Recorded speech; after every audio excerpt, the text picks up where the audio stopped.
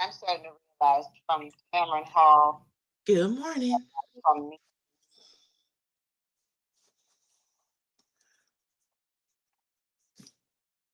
Morning, Jay. I think he's taking a call. I think he waved to us. He did. See, I'm even eating my grapes, Snitchy. I seen you. These are called cotton candy grapes. They big and they sweet. Oh, yeah. Who was talking about cotton candy grapes? Somebody was talking about cotton candy grapes. You could freeze them or something and put them in your water or something like that. Freeze them. And like in the summertime, I like to freeze them and eat them because they be cold and it's a good treat without eating candy for the junk. Right.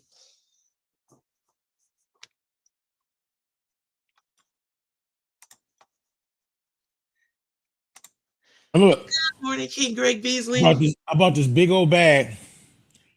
My children came in and ate half my damn grapes in one day. I had to hide them. Do you know you said something beautiful just now? You said the children. You didn't say the squatters. That's so awesome. Don't take that back. I take And that King back. The squatters. King Thank you for Greg correcting Beasley me. said that those grapes are good. R is in all caps. And good morning, They're King addictive. Lucy.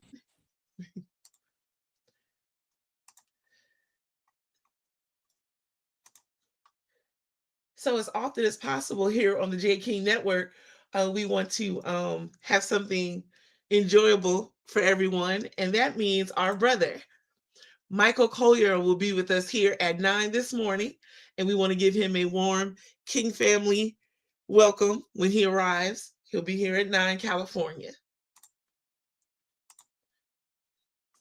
Mike's a good dude. Yes. I remember you told this joke. Sorry, we smacking your ear. I got two more. Stop. He was at Venus Beach doing a special. And he told this policeman on a horse. He said, "Officer, Miss Officer, uh, you got a minute? Can I ask you a question? Do you know why firemen got bigger balls?" And the cop looked at him. He said, "They sell more tickets." Wow. Right Yeah, there, I some have him crazy down joke. here as the king of Venice Beach. When I did my little researchy searching, I have that in his announcement, as a matter of fact. Good morning to our sister Debs. Good morning, King Gary. Hope that all of you are well rested and looking forward to a beautiful day.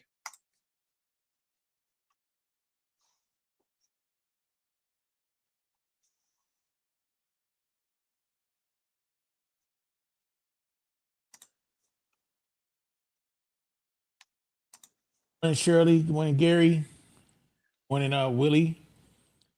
Who's Hmm. it's it'll be a JK network. I ain't gonna lie, it's refreshing. You know, I get off the air, I be exhausted. I think I posted a picture of me the other day. I was like, "Oh Lord, Calgon, way long day on the radio." But when I come here, man, it's fun. We get to kiki and ha, like Jake said. We get, we have some present challenging moments, but overall, it's fun. It's great.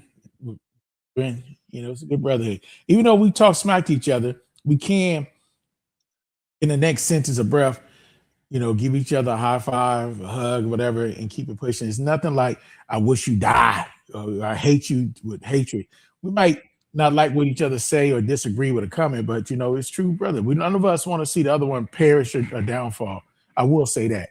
Now we will say the hell what you saying, some of the statements in our beliefs, but Yeah, purely as caring for another brother, another person, we all wish the other one well. I will say that over here, and that's good.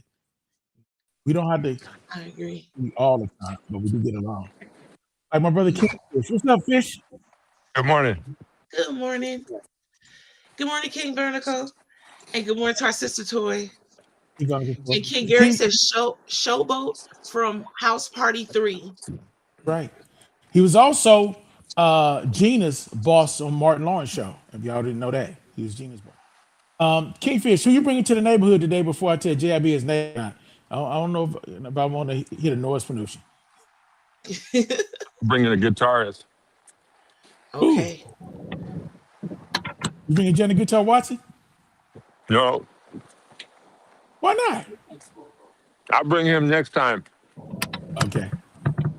Good morning, King. I might have to buy 2 lots in the neighborhood then. Good morning, Uncle Fred. Hey. How you doing JK. today? Good morning, Fred. All right. They don't deliver. Good morning, You Video won't know how. Junkie. Good morning, It's supposed to Toy. be done. Good morning, Gary And Finney. that's what I've been trying to do across the every day that fucking and the way I'm showing you how to rap. You know how. Hey, I gotta go, you guys. I gotta get ready for King. Go ahead. Go ahead. All right, you guys. What's happening? You the man. Hey, King. You the man. You the main man, J King. Don't So what I do know is this. Fred must be gonna talk a lot of shit today. He's starting off No. too good. no, not at all. Okay. I'm impressed with you. Nope. Special guest. Okay, I got you. We got special guests today? Yes, we do.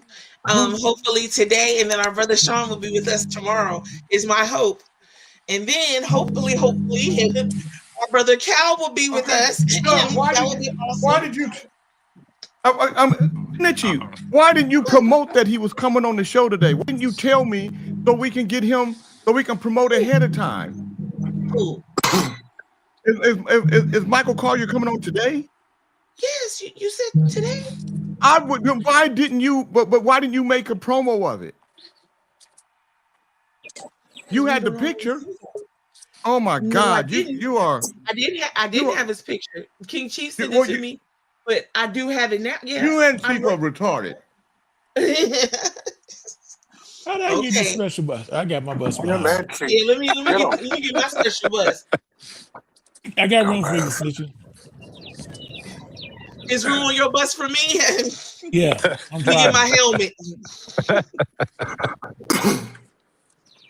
You know, my buddy is a real busy guy, and I don't take lightly of you guys getting him excited this morning. This is his therapy to fuck with So me. Fred, I did not Not know to deal with that Mike y'all. was coming on the show till yesterday. I didn't know what day that Mike picked. And I just helped her out with some pictures when she said we needed some stuff last minute. I didn't know when he was coming. I don't know, and I could have done it earlier. But Get his once I ass knew it was in the from back. yesterday, Oh, I did explain promote it. that. No, what you mean, King Fred? Put him in the back with her, man. Put me in the back with you, Uncle Fred. No, you can't come here. Good morning, good So I morning. get it back and play checkers with you. Good morning. All right. Good morning. I'd like to say good morning with a song for you. Good morning. Good morning. I'd like to say good morning with a song or two. It's a wonderful day in the neighborhood, a wonderful day for a neighbor. Would you be mine? Would you be mine? Kings in the Morning listeners, would you be my neighbor? Good morning, Chief. Would you be my neighbor? Certainly, Jay. Good morning, Fred. Would you be my neighbor? Certainly, Jay. Good morning, Ali. Would you be my neighbor? Certainly, Jay. Good morning, Sir Fisher-Lot. Would you be my neighbor? Yes, sir. I'll be your neighbor today. I'm bringing the amazing Paul Jackson Jr. with me today. You could have said certainly, Jay. I'm bringing the amazing Paul Jackson Jr. with me. Everybody else was certainly, Jay. Did you know you that one house that got trash in front of it and shit like that? Oh, Lord. Everybody else's yard is clean, but not you. Certainly, Jay. We can get Dre to clean up my yard. You got the moving truck to move the trash.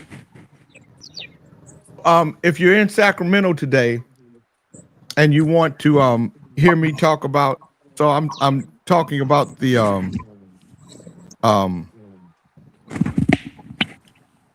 reparations and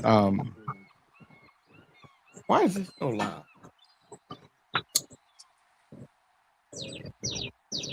I'm gonna talk about. Let me see. Reparations. Can you guys hear me? Yeah. Yes, clears the bell. Okay. So I'm talking about reparations and the history of it. Apparently, you have a lot of retarded people on your staff here at Kings in the Morning. I was only aware of Fat Fred this whole time until this morning. And Johnny, I got the bus. You too have a seat on the bus. Yes. Come you on down. got a seat. Matter of fact, you got a reservation. Uh-oh. So we're gonna have Michael Collier on today as a guest. The two geniuses, Litchi Smurf and Cousin Chief, they got together and decided we weren't gonna do anything to promote it. What brilliance that must have been swirling around in the head of those two geniuses. Thank you for your genius thought processes, the two of you. You guys are outstanding. Wow. Certainly, Jay.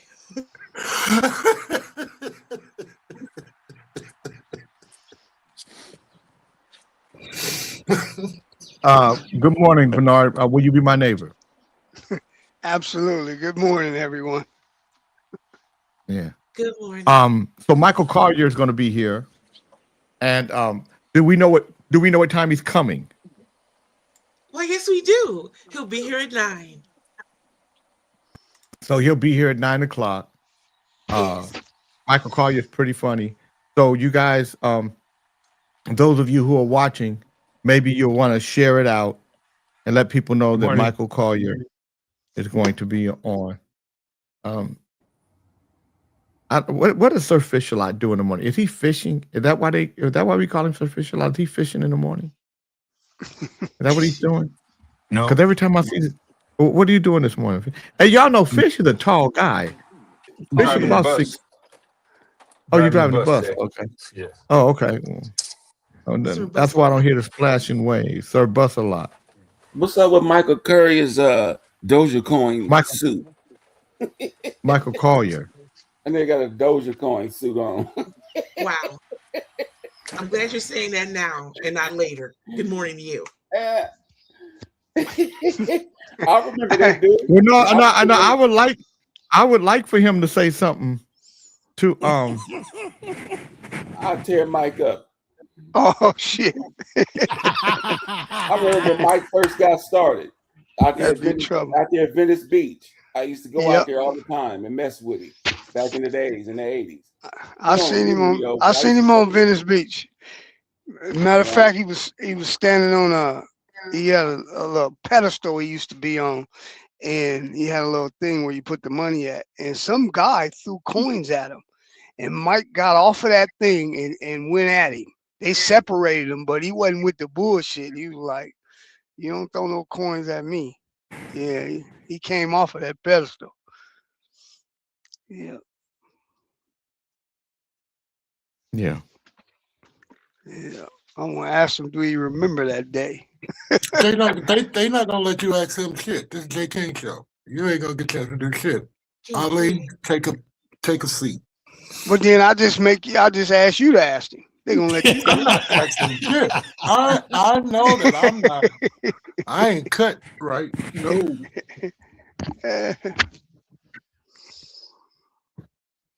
Maybe if Red Box come on or Bernie Mac. But y'all don't do no cussing. Y'all don't do no Mac come on this show. You're gonna be on this show by yourself. I'll see him up yonder. I want to hear Ali say something about his suit. He's gonna tear Ali ass up. I bet you won't, Ali. I bet you I do talk about that Doja Coin suit. Well, you know you're gonna get muted. You gotta respect the guests around here. Even the comics. You might get blasted today. Just he might have a Bitcoin suit too. Big one. You know, I got talked about real bad. I used to do some stuff for Mike back in the day, and I gave him a fur coat. The company's called Glow Fur. You hit a button in your pocket, and the coat would turn neon different colors, like red, green, or whatever. Mike would wear that coat in the summertime in LA, and like, Chief, why you get that damn fool that coat? He in a hot LA nightclub with that coat on, making it light up at nighttime in the summertime. Don't get that boy no more damn coats. Yeah, he's funny. He got that Chief. He got that one joke when he say when he cased he had to get off crack because he cased his own house and stole his own TV. He said, "I know I had to get off."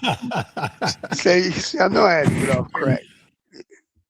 Yeah, I like him. Yeah, yesterday was his birthday. They roasted him on his morning show yesterday. They gave it to him. Wow, same day as my mother. She was 93 yesterday. Yes. Wow. We'll celebrate next week.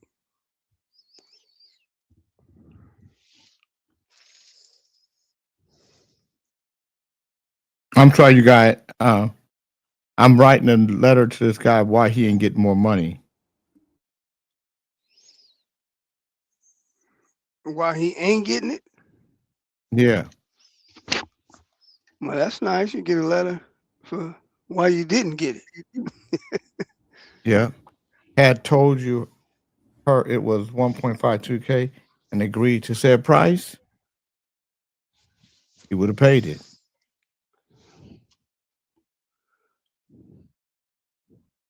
But at this point, you fucked up. No. Yeah, basically.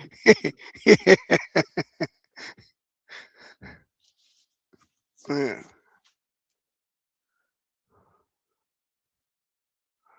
Are you fucking with them mentally, Jay? Yeah. When they get to write it, read it, look at, think about it, god dog it. He reading them the riot act in a nice way. No, it might be any kind of way, but he got to look at it and study it and think about it. You know, verbal, you know, your mind play tricks on you. But when you put it on paper, that pen and that paper, which I can't do, that's why I tend to rub arms with my protege here.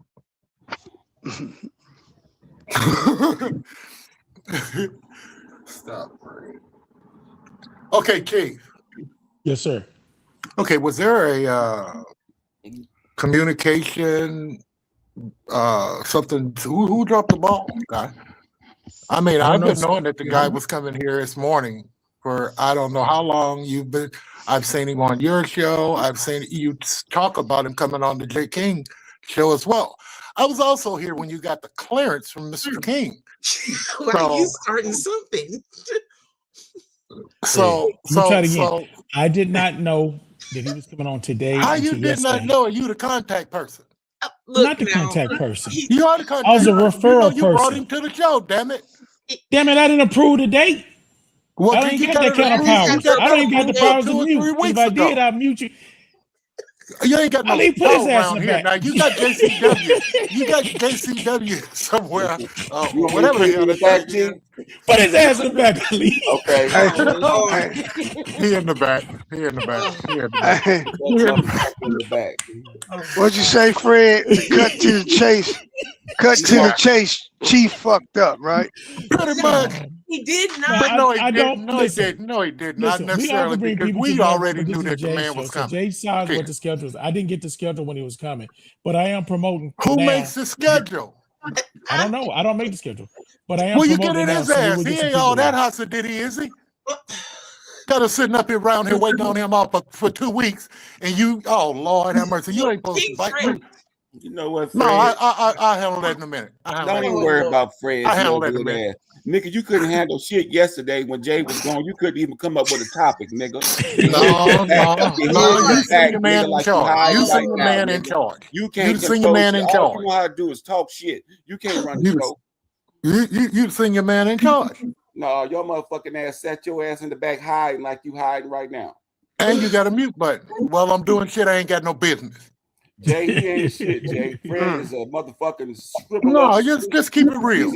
He's If I come on here, then you want to talk about he ain't got no hair, he ain't got no teeth. Nigga, shut your motherfucking ass up. You ain't gonna talk over me, nigga. Mr. Elias, good morning. Good morning. What's her name? Christy Graham. Good morning. Yeah. Fred, you fucked up yesterday, huh? You couldn't pull it No, together. man, you told me to be nice and stay in my place and let the show and learn. I did what Roderick don't do. I did what Beckman don't do. I was I learning. ain't told you. I haven't told you shit like that. When you switched off there, when you turncoat and fancy tailed out of there, you said, and I know Fred gonna fuck this up or some bullshit. And I said, I'm not cursing today. I'm not doing anything today. So I just said that Jay, I'm gonna be a better person, man. I'm not gonna let you guys trick me into being an asshole and a nuisance on this show and in the public. Come to find out the world is watching. No. So when did you find that out? This is a show. I just found it out. King, ask Cousin in Chief if he's sure there's enough room on that yellow bus, considering him, Fat Fred, and Balls ride the bus together. Why don't he go take a bath Johnny, and go don't to work? worry. We'll tie your ass like roadkill to the hood. We got room for you, bro. Bring your special ass over in your helmet. No, I promise you. No, he can't ride on that bus. He can't ride on that bus. He needs some deodorant. He's the funky motherfucker on the bus. Oh, nasty ass sitting back there. Do you bathe? He can't get on no bus with us, dog. Hell no. And I say that with conviction, Jay. Musty ass. I can smell all London's on, still on my clothes. Look at it. Fred, that was 2 years ago. I'm sure Diffusion done No, once funky, he always funky. He can't live that down. Well, you gonna get this man a stigma. Everybody gonna come around and be sniffing him, man. Don't do that. Why are you feeling sorry for him now? I'm trying to be better, man. Fred, you told me, Fred, we need to be better. And set examples. So I'm trying to love on one another. I just want to inform y'all got a long way to go. What did you say, Bernard? You question your sanity being on this show sometime? He riding around looking for bodies and shit. We got a long way to go. I ain't never seen a girl really try to just intertwine with a man's conversation. Professor Keone said, King, we all know Fat Fred is a fucking liar. Take it back, King Fred. Girl, go put your prostate in the back. God damn. Sir, don't worry about my Why you always trying to y'all always trying to change up and come up in here with us? Huh? We sure didn't need her yesterday because you dropped the ball. No, you dropped the ball, nigga. You old ass Belizean looking motherfucker.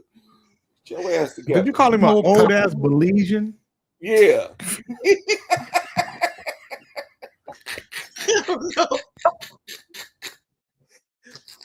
You know that nigga look like a piece of jerk chicken. Oh wow. I just got the Karen White remix in. I just got the Karen White remix. So let's see what it is. So I've been on TikTok, you guys. On TikTok, I got a lot of fans on TikTok. You really do? Yeah, I realized how many closet listeners you got to this show last week. A lot of people been hitting me up that privately, that don't do it personally, and talk about everybody on the show. And I was shocked. Even some family members. I'm like, oh crap. A couple of them been listening for a while because they called me Chiefy Weefy like you used to. I was like, huh? I'm embarrassed. Got a lot of closet listeners. I'm embarrassed. You guys let me come out here and act a fool like that, do all that cussing and all that racist stuff, and you making it all TikTok nationwide. I don't want to be known as that guy. Damn. But don't feed it, Uncle Fred. What? We can't feed into that no more. You want to change? You start about what you feed into. This is a show. I thought I was being hilarious and funny. Because to find out you motherfuckers think it's funny. To it. Have a little tap. Pull back a little bit. Just pull back a little bit. Man, you kiss my ass, Keith. Remember that old saying? Can't teach an old dog new tricks. I pull back, you'll take over this motherfucker. I don't never try to take over, Fred. I try to compliment support from the When didn't Fred? I'm giving you a hard time, Keith. Hold your head up, man, because all we see is No, a I'm glare. promoting the show. Well, I'm working. Man, you need to put something up there because it's a glare when you down there like that. I want to blind you with my sounding organ. That'll keep you off guard. Oh. Now back to Ali. Him and Joe Fong, whatever, they could be relatives. We know good and well. No, that's racist. No, let me stop. Yeah, you better stop, nigga. No, go ahead. You don't fuck with Go me. ahead and be the full racist. So, okay, so for you guys that sat around all these years, ain't no having the food, acting, making jokes of Chinese jokes, fat people jokes. Listen to this dude here, the motherfucker. No, King Fred. What were you saying, King Fred? No, I'm not gonna. I lost my thought. Well, did you ever have one? Not that. I'm not saying you didn't. I'm just asking you. Good morning. Good morning. Good morning, Veronica. Don't come in here segueing and poking at me and then go to work. You ain't paying no attention to us. You a bad dude. You got a hell of a lot of things going on. I don't want to distract you. Come on, man. Let's talk about Karen White and what's going on, man. Tell Fat Fred. I can read, nigga. You don't have to read it to him, Jay, to put his dentures in. King, tell Fat Fred it's best to keep his dentures. And please stop slobbering all over his microphone. It feels like it's raining on the show where Fred talks. Good morning, Dale Vernon. Morning, Brother Dale. You said that it ain't over, that's pride. Mr. Murray. You say that you don't care, that's fear talking. You say I was wrong, that's pain talking. You say you moved on, that's just game talking. Hey, you're gonna want me back. Oh, you're gonna need me one day. Hey, oh, you're gonna want me back. Hey, you're gonna miss my loving. You tried to spin it, but you're still the same. But I ain't that girl, you know I've changed. I found my rhythm when you played your part. You want history, but not my heart. Hey, you're gonna want me back. Oh, you're gonna need me one day. Oh, you're gonna want me back. Hey, you're gonna miss my loving. You came in late, said you lost your way. I poured you some tea, you had nothing to say. You sat real quiet like the words might hurt. I watched you crumble, stumble, but I stayed alert. You cracked your smile, tried to change the tone. I knew that look, you were already gone. You said don't trip like you stuck on repeat. I ain't mad, I'm just back on my feet. Yeah, you're gonna want me back. Oh, you're gonna need me, baby. Hey, friend. You're gonna want me back. Hey, you're gonna miss my loving. Ooh, you're gonna want me back. Hey, you're gonna miss my loving. Hey, you're gonna want me back. Hey, you're gonna miss my loving.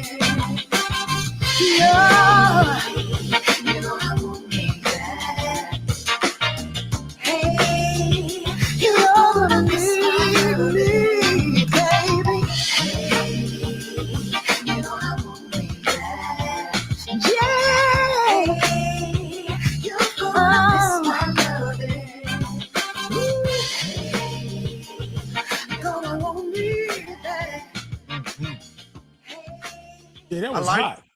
Mhm. I like the original song, but I love the remix. That's dope. Mm.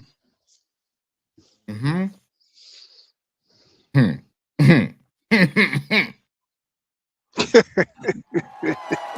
That's when black people be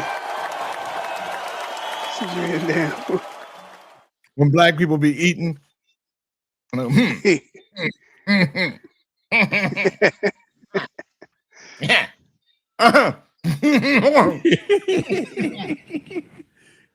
Get the Austin Powers live. Jay, they turned the show into a trucker show yesterday. Good morning, Lee Fletcher. How'd they do that? Dre had his little van. Bernard had his walkie-talkie. Snitchy was sending them to truck stops. All kinds of shit. The show got. What you implying? Snitchy know where all the truck stops at? I'm killing all the birds. That was pretty interesting. You guys ought to start a trucking podcast. Oh shit. Before you said shit. Yeah, nah. Why was that so funny to so, you? you know- Wait. Let me get this ass, Jay. I noticed that Dre want to be like you now. Charles. I mean Bernard. Well, Dre, he see you driving. He think that's all. He finna find out. You gonna have to put in some work. He gonna find out. It ain't nothing easy. He gonna. Yeah. Yeah, it's He gonna be find some work. out. Yeah. He gonna find out what you already know. Right, I told him, but you know how Dre morning, is, though. guys. You can only tell him pieces. He ain't trying to hear. I told him yesterday, don't buy no cheap shit. He went in there and bought a $69 headset. I said, Dre, wasting your money. You hard headed. Well, you know why he bought that $69 headset? That's it. He gonna say the car note. He had to buy that girl $1,000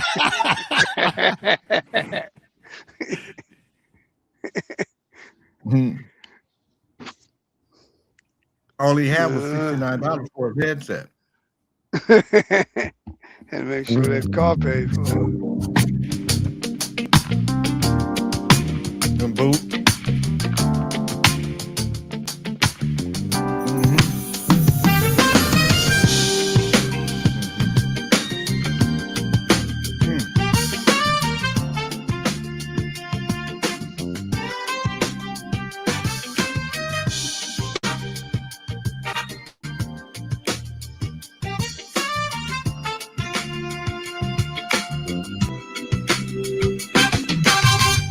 You said that it ain't over, that's pride talking.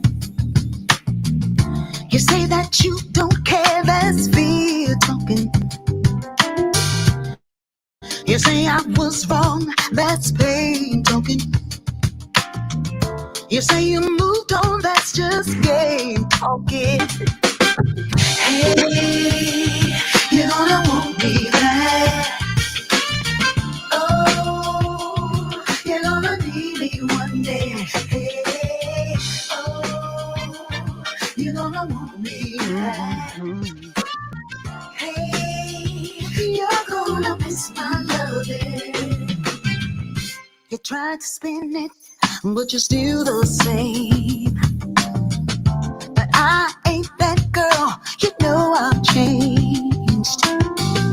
I found the rhythm when you played your part. You want history, but not my heart.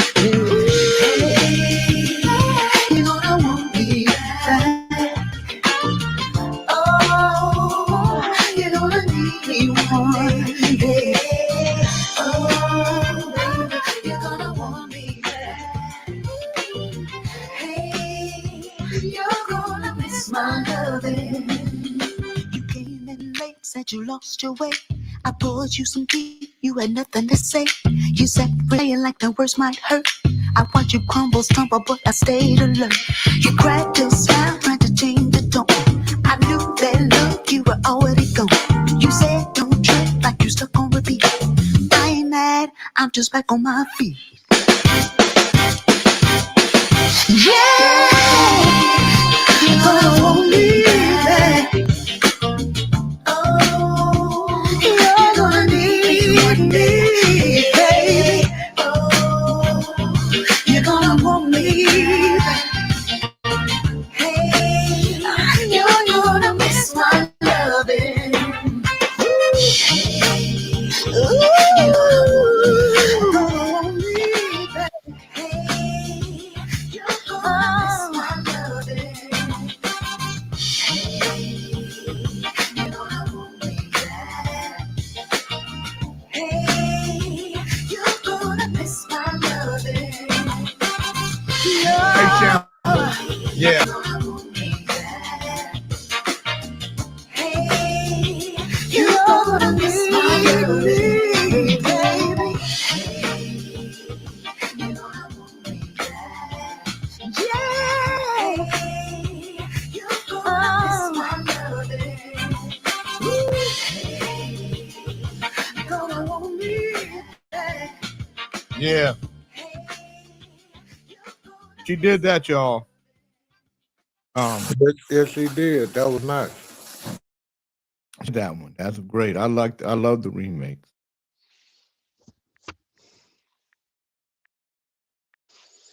Yeah, where's this song on the chart now? We'll know today what we moved up to, but we're number 24 last week. But we just got Steve. I mean, what's the boy? Keith Sweat. We just got the Sweatshop, and we just got a couple of other big stations. So, Y'all doing the thing with that record. huh? Great thing. Y'all doing great things with that record, man. I'm hearing a lot. Great song. You're hearing a lot. Your autograph? Even in Mississippi. Even in Mississippi, bro. We're hearing it a lot. You want my autograph or not? Yes or no? Oh, my autograph. Yes or no? Do you want my I do. autograph or not? Yes or no? Yeah, Jay. I want it with my plaque. Autograph it. I already got your autograph. I got it on my dollar. But I need it on my plaque. I need it on my gold record.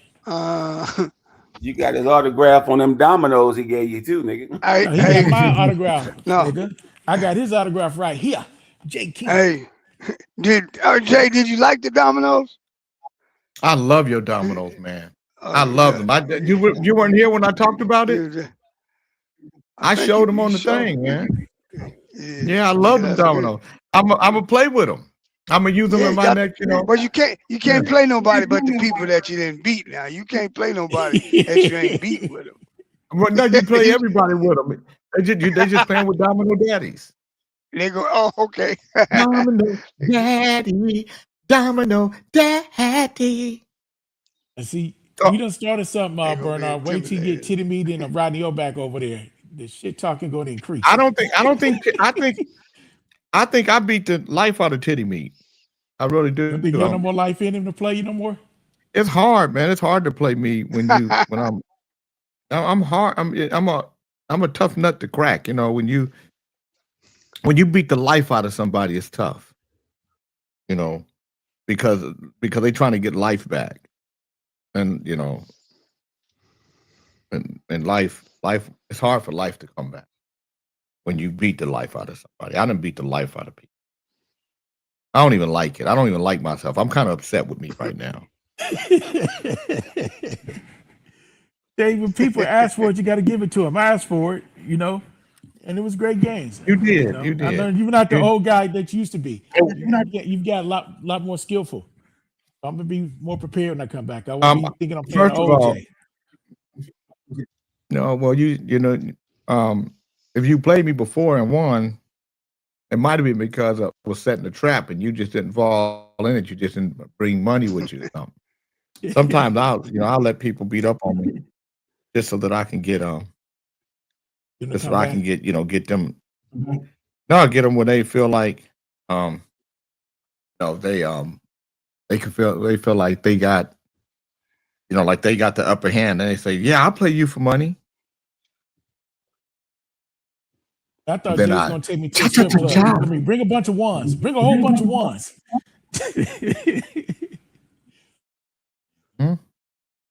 You brought Don't them. bring a bunch of wine. I took. Yeah, I brought some. You brought them, and I took them.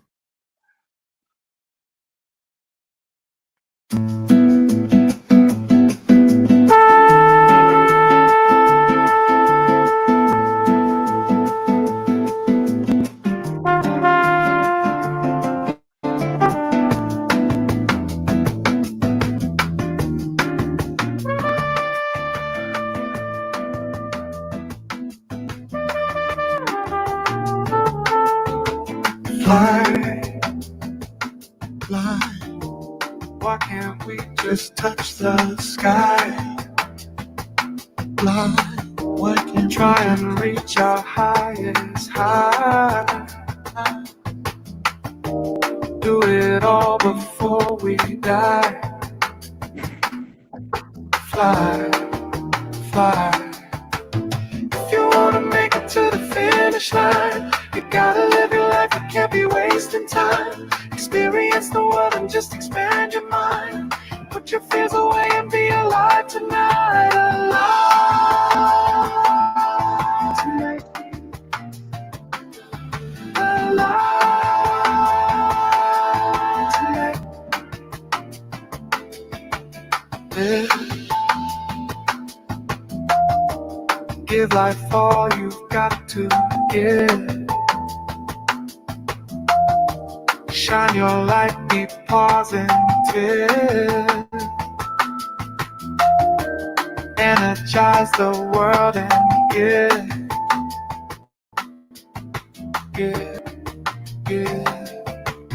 If you wanna make it to the finish line, you gotta live your life, you can't be wasting time. Experience the world and just expand your mind. Put your fears away and be alive tonight. Alive tonight. Alive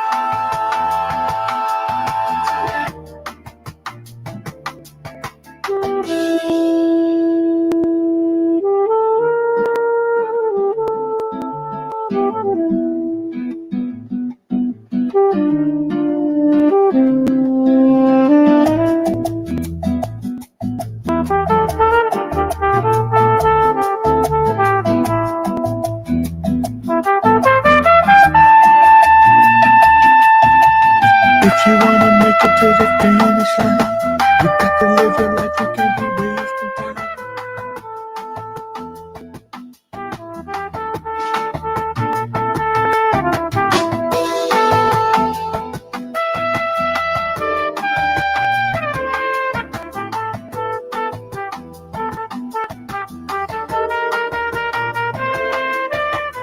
If you wanna make it to the finish line, you gotta live your life, you can't be wasting time. Experience the world and just expand your mind. Put your fears away and be alive tonight. Alive tonight. Alive tonight.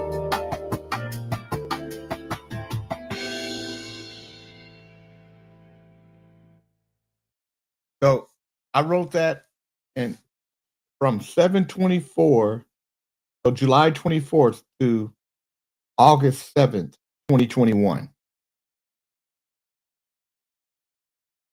I wrote give, live, give life all you've got to give. I wrote that at 5/15/22. Wow. And then I wrote shine your light, be positive, energize the world, give, 5/18/20. So I wrote the first part of it in 21 and then the second part in 22. I don't know what it is, but something about a horn just speaks to my soul. It's that vibration of the horn that is So I found my books. So I'm finding all my books with lyrics and stuff in them.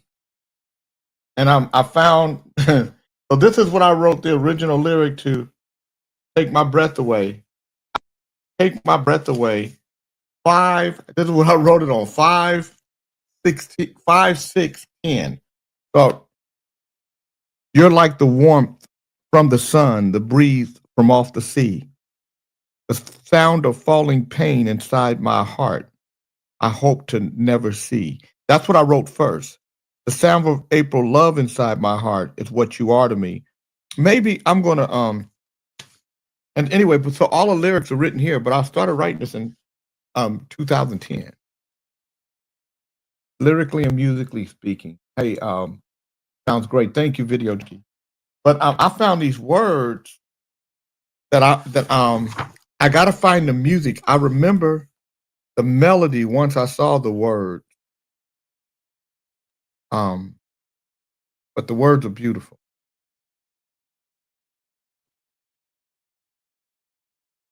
Love you more than my deeds could ever say. Words try to convey. I'm always by your side. I feel you in my heart. I feel you in my soul. Yeah. Girl, you know that I love it when we touch. My blood, it starts to rush. Heart is beating fast. Girl, you know that I love it when we touch. My blood, it starts to rush. Heart is beating fast. Ooh, I'm holding on. Don't ever want it gone. Your love gives me butterfly. Your love makes me wanna cry. Your love keeps me satisfied. Your love makes me feel good inside. Your love. Ooh, your love. I wrote that. I'm just going to take my time to look inside before I take a step to you and make sure that my heart is right, not waste your time. Too old for game playing. I wrote that 11/11/08. And then 11/12/08, I wrote, when I look into your eyes, the words I speak are coming from my heart to you. I'll stand before you as a man and promise all my love is here for you. I'm coming straight to see you, and I'm coming tonight. Bend down on one knee. I'm gonna do it tonight. Show you that it's real. I'm gonna ask you tonight. Will you marry me? God, something tonight. I gotta see what that is. It's called Tonight. The song was called. And then I wrote, I'm nervous because the step I take, it's serious, heading to forever with you. I promise to give the best of me and never walk away. I don't know. And then I wrote, I wrote that in 11/16. So I wrote, I'm nervous. I wrote 11/12, and then I wrote 11/16, and then 11/22. I wrote, I picture us, our family, and all our friends blessing our day. I watch us take these sacred vows to live as one forever, for eternity. I'm rejoicing in the love we share as you give your heart and hand to me. I wrote that 11/22. I'll tell you that I love you. Okay, so this is all over the place. I don't know what the lyric is. I just gotta. So what I used to do is I would just write lyrics, and then I would just date them. 11/9/08. Trying to love you is hard. It's so hard because you won't let me in. What can I do to get you to open up to me? I've tried to talk to you about how I feel, and you say you'll try harder, but we always end up in the same space. I want to be with you, but you're running. You're ready. Yeah. These are just. I want to be with you. Yeah. So Obama. I got all kinds. I find Westy. I don't profess to have all the answers, but I believe behind the stars there's a brighter day. We can't let hate eat this world like cancer. We must have faith. I know love will find a way. Please close your eyes and feel the words I'm saying. Let's chant for peace, hate, for love within. I must confess, I don't think war's the answer. So I'll just pray and hope that we keep our heads to the sky. That was 11/9/08. So the reason why it's hard for me to read it is because I write in a chicken scratch. So I gotta go through and just read all this stuff. But I got a bunch of. So what I did, I found all So my it's lyrics. shorthand. That's quick shorthand. So when I spell things and I say things in quick shorthand, that's pretty much what you're doing there. And you know what you're talking about, and you know what you write. But go ahead, Jay. I just want to give you a water break. No, it wasn't shorthand. I don't know. It's scribble. It's scribble hand. But I just write. So I write a lot of things and then just let them and try to build from there. Today is Tuesday, February 10th, and I'm going to do the daily word. Brother Reverend Ali is going to do the word of the day.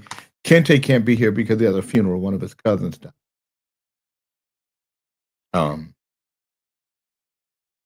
Get a couple comments, Jay. What were the comments? Shambles and Jay. What did Shambles say?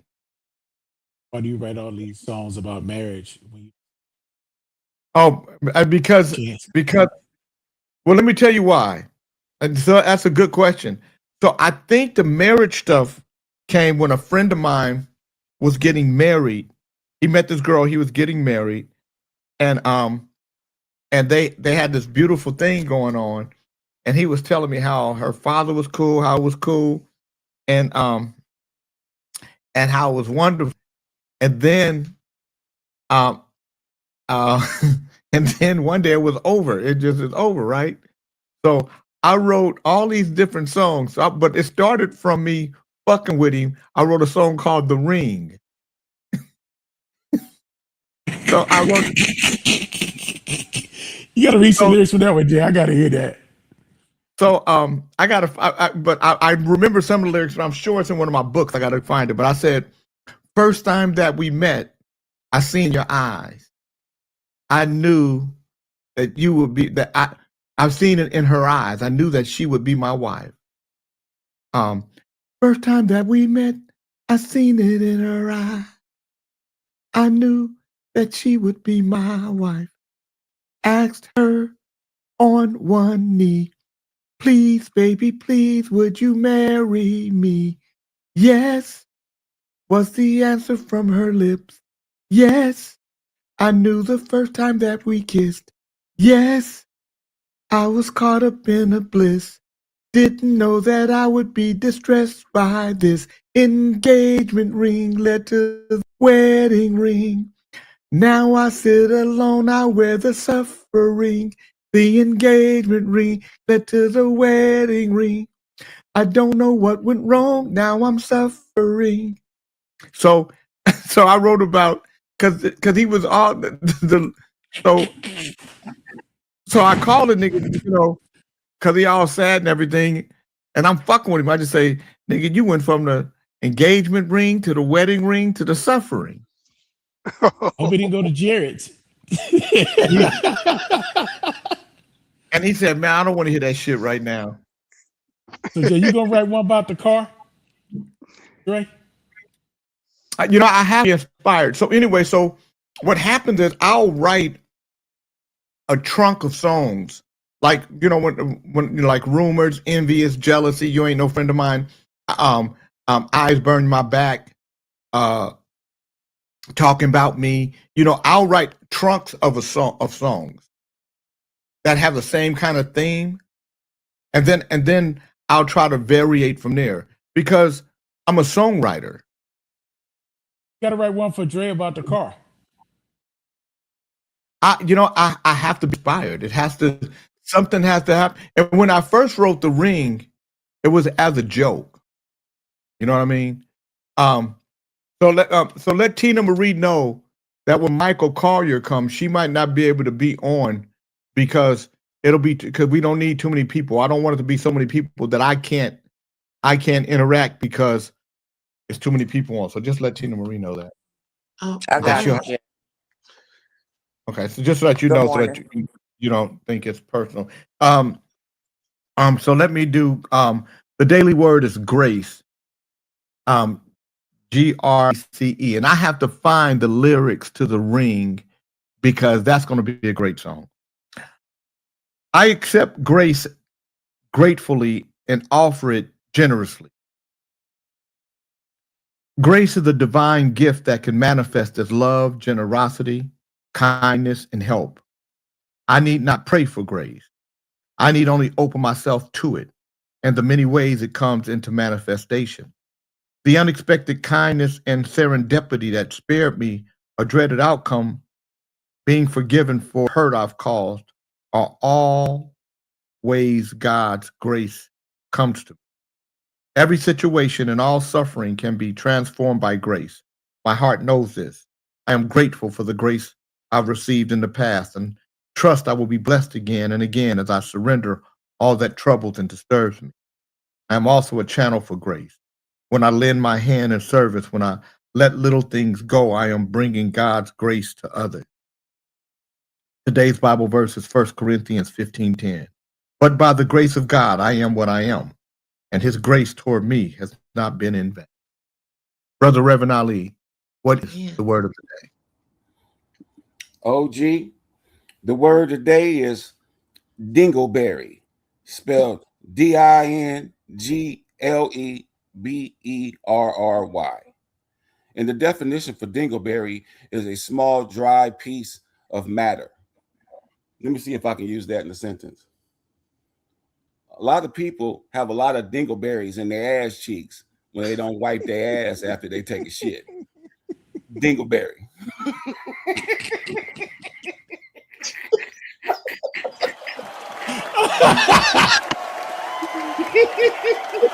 Now there used to be a guy around here that would have loved that. You know who would have loved that? They're listening. Yeah, Yeah, right. they smiling with a big grin on their Right, face. right up his alley. I got an email from him. I can't remember, what does he call himself now? I can't remember what's the Fred. He sent you emails. What's the email address? Because he sent it to me. No, we can't hear you, Fred. You gotta take yourself off mute. It ain't Everybody told me not to open it. Ali got all that No, shit but from him. No, it's I sent it to you. Yeah, I don't know. it's Piston. Okay, here it is. Here it is. You did send it to me. All right. So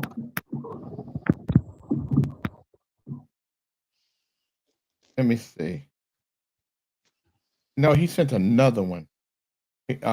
Fred, he sent another one. Piston.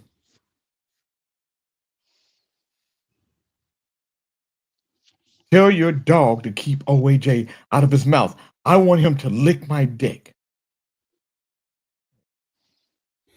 If I want him to lick my dick, I'll spread peanut butter on it.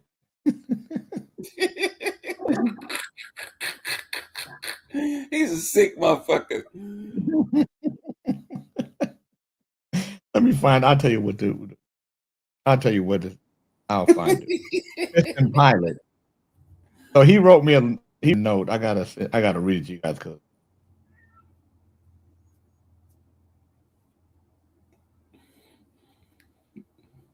I'm not gifted to get the emails no more. So this is what he sent me. Oh, good morning, precious J. King. I do hope you had the most restful, restorative sleep last night. Really, truly. I mean that from the bottom of my heart. Now, sweetie, let's not get our delicate sensibilities all ruffled. Shall we?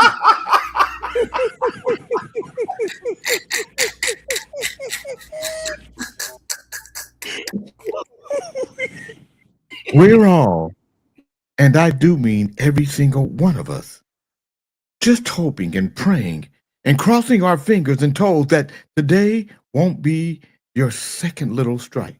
I mean, it could happen, couldn't it? But since Monday morning hasn't graced us with its presence yet, well, we simply won't know, will we, darling? I must say, and please accept my sincerest admiration, your stoicism on Friday's show was just Chief's kiss, was just chef's kiss. I'm actually applauding you right now. I genuinely didn't expect you to maintain such composure, but you did. And you deserve all the credit in the world. Or is it creds? You young people say. Greek creds? Or wait, is it kids? Like those adorable little sneakers. Oh, well, it doesn't really matter, does it? Here's the thing, hon.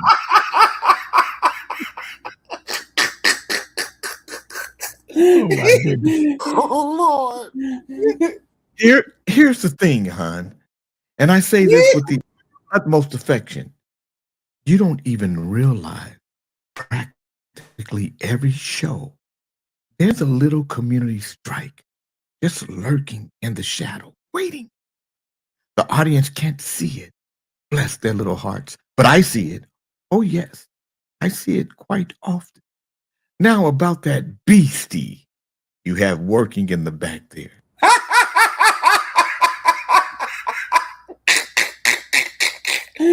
In the back. Now that you've created this lovely little kings and queens show of yours, I really, truly, deeply hope she's her entire weekend with her nose in those community guidelines. She ought to be combing through every single frame of your archive material, don't you think? Just to be safe. Although when I say this as a friend, Jay, a real, genuine friend, it's already there. But I'll be rooting for you, sweetie. Really pulling for you that you don't get another teensy strike, because then you'd have one strike left, wouldn't you? And well, how do I put this delicately? If they happen to find what's sitting in those archives of yours, they don't just have one little strike. Oh no, they might find 2 or 3 or even 4. And 3 or 4, well, that would be the end of it, wouldn't it?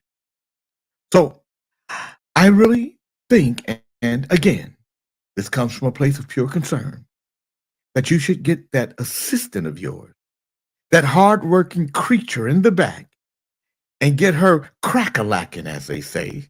She needs to familiarize herself.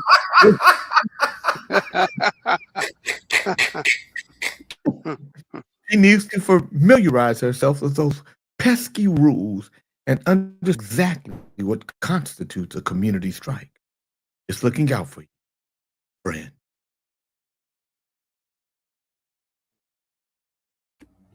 So, I don't know what he's talking about. He called the school. He called everybody that he know, but my money, my money.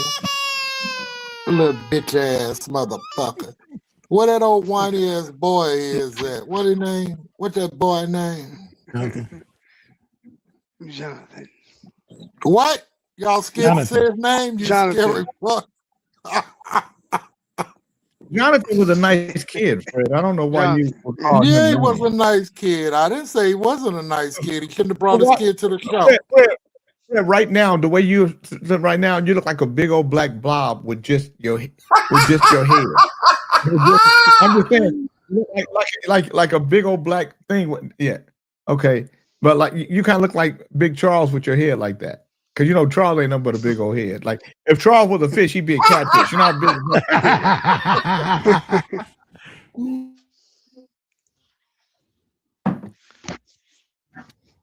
how big. Joe Levy loves this song, you guys.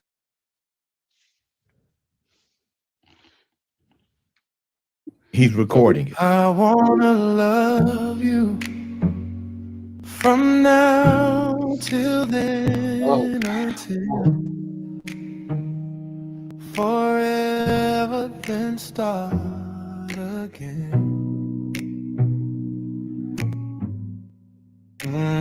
I wanna hold you until I can get to know you. Until I do and learn more about you than even you. I think you're worth it. Oh, the joy and pain, such as the sun and rain. Yours is the only love I must attain. Please be my wife, oh, be my friend, be my friend, be my lover, till the end of my life. Please be my wife. I need to please you. For the sake of my heart, draw you in love, 'cause you're the soul of my art. Use vivid colors in beauty and bright. Bring you in close and hold you real tight. I think you're worth it. The joy and pain, the sun and rain, yours is the only love I must attain. Please be my wife, oh, be my friend, be my friend, be my love, be my lover, till the end, till the end of my life. Please be my wife, please be my wife. Oh, oh, oh. Mr. Levy, Jolie, this is a perfect wedding song. Yeah. Well, it can't be a wedding song. I guess it could. Beautiful song.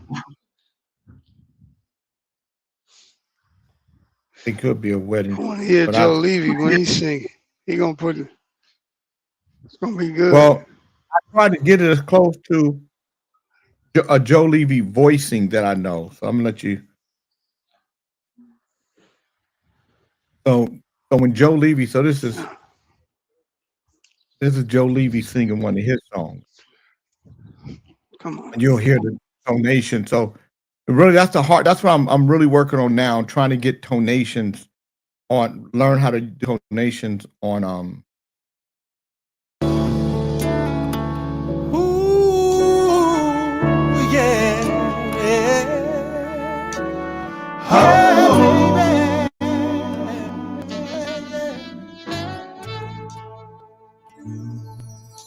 You have always been my friend, sometimes closer than my skin. Honey, deep down, secretly, I want more. I've watched lovers come and go, like actors in a show. And as each one plays a part, takes a small piece of your heart, I know I can give you what you need. I can give you what you want.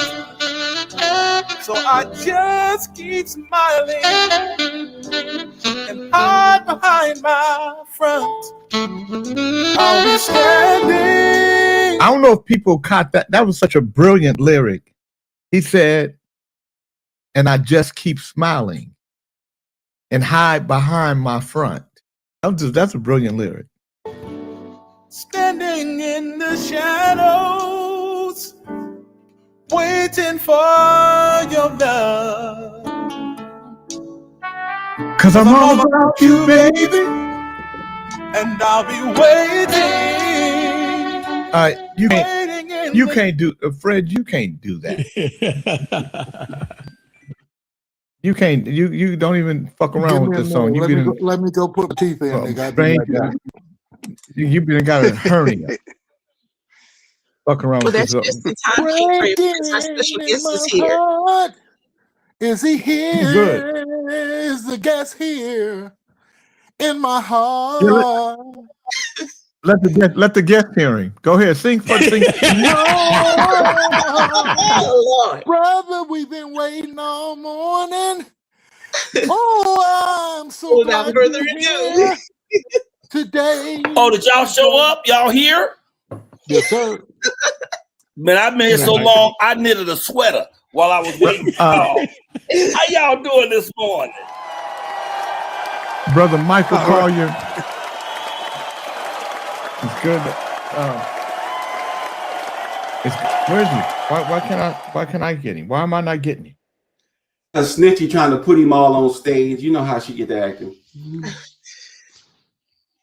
don't have him, Jay? Right next to you. On top. He right next to you on top. Not like that, though.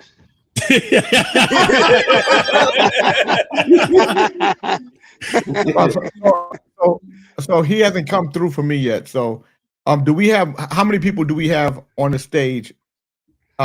Because no, I'm talking about, is there anybody backstage, Snitchy? There's 9 people. Nobody backstage. I don't know. Let me look. So Brother Mike Collier, can you hear me? Let me see if I can hear him now. Oh, I can hear you now. So how are you doing, sir? I'm supercalifragilisticexpialidocious. How you doing? Where the claps at? Where's the applause? I did. No worries. Here we go.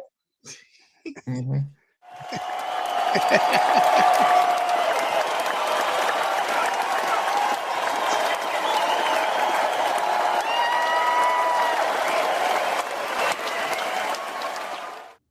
Now go in the back and let Mary in. No, that's not what's happening. So, Brother Michael Collier, comedian, actor, activist, out of Chicago. You know, I noticed a lot of comedians and a lot of musicians, a lot of That's a trip. How you got a all bird? right, go ahead. A lot of comedians did what to who? We like your bird. Hey, come out of a lot of good comedians come out of Chicago. yeah, quite a few great comedians came. You know, from there. Bernie Mac, of course. My friend Damon Williams still down there killing it. George Wilborn. It's so many great Chicago comedians. What they got to do with me? Well, because you from Chicago. And where's that dude at the resort? And all we see is his head, like it's a golf ball, and it's time for somebody to golf. Hey, you know what, Mike? Oh, there you got a shoulder. He got a shoulder. Yeah, Mike. Be cool, Mike. I seen that Doja Coin suit you had on. That Doja Coin. Oh yeah, baby. You know, I was trying to do my thing. You know, I love what that boy did. What that boy did with that. His parody and his satire of church is probably one of the most brilliant things that I've really seen. is. Yeah. And I bet you that boy gonna be able to spend all his money. Everybody want him in their writer room. I can tell you that right now.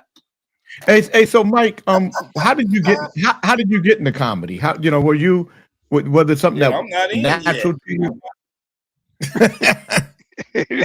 How did you get to the door? You know, it's funny. I've always been kind of funny, I think. My mother always supported me. And so when I got to high school, I started doing theater first. So at Morgan Park High School, and, you know, from Chicago, projects, Robert Taylor Home, 4352 South State, apartment 909. But then we moved out to Morgan Park. And in Morgan Park, I went to a play. And I had never seen a play. You know, it was my freshman year in high school. I'd heard of plays, but I hadn't seen one. And I went and they did Guys and Dolls. The play Guys and Dolls. I don't know if you guys are familiar with it or not, but it's a wonderful comedy musical play. And what really impressed me was how people treated each other. I wasn't as impressed by the performances as I was how the Black, white, Asian, and Hispanic kids all treated each other with love and respect because they had a mutual thing. They were all thespians, you know? So I'm sitting here watching the show as a kid, and all these kids dressed like gangsters from the 40s, you know, and then they actually come running out the stage because there's a raid. So they run off the stage and run through the audience. And I said, shit, that's what I'm going to do the rest of my life. And I started getting in plays. I got in every play. And I'd always been funny. People kept saying, why don't you do some jokes? You know, why don't you do comedy? And it was 1984, and Eddie Murphy, well, maybe even 83, was the hottest thing on the planet, period. I'm not just talking about comedy, period. Nobody ever had a concert like he had with Raw. Raw was the biggest comedy concert on the planet. Also, one of the biggest DVDs ever sold. On top of that, he was only 23 years old by then. He had already done 48 Hours, the first Beverly Hills Cops, and Trading Places. He also could wear the hell out of a red leather suit, and richer than Jesus. He loaned Jesus some money last Tuesday. And he got all of that by just telling jokes. And I've been funny all my life. I said, shit, I didn't know you can get paid like that. I better get out the mustard and catch up. So I went and got me some Red Fox albums. And I went in my mama's basement and I played them albums over and over and over. And I stood in that mirror and told them damn jokes until I could tell them like they was mad. And once I got them like that, then I hit the street. I started doing street performance in Chicago, became one of the top artists in the street, but then winter came. What am I trying to hit no damn jokes on State Street in December? So I packed everything that would fit in my car. Back then it was a 1967 Buick LeSabre. I sold everything else and I drove to California. And then I stood on Venice Beach for 9 years telling jokes and passing my hat. And here I am now, senior citizen. In fact, yesterday was my birthday. I'm 69 and fine. I bet you can't none of y'all outrun me. How old are you? How old are you, Shawty, with the head on the golf course? How old are you? I ain't gonna tell you. I'm 9. I'm 9. Huh? I'm 9. He's in his. He's 59. Y'all waking up around here. Why y'all got 6 people on here? Y'all all like sitting in the living room or like y'all waiting on a number 4 bus. What the hell is going on? Y'all better perk the hell up. Y'all need some bells or some whistles or some shit. I be trying to get them to cut up, man. I be trying to get them to cut up. These motherfuckers sit up here and act too prime and prissy. And I didn't even know we could cuss. Yeah, you can cuss. Like they're in their living room. All they need is a TV guide and some house. Man, they don't know nothing about it. Let me tell you guys. Let me tell you guys why Mike is like that. Because if you ever see his show, it's nonstop crazy. And they got a woman on the show that be lighting your ass up like you're a cigarette. And she nonstop smoking. Yeah. Katie or our morning show is spectacular. We've only done 1,048 episodes, so I understand if y'all haven't had a chance to catch it. But it's on YouTube and now GCRadioHub.com. We all over the world. The shit is the bomb. It's called the Michael Colyar Morning Show. And my team and my staff are phenomenal. They're funny. They're smart. So what time is your show? What time does your show come on and how many days a week? Well, we do it live 1 day a week, and you guys, GCRadioHub.com also runs it a total of 6 times. They run the original one at 7 a.m. Los Angeles time, which is West Coast time, which is 9 a.m. Central time, which is Chicago, which is 10 a.m. Eastern time, which is New York. So that's what time we run originally, every Monday morning, 7 a.m. out here in Los Angeles. And the show runs an hour and a half. And then the fabulous GCRadioHub.com also reruns it 2 more times at 7. So Wednesday at 7 a.m. and Friday at 7 a.m. We also get to repeat at 5 p.m. On Monday, Wednesday, and Friday. And to hear it on the radio is a completely different thing than seeing it on YouTube. And some folks I think will do them both. But on YouTube, you're going to get certain visuals. But with the radio, you just go about your business and still hear us. I like the YouTube version because I like to see y'all crazy. I like to see it too, but I also drive people not just to the YouTube. They could go to the web for GC Radio Hub, and they can go to the web and see all the visual things as well. But it's off the chain, and we're glad that Radio Hub hooked up with us. Y'all off the chain. It's really y'all great to work with. So tell me. So if everybody wants to find you on YouTube, how do they find you? Are you guys on Facebook as well? It's easy. It's just under my name. It's just the Michael Collier Morning Show. You can go to YouTube, put in the Michael Collier Morning Show, and get all 1,048. You don't understand. I put on a comedian every show. We have musicians every show, and every show we pray. So I was designing a show that you can start your day off with laughter and prayer. If you start your day with laughter and prayer, you build a force field of positivity around you that no bullshit can penetrate, and your day always ends the way it begins anyway. So if you start out fussing and shit, your whole day, you're going to be fussing with people. If you start out positive and thanking the Lord and having gratitude and knowing that you're wonderful and blessed and that your ass woke up, so you already won. If you start with the right attitude, and some people don't want to even get up and do affirmations and motivational stuff, that's okay. Get up and play music. Just play some upbeat music. Just dance at least 5 minutes before you walk out your house. If you dance before you walk out the house, I guarantee you will walk out differently. You will see the world differently. You ain't walking out there with all that struggle. Y'all got the boogeyman. Y'all call him Trump. And you got so much ugliness out here, poverty and lack. There's so many reasons to be afraid. There's so many reasons to be scared and uptight. Our job at the Michael Collier Morning Show is to alleviate fear. We are to remind you that you are great. That you are a product of God. And if he created you, how could he go wrong? How could he make a mistake? So you're already fabulous. The thing is for me to remind you and encourage you to remember that you are fabulous because you're going to walk in the fabulousness that you just described. You can only live the story. Wait a second. You can only live the story you tell of yourself. Go ahead, sir. No, I was going to say, you said that God didn't make mistakes, but there's a couple of people on here. I was talking to God one day, and he said, that ain't me. That's all Satan.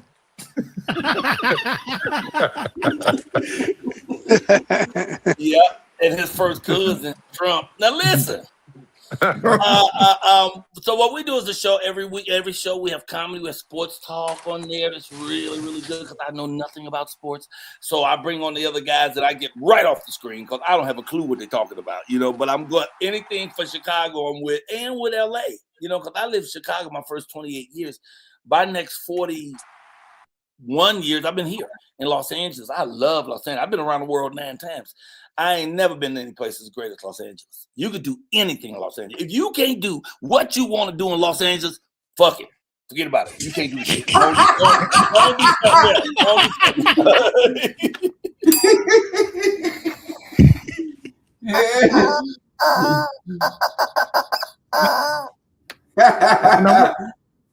What's your chicken name? The chicken? Oh, his name is Chicken.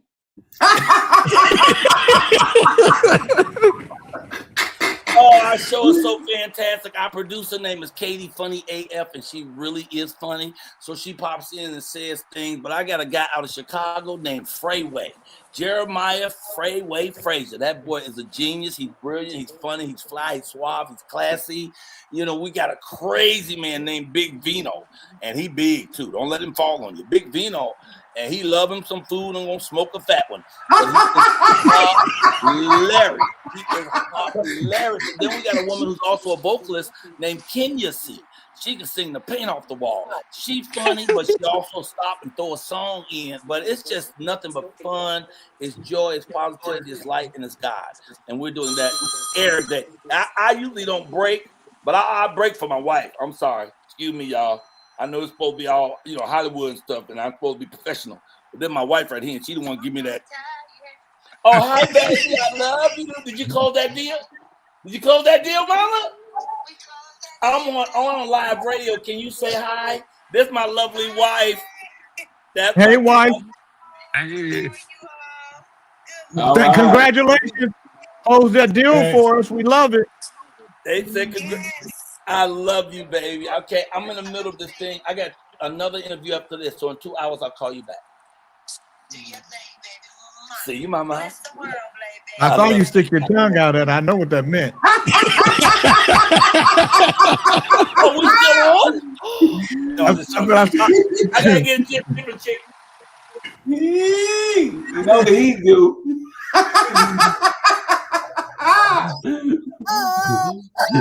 We have this one gay guy who comes on the show. He's funny as hell. But every time I had these chickens, he'd be like, Mr. Kaya, where's that black cock of yours? I'd be like, I'm married, man. He said, where that golden cock? anyway, what were we saying? Mike, you had, did you? So what was the break that happened? Because I used to see you on Venice Beach, and I would always stop. Yeah, I would see you, me and my son. Yeah, when you were on Venice Beach, put any money in the bank? absolutely. Because you were that good. I don't recognize your face. You look like one of them guys who like, oh, he collecting money. I gotta go put money in the meter. I don't remember. I don't remember no donation from you, sir. Yeah, I always contributed to you. Yeah, well, I did Venice from 86 to 95. And yeah, so I was there in 89. Yeah. You were the most professional thing on the beach.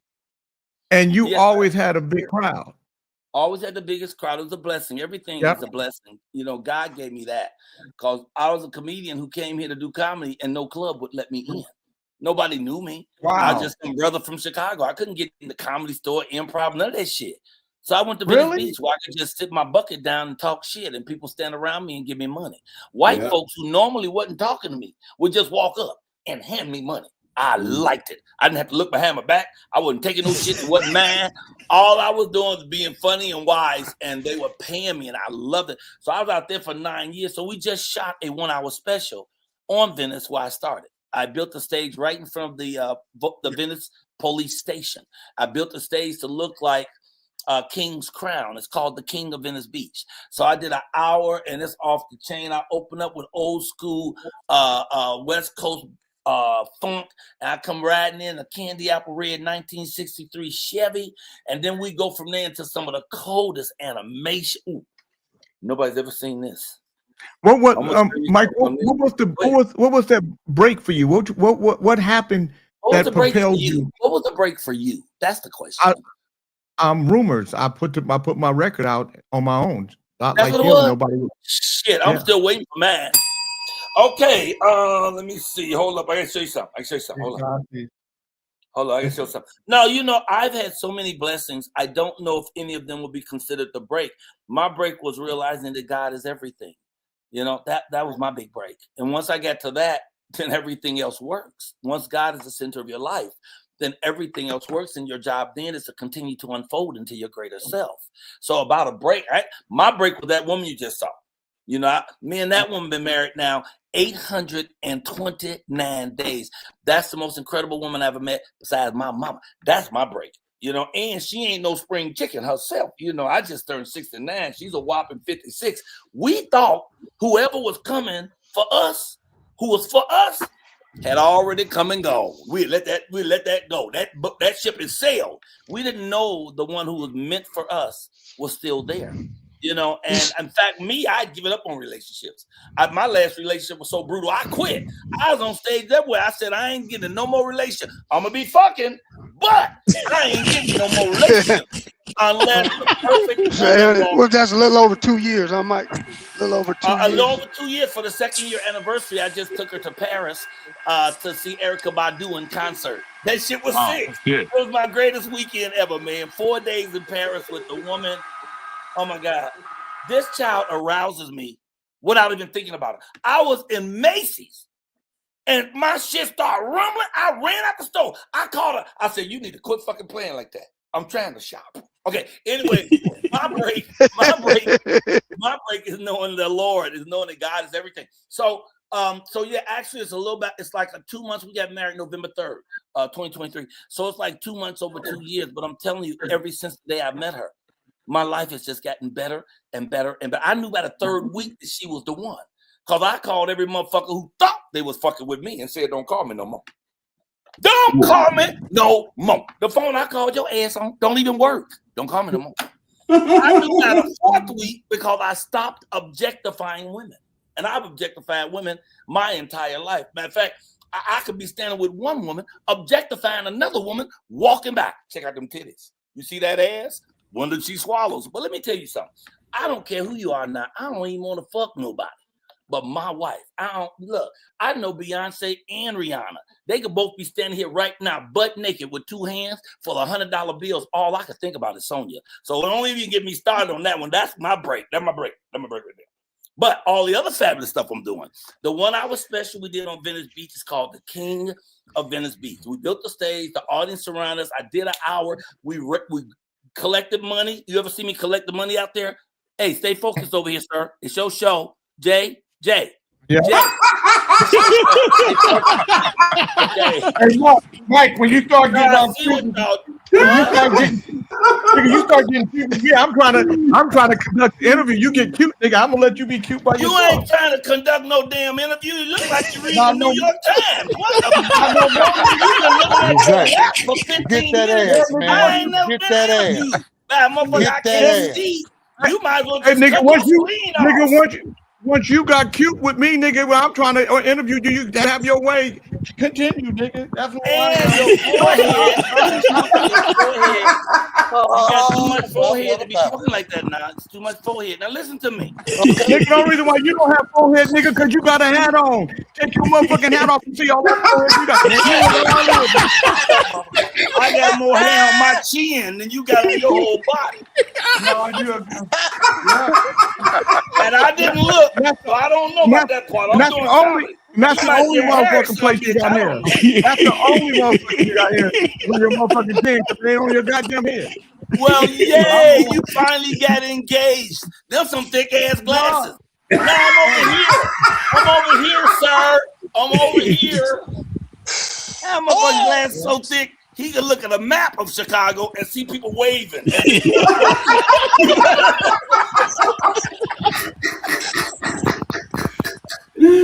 I ain't never been to the interview where the interviewer don't look in the screen. I ain't never seen no shit like this. What is he looking at? Is he touching himself? Is he touching himself? Where's his hands? Somebody tell me where his hands are. You get to interview you now. Oh, I'm not interviewing now, you. see, that's gonna be a good damn interview. Me interview. Let's go. When you start? Oh, 1984 Chicago, kicking ass and taking names. How long you been doing this, Mr. Kaya? Well, for me, this will be my 39th year. I'll be celebrating 40 years next year. Mr. Kaya, what have you accomplished? Oh, I've only done 4 books. I've only created Comic View. I've only done First Def Jam and also hosted one and did 6 seasons of them. Did Martin, played Showboat, the House Party. What else you do, Mr. Kaya? It was too much to tell. In fact, I have a new erotic poetry book. It's an audio book called In the Wet Spot. Blue Erotica by MC Butternuts. Yeah, I'll show you the cover.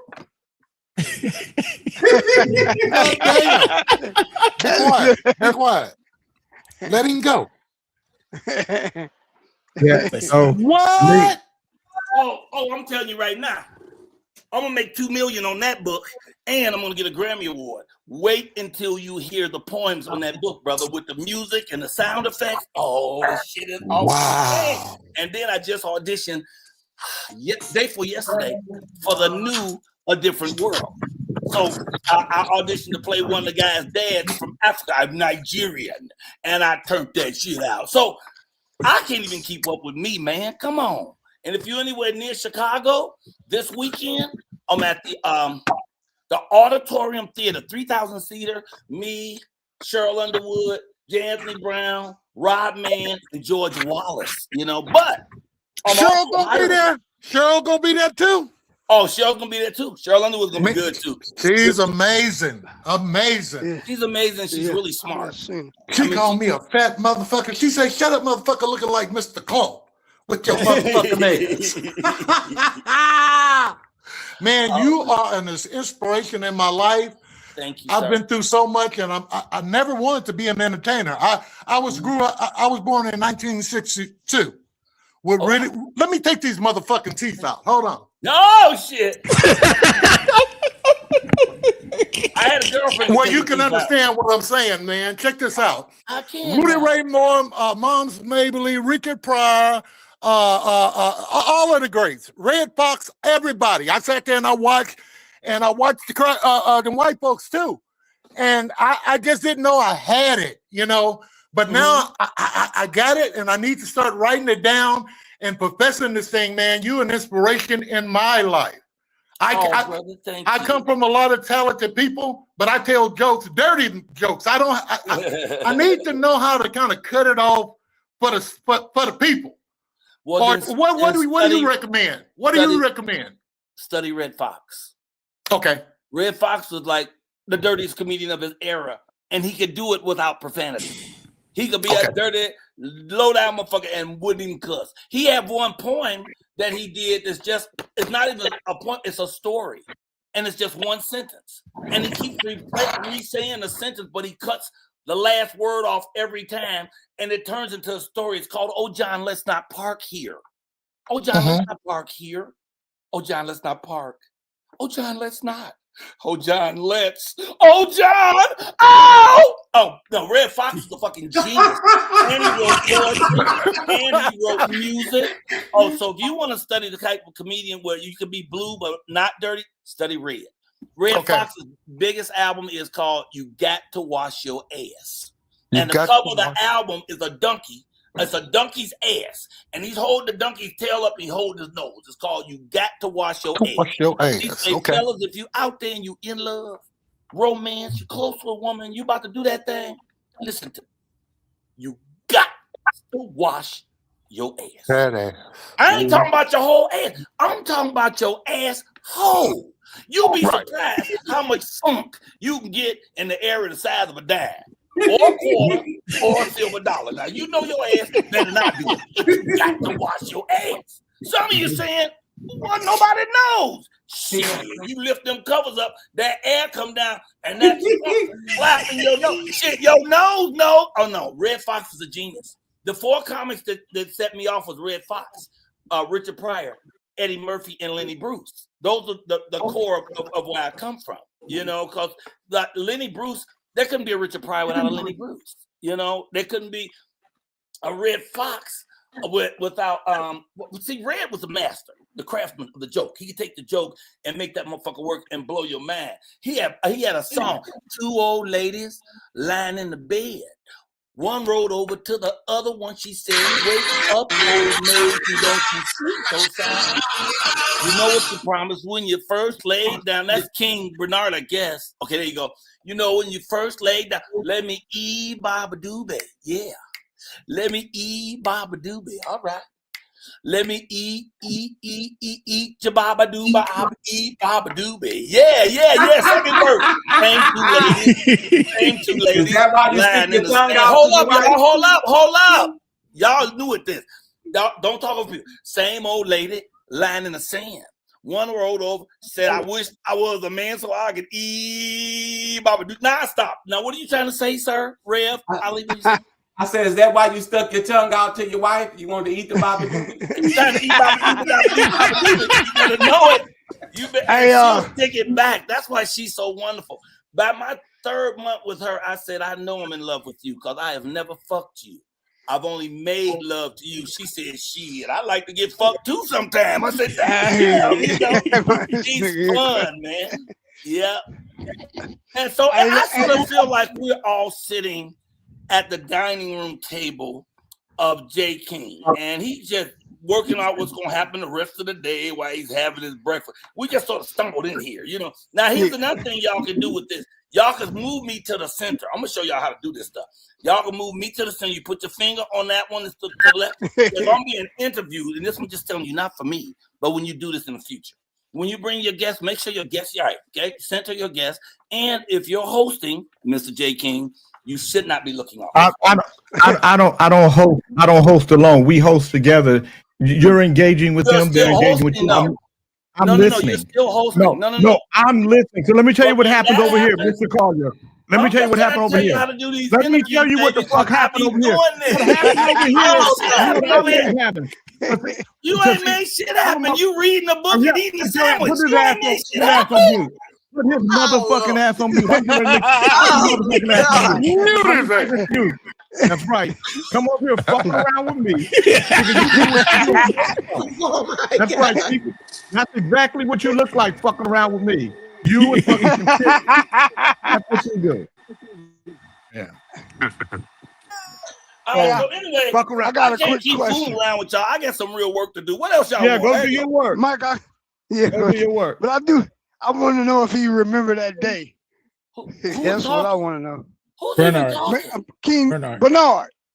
Let me ask you a question, Mike. I'm trying to jog your memory. Now this happened, I think, late 80s, early 90s, somewhere around in there, Venice Beach. You were doing your thing, but you were standing on a little pedestal, and a guy took a hand of coins and threw them at you. Man, you come off of there, you wanted to beat the man up, but everybody had to stop you. You don't remember that day?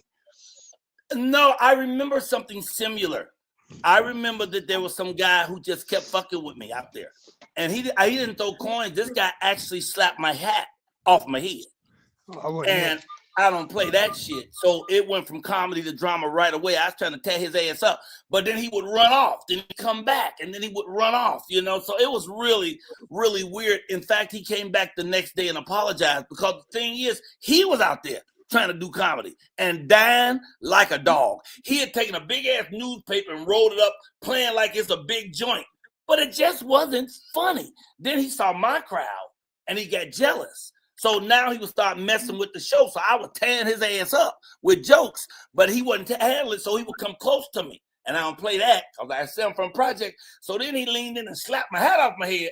Oh, nigga, it's on and popping now. So I was trying to tag his ass, but he got away. The very next day, though, King, he came back and apologized. He came the next day because the police actually had arrested him later that day. He was high and drunk. And he said, Mr. Kaya, I love your work. You the one inspired me, man. I ain't mean no harm. And actually came back the next day. I love that kind of shit. Yeah, the 9 years I spent on Venice Beach defined me as a human being, because I went there to be a millionaire. But when I got there, I realized it wasn't about me. It was about me finding my brother. It's about me finding you.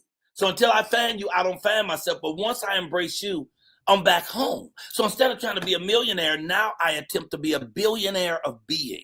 I want to be the greatest human being I could be. So instead of trying to make a living, I live my making, and my making shall make my living. So I just do what I absolutely believe in and love. I have total faith in God. I don't worry about anything. I don't try to manifest. I fucking decide. This is what I'm going to do. This is what I'm going to have. And then the universe manifests. It just give it to me. I could think I want some shit. Somebody knock on the door and give it to me. It's fucking crazy. Yeah. If you want to change your life, all you got to do is change your mind. Hey, did we lose Jay? He had to go get some more cereal. We did. Mike. His signal dropped. Mm-hmm. Yes. Hey, Mike. Yes, sir. You do a lot of stuff in the industry. You even are a big impact in kids with the promoting literacy with the kids book. Tell us a little about that. Oh, my new children's book is called Little Bobby White, but the kids are black. Yeah, I did that on purpose. Because it has nothing to do with the color. It has to do with the story. And it's a story of a kid who always wins because he always chooses to do the right thing. See, we don't teach that lesson anymore. We don't teach our kids the lesson of being good for goodness sake. In fact, we don't teach them shit. What we do is we give them a device and we sit them in a corner. We come back 8 years later and we don't know why they sitting on the bed with a pistol, rolling joints and calling us motherfuckers. It's because we forgot our responsibility as parents in the community. And I was very blessed because I was raised in a neighborhood. See, before we had hoods, we had neighborhoods. And in the neighborhood, any parent on that block was your parent. You could fuck up anyone on that block, and any parent could grab you, smack the shit out you, and call your mama, who be waiting at the house to give you round number 2. You ain't have all this craziness in the street because everybody was governing you. Every parent was watching your ass, and you wasn't happy. Now, the whole family structure, the black family structure is gone. It's not no accident. It's by design, you know? So we need to be stronger black men in our community, and we need to foster and encourage black families, especially when there's so many motherfuckers out here trying to eliminate us. You know, so I'm sorry. Yeah. Are we doing comedy? I'm sorry. What's next? Mike, let me ask you one more question. Who is your current your favorite comedian? Me. Current And comedian. let me say something. Well, now. no, other than yourself. I am having way more fun on y'all's show than y'all are. Let me just say that. All right, go ahead. I'm not encouraged as much by comics as I am by people. Like my mother was the funniest person I ever knew, you know. But then I really love Bernie Mac. Bernie Mac was more than just a comedian. Bernie Mac was a black man. The thing we're talking about here, he was a black man. See, black men are rare. Niggas are everywhere. You can open the glove compartment of your car and 4 niggas will fall out. But black men who have integrity for their community, for their family, for their queen, for their God, rare indeed. That's what Bernie Mac was, and funny as fuck because he didn't give a fuck. Bernie Mac wasn't scared. When he said, I ain't scared of y'all, he meant that. It was his state of mind. He didn't walk in fear. He walked into the room like the Lord sent him. So he always conquered, you know, and he was just a wonderful cat. He wasn't going out to the club with us after the show. He went home, got him some bread, beans, and rice. He went to his hotel, and he called his wife. You know, he taught us how to do this the correct way. Anybody? Question? Questions? No. Anybody? Thank you. I applaud you. Thank you. Oh, thank you, brother. Oh, I hope you do the comedy thing for real. I hope you'll be serious about it. And I could tell you how I would do it because I tell you how I teach. You know, I also teach comedy. I do comedy classes when I have time, but I'm on 8 projects now, so that's on hold. But I even taught it at UCLA. But the basic thing I tell you about comedy is just get yourself 5 minutes of funny stuff, bro. 5 minutes of shit that's funny to you. It ain't gonna be funny to nobody, but it's got to make you laugh. And if it's funny to you, just get in your mirror and just keep saying it over and over. The reason for getting in the mirror, not vanity, is so you can see what you look like to your audience. You see how they see you. So, because sometimes you might just tell a joke like this, but then you might tell a joke and have to look a certain way so they get it. But you see it by doing the mirror work. But you got to actually have your 5 minutes and you have to write it. You can't just, well, I got 5 minutes. No, write it out. If you write it, then it still is set in your mind how it should be said. Now you rehearse that over and over different ways in the mirror, you know, different things you'll do. So now you know how you bring it to. Then go to open mics. Not comedy open mics, though, nigga. Don't do that. They'll fucking kill you. They'll butcher you. Go to a regular open mic. Every major city in America has about 47 open mics every fucking week. Just go in the paper and look. They in little clubs that ain't doing shit.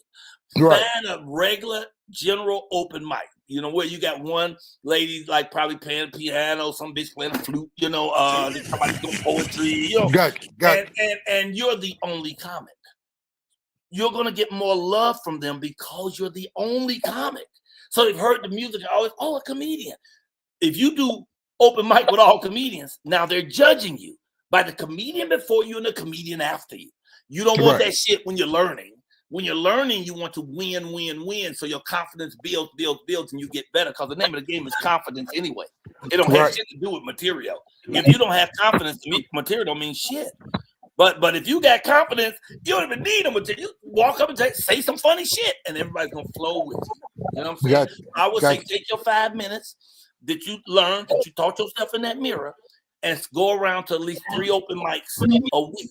And when you go on stage, you say your 5 minutes, and you tape it. Every phone in America has a tape recorder. You don't have to visually tape it, just audio. Sit it on a chair in the audience and tape it. The reason you tape is to edit yourself. So when they hear the 5 minutes, you're listening for what they didn't laugh at. Everything they laughed at, you keep. Everything they didn't laugh at, don't ever say that shit again. So you might have 3 minutes. So you might have 3 minutes that worked and 2 that didn't.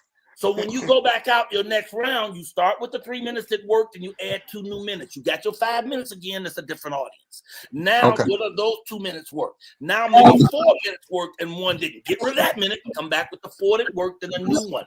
You keep doing that till you got 5 minutes that everybody laughs at regular open mics. Now you take that shit to the comedy open mic because now you know it works because you've worked in front of regular people who didn't come here with this attitude. Come on, nigga, make me laugh. No, they came with an open heart. Now you know your shit at least works. So now you start doing open mics with the material you have. If you do that earnestly, if you believe in the material you're saying, the other comics will see that shit. And they will come. Some will come and help you, brother. They'll come and say, man, that joke is funny, but what if you added peanut butter? Nigga, you know what I'm saying? So that's what I would give you as a beginning to do it. If you're doing the comedy, do it. And the main thing is let no one tell you you can't. There's gonna be motherfuckers coming out the wood. Oh man, you know you ain't really funny. Like, who the fuck you think you are, Eddie Murphy or something? No, nigga, I am a me, motherfucker. I'm the coldest me I ever been, and I'm presenting the comic me to the motherfucking world. Take 2 steps back, move to the left, nigga. Right on, brother. Confidence and energy. Don't let nobody tell you no. And here's the last gift I would give all y'all. Learn the 15 minutes a day rule. Anything you want to do on this planet, you can do. if you will put in 15 minutes a day towards it. And that's only 5 days a week. You can take Saturday and Sunday off. So if you spend 15 minutes a day doing anything towards the thing you say you want to do, within 2 months, that shit will be in your hands. Within 2 months, you'll be holding it. You'll be, oh my God, this really happened. Okay, I realize there's no worse death than being talked to death. Do we have more time? Do y'all have questions? What y'all want to do? That was worth $1 million to me. I appreciate your time. I really, thank you. Thank you, brother. I love this, man. And you did become a millionaire out here in California, brother, because you gave me a meal and you was a young and I breathed the air, man. I used to come see you all the time in Venice, man, all the time, brother. And I used to give you money, and you now used to tell great stories like today back then. And man, I love you, man. Thank you, brother. I never gave. I appreciate it. Thank you. Thank you for coming, Michael. Appreciate you. Yeah. Go ahead, Jay. Yeah. No, go ahead. What are you gonna say? He corrected one thing. I thought he corrected one thing. To me, I thought he was from. I always thought he was a St. Louis nigga. But okay, he from Chicago. I love St. Louis. Do you know St. Louis? Yeah. Well, you know anything about the pink slip? Hey, I've been through St. Louis a few times. That's it. Okay. A little rowdy for me. I'm from Oakland, and St. Louis is a motherfucker. I love St. Louis, man. I do the Helium Comedy Club there all the time. So we're very, very blessed to have a life at all. But we're even blessed that we're living the life that we want to live. And the truth is, we get to live the life we want to live if we just believe in ourselves and believe in God first. If you keep God in the center of all of it, I swear to you, you can do anything. You can walk on water and fly through air. You can do anything. And then once you start believing like that, you'll see doors open that you didn't even know were there. Like I said, I didn't think I was ever going to get another relationship. My wife has the #1 soul food restaurant in Winston-Salem, North Carolina. It's called Simply Sonia's. And I apologize to my mama when I say this. This woman makes a better salmon croquette than my mama. And my mama held that title for 24 years. You understand me? What? You better be careful. I thought it was all over. She walked up to me and invited me to the restaurant. I went the next day, and I haven't left her since, brother. I'm telling you, my life has gotten better every day since I met her, and that was a gift from God. All good things come from the Lord. That's all. Questions? Anybody? So can I leave you with my stuff? First of all, I have the book that he mentioned is my children's book called Little Bobby White. Let me just grab that real quick. I'm sorry, I had to grab my vision board. Called the cover of it is on my vision board. If you give me a solid for a second. So this is my newest children's book. It's called Little Bobby White, and the art is by DeMar Douglas. The boy is ridiculous. He's the one who did the famous painting of Kaepernick where his afro is a fist, okay? He also did my first book on the president, Barack Obama, called A Funny Thing Happened on the Way to the White House. I knocked on the door and a brother answered, okay? He also did the artwork for my next book coming out, which is In the Wet Spot, Blue Erotica by MC Butternut. That comes out on the 14th of this month. And I'm currently doing a one-man play. The one right there called Michael Collier's Mama. That's my next meeting in 10 minutes with the director in New York who's going to direct it. That's how I met my wife. I've been doing a one-man play across the country called Michael Collier's Mama. And it talks about my addiction. You know, I did crack for 23 years. And now I've been sober 18. And I talk about the addiction, the recovery, and my mother's influence in it. I'm going to take it to Broadway. I'm getting my fucking Tony Award. I'm telling you right now. So anyway, these are things I do. And I do comedy on the morning show every Monday. And I'm in some city in America every week doing. And all you got to do is go to my very sexy webpage, therealmichaelcollier.com, or just IG me and y'all see what I'm doing. Any questions? Amen. Beautiful. Amen. Amazing, brother. Thank you. And thank you guys. I appreciate it. How long y'all been doing your show? About 15 years. Y'all been doing 6 of y'all been in these cubes 15 years. No, Jay King is the main guy. No, because we tell him the story, Jay. Started off. We started Talk Radio in 2009. Nice. Everything Blog Talk, as everything transferred, so did we. Everything continues to change. Blog Talk Radio. We were on Periscope first. I remember Blog and then Talk. Periscope. We were on Blog Talk, Periscope. I remember Periscope. Blog Talk died. Periscope died. What? Yep. And so now So we changed with and so the only person who's been here for the full time is Ali, Brother Reverend Ali. He wasn't at the very beginning, but he was here for at least 13 of the 16 years. A few of them died. Lynn Tolliver died. DOW I know Lynn died. Tolliver. I knew Lynn Tolliver. Yeah, when Lynn did Tolliver die? And Tolliver died 5 years ago. 4 or 5 years. 4 years ago. Wow. I'm sorry to hear that. Yeah. Condolence. I'm sorry to hear So that. Lynn Tolliver with me from the beginning. It was me, Lynn, Robert Redwine is dead, and Johnny Davis. So it was the four of us, and then Brother Reverend Ali and Yusef Kente came, and DOW. Semi Braxton. And then Semi Braxton. Yep. So we've had a number of guys that have been, and a number of them have died. Levi died. Yeah. Lynn died. Robert Redwine died. DOW died. Jeffrey. And you know, the only thing they all have in common is you. Yeah. Maybe you have so now you have. This joke, I'm sorry. Well, now you have that in common with me. So if something happens, I'm gonna outlive you. Here's my thing. All I want to do is outlive all you motherfuckers. That's my only thing in life. That's all I want. He who lives the longest wins. That's all I'm saying. Hey, y'all, please catch my morning show. You don't have to catch it on Monday. You have 6 times to do it. It's the Michael Collier Morning Show. We're very easy to find. And yes, I'm hireable. Yes, I do weddings, divorces, Passover, hangover. I do a party in a phone booth if you promise to call. I take grease, creative money. I take your bus transfer if it's got some time on it. You know what I'm saying? So people be good.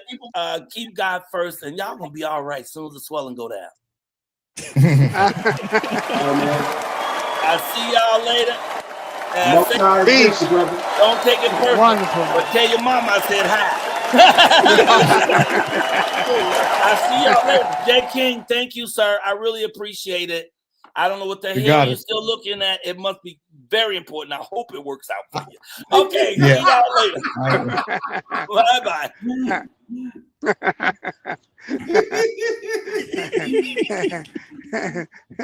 I was trying to interview the nigga, but once you start getting slick and cute with me, nigga, I don't want to. I ain't dealing with you. No.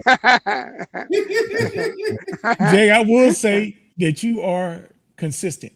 Put that nigga on absolutely. mute. Yeah. What they say? Fuck around and find out. Yeah. He didn't put him on mute. He put everybody. Hey, you didn't hear Snitchy? You didn't hear Snitchy? Snitchy said, "Oh Lord." she knew it was going down. Yeah. Snitchy got about to get somebody to replace her. Yeah. When I say you to do something, do what the fuck I say. You get with me, nigga. Now I don't want to have nothing to do with you no more, nigga. I'm trying to interview you, so people know who you are, you know what you're doing and shit. But you want to be cute, nigga.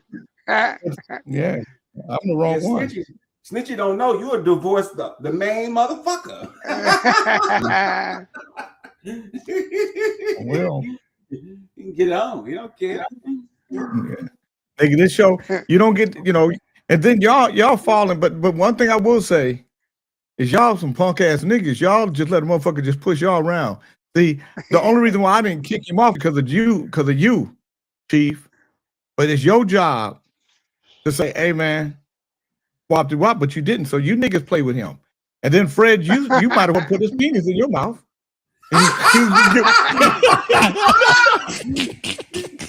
That nigga said, let me take my teeth out.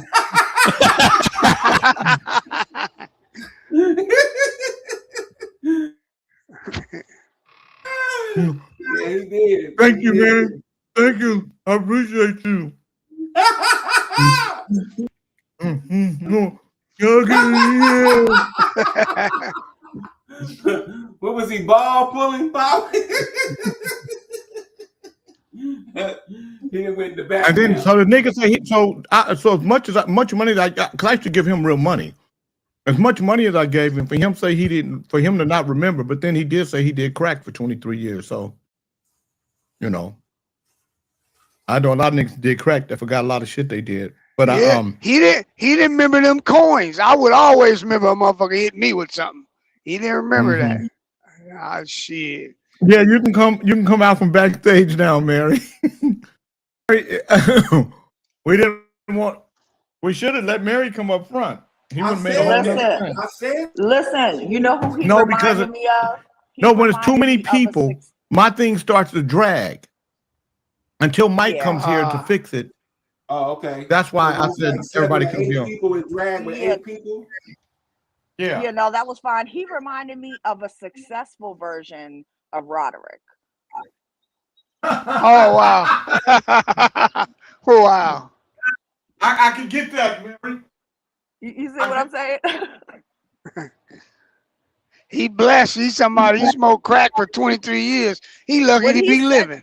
When he said that, I was like, Roderick, but the successful Oh wow. version. I've been there. Yeah, that's. I know he smoked crack. I didn't know he smoked crack that long. Jesus. But his energy was very much like Roderick's too. Like he just kept going and going and going and going and going. He didn't know when to pause, when to stop. He like that on stage too, though. And he's a bad motherfucker, though. I mean, I was on stage. He bad. He was funny. No, listen. When he was at Venice Beach for a long time, you never saw him on TV. And then when he hit TV, I was like, man, I remember that dude. Yeah, me too. Same thing, Ali.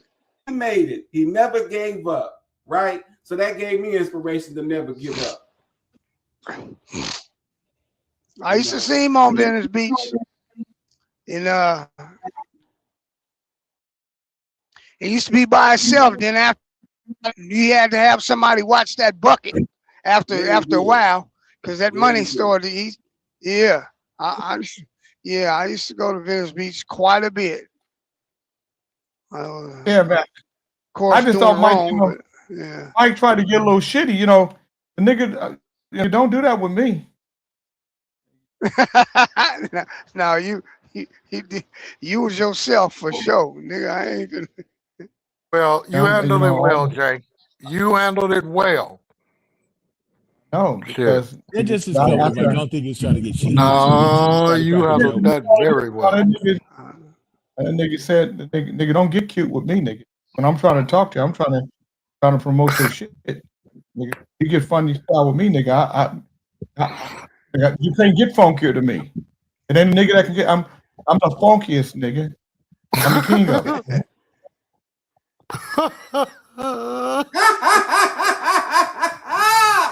That nigga, I'm gonna get you a t-shirt. Yes, sir. They interview Jay. I want to ask Jay. Jay be so busy. I want to know how you get God to grant you more than 24 hours. Because goddamn, you do a lot in one day, my friend. I don't know how you get it done. Sheesh. Today I gotta speak. So I was going to engage with him, but today I gotta speak on reparations. I'm gonna do the history of reparations today, and I got 10. I can let 10 people come. Gonna be at the. So I'm figuring out who all coming. Well, Jay, you should have let him have it. You should have said, well, Mr. Collier, these people, Chief and Snitchy, didn't promote the show. They just popped you up. So I wasn't really prepared to host. Why you saying that, bro? I put the show in 50 groups and tagged 100 of my friends. I did promote it. I could have done more about it beforehand. We didn't get the promoters of what he said, and I agree with him. Y'all didn't. Well, I didn't get the date till yesterday, Jay. That's when I started promoting it. I didn't know what day he was. That's what I'm saying. That's what I said. Snitchy be fucking up.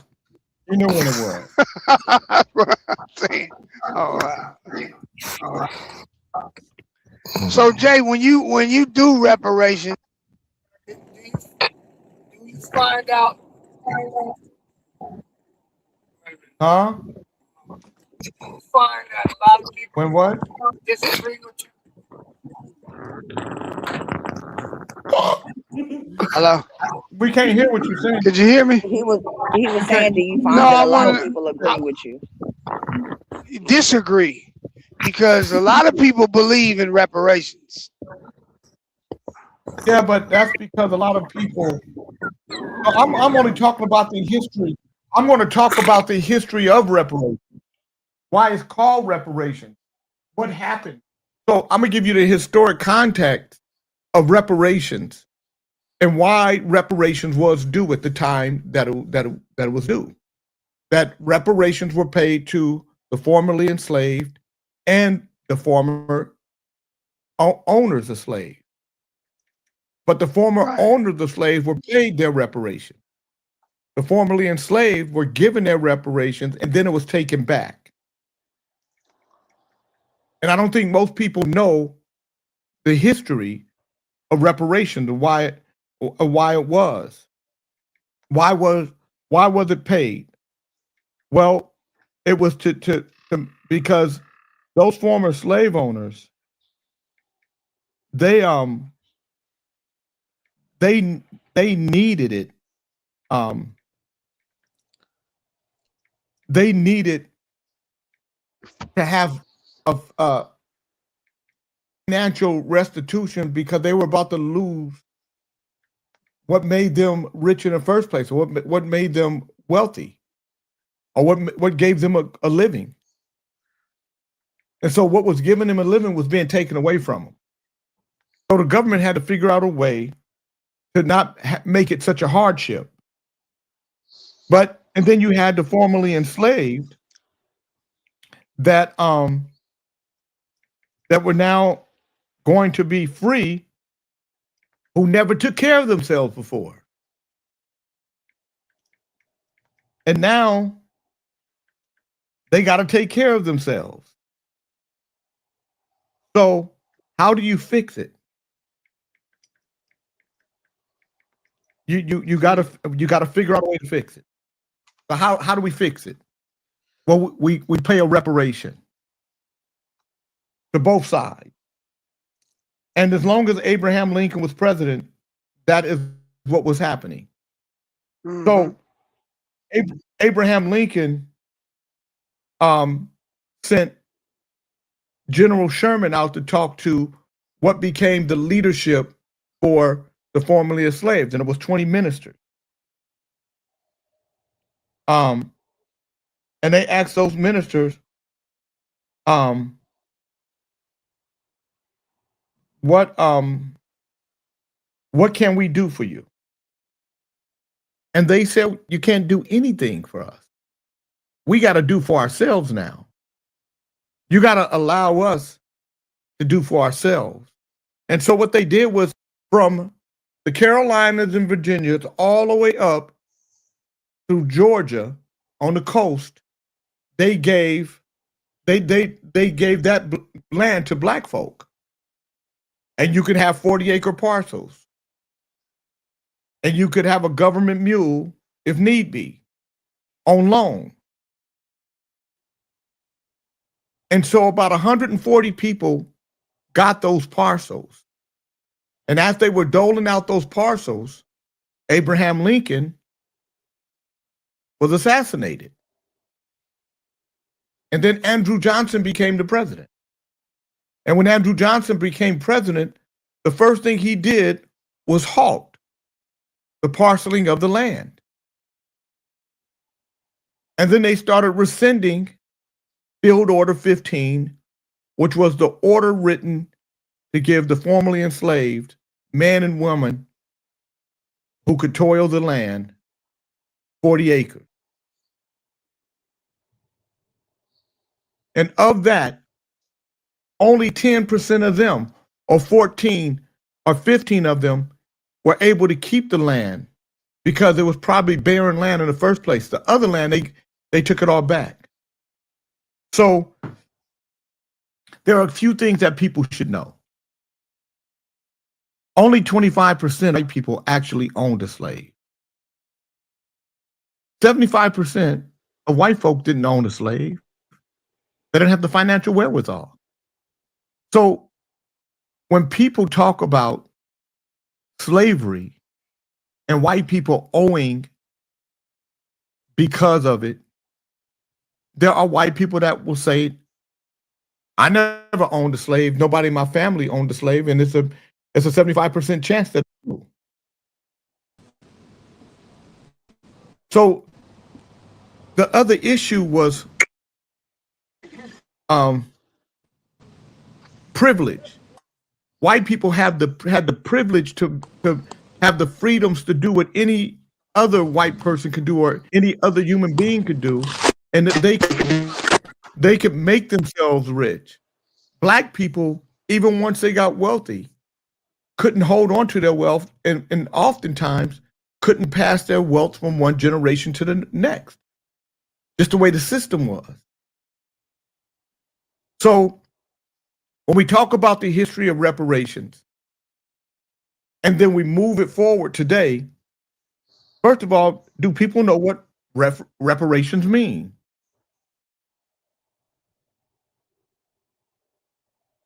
Do you guys? Does anybody know what reparations mean?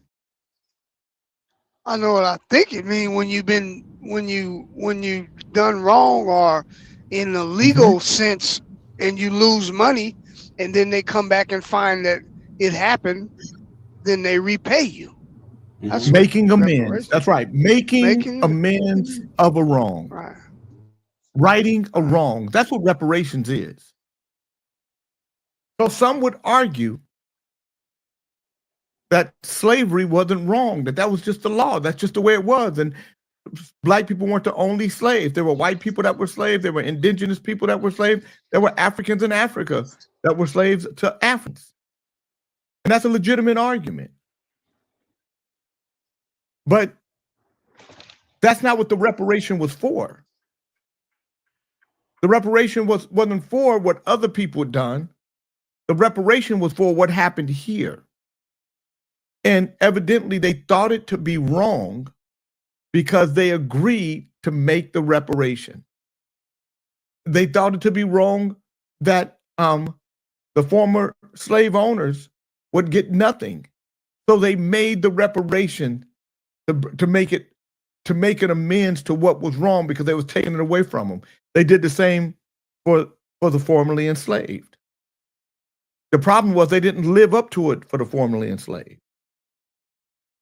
So the fight had to happen there, in my opinion. It had to happen right there, right then at that time.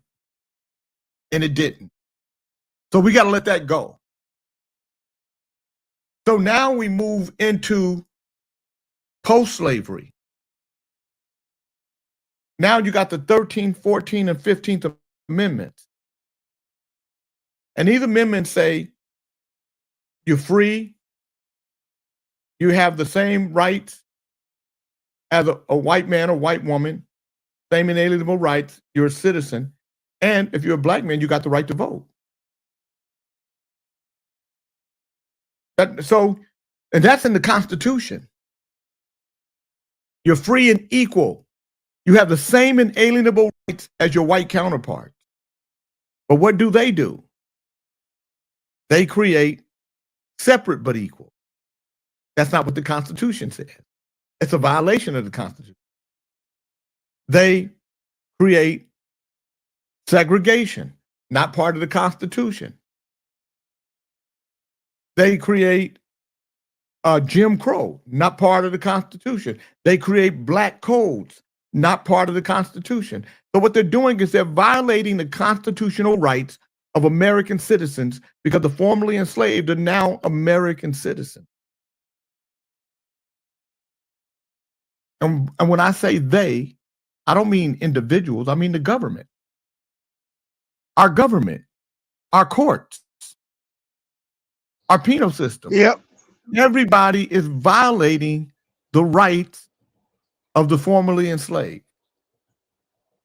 Not only are you violating the rights, now you're taking that. Now, if somebody harms or kills you or someone in your family, you have no recourse.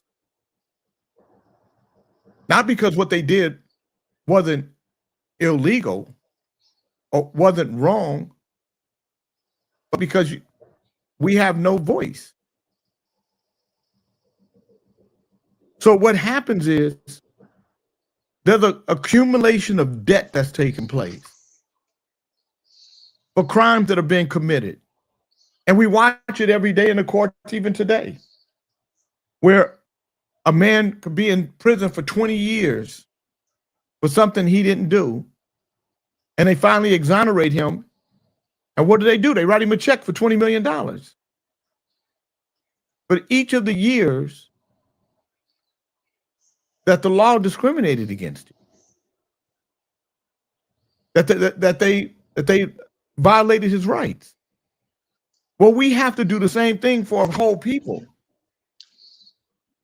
Because for a whole people, so when we talk about generational wealth, white people can pass down generational wealth because there was no system in place to stop that from happening. Black people couldn't pass down generational wealth because there was a system that made sure that the generational wealth never happened, that it stopped from one generation to the next. We're the first generation where we can literally build wealth for our kids or grandkids or people or our family members. We're the first generation. So America says a lot of things, but she doesn't live up to a lot of things she says. And I believe that this country is destined to fall apart if it doesn't correct its injury, the way it's injured itself. It has injured its own growth. If there is an injured party as a result of a crime, doesn't this have to go through the court at some point? Well, Dub, it did. It did go through the court. And the court found the person to be innocent. When Emmett Till was killed, the court said the guys were innocent, even though everybody knew that those guys took that kid out of that house and he was laughing with them. And when they found him, they pulled him from a creek and his face, he was bloated up.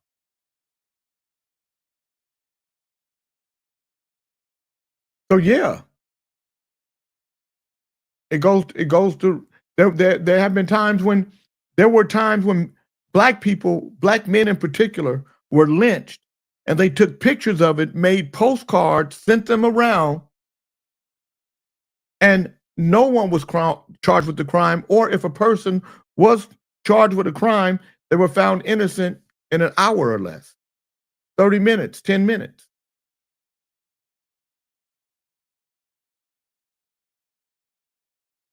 We talk about George Stinney, 14 years old, black kid.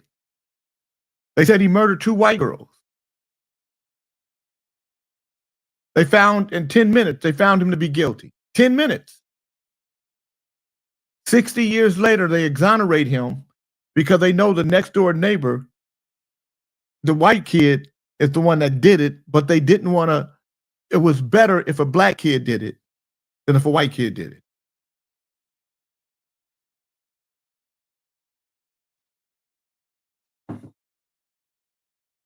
Anyway, today I'm talking about the history of reparations and how it has changed to debt. That the reparation is now a debt that's owed for the crimes that have been committed, and why we must press ahead to make sure that is paid if we want America to be grateful. I agree with that 100%. 100%. Absolutely.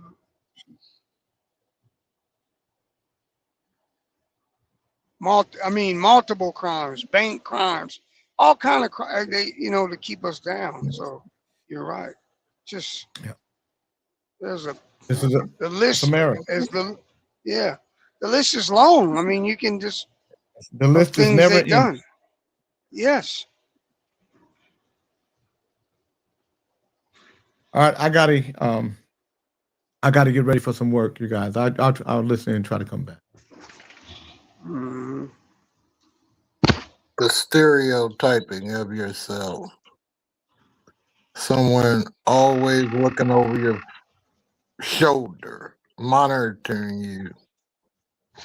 No, for example, if I go to I'm going to open up a store.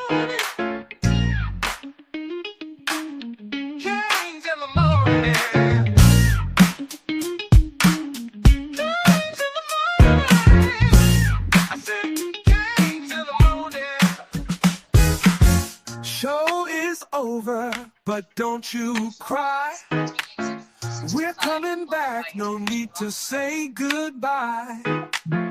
2 fun hours just flew by. Tomorrow's near. Now dry your dumb ass eyes. Stick around for the third hour power. Third hour power. It's worse than this, and they will devour. Games in the morning. Games in the morning.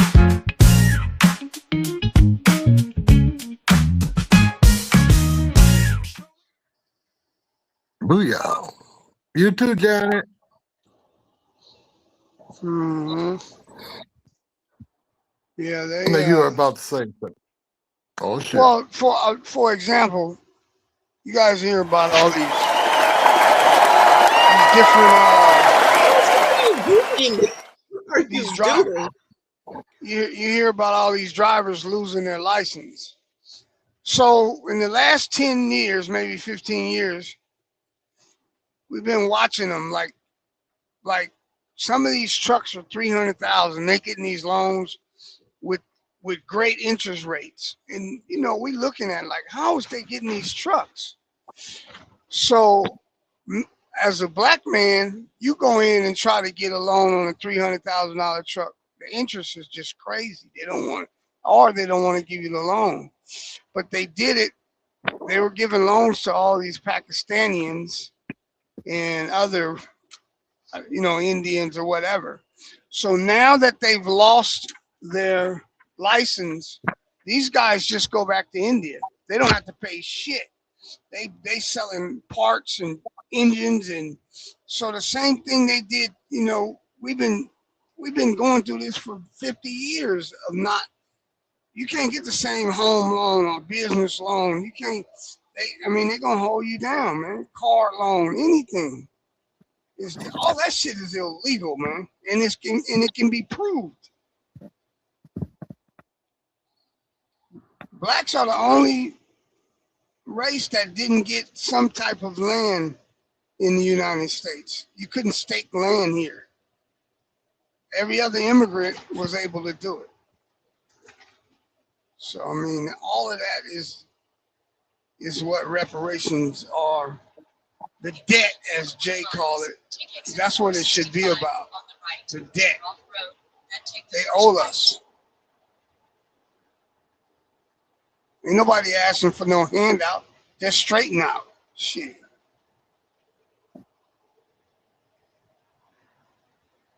And there's chocolate. Morning, chocolate.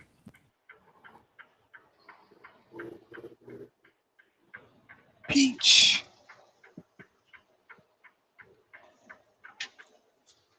What was that comment from John Beckman? That was a great explanation, Bernard. Is she right? Them dudes, man, I was asking my partner, he said, man, there's no record of, if you're from India and you come over here, you could borrow all the money you want and go back to India. There's nothing they can do.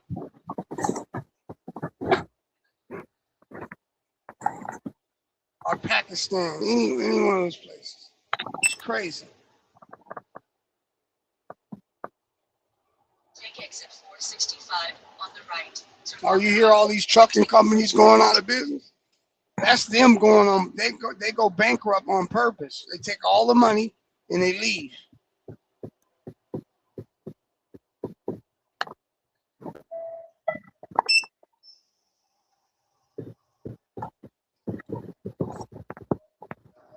What you mean when you say they leave? Just file bankrupts or just take all they shit back then? Well, you come over here and you get loans and you create a company and you keep it going for a couple of years. And all the time you already know you're stealing. And you just collapse the company and you leave. You take all the money and you leave. Right.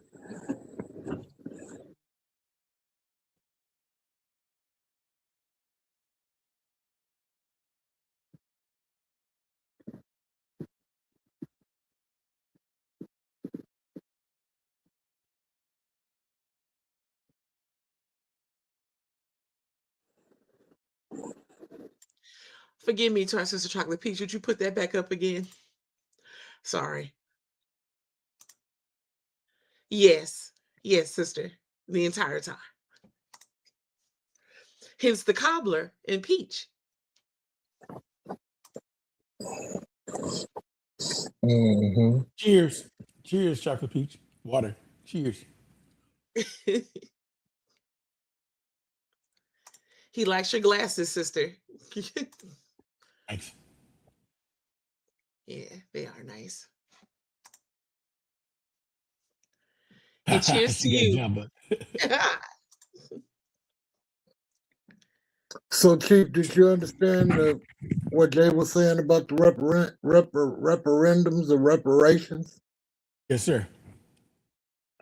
Well, break it down to me, brother. But basically what he's saying, the only people that benefited from it is the slave owners. By taking the slaves away and abolishing slavery and taking away their way to make money, their wealth, they were compensated. And when they said they'll compensate the slaves, Andrew Jackson came into office and said, the hell with that shit. We ain't doing that. Lincoln out of here. The hell with them. And we didn't get it. So that's basically what he's saying, teaching people their history. If you don't know your history, you don't know where you're going. That's why stuff going to this country so jacked up, because more of us on YouTube dancing and coming up with a line dance and all that other crap instead of knowing our history and reading the damn book. Right. They're putting the old banana in your tailpipe and thinking it's something new. It ain't nothing new. It's just something that they did before that a lot of people don't want to read about. They said they want to keep a person ignorant, write the shit down because they ain't going to read. If they put the shit in the video, oh, everybody know about it. But you write in the book and write it down, you know, only privileged people know because everybody don't want to read. You notice that with the AI, all those little kids, you see them little kids making them AI videos, and I'm talking about babies, like not teenagers. I mean, they like what, 3, 4, 5 years old, doing all that stuff. Uncle Fred, there's a problem in America, and it's like with the social media companies. And the problem is the algorithms. In China, when you watch TikTok, you don't see the same shit you see in America. In America, you see prostitution, you see all the fights at Walmart in every corner, you see all the shootings, all that stuff.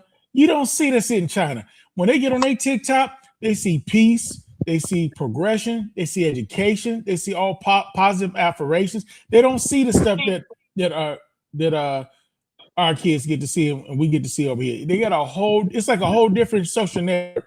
They don't stream that to the masses on that side. And that's done by design. You know, it's kind of like the music industry. Remember in the mid and late 80s, everything was positive.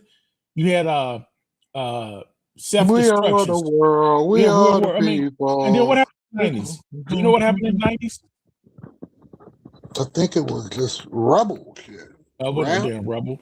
What happened was there was a lawsuit against a private prison against the state. And the government ruled that the private prisons, even though they're employed by the state, can't sue the state because they can't make the state give them enough inmates. So when that happened, a lot of private prisons started giving record labels money and to influence them to put out certain music. And then you get more gangster rap and all this other shit out here flooding the damn market. And then the prison rate went back up.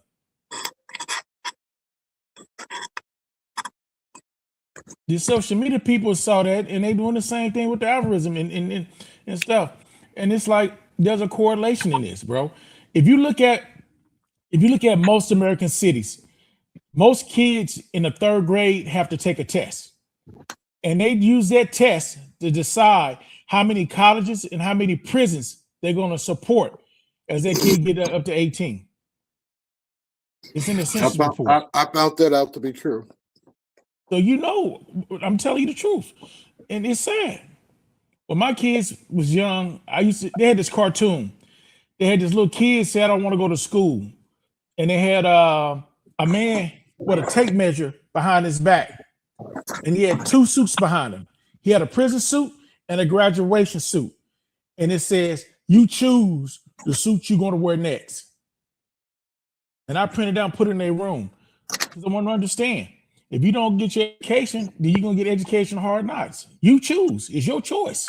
But somebody counting on your ass to put on the orange suit so they can profit off you. Or you can put on the black suit, the graduation robe, and profit on your hard work and dedication. The choice is yours. Our sister Jelena suggests we read the book titled 1619. She says it will give you an understanding of history and what you can and should be doing today. Our sister Jojo Red said, take a look at how many private prisons are being built. And S1 Dove says, since she lives up to her name, trying to put my business in the streets, which I'm replying to that comment. Yes.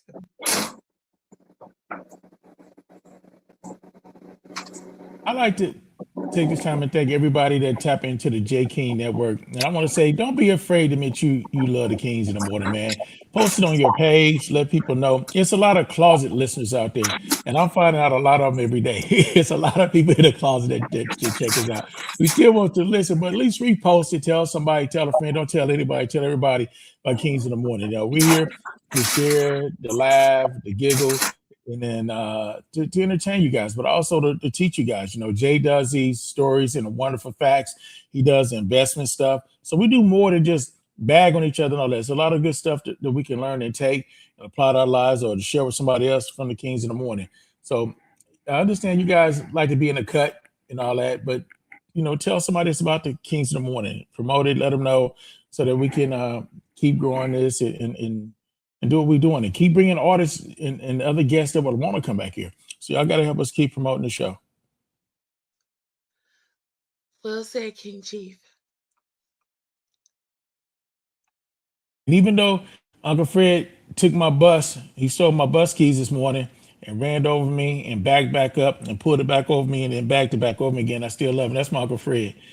I wouldn't trade him for nothing in the world.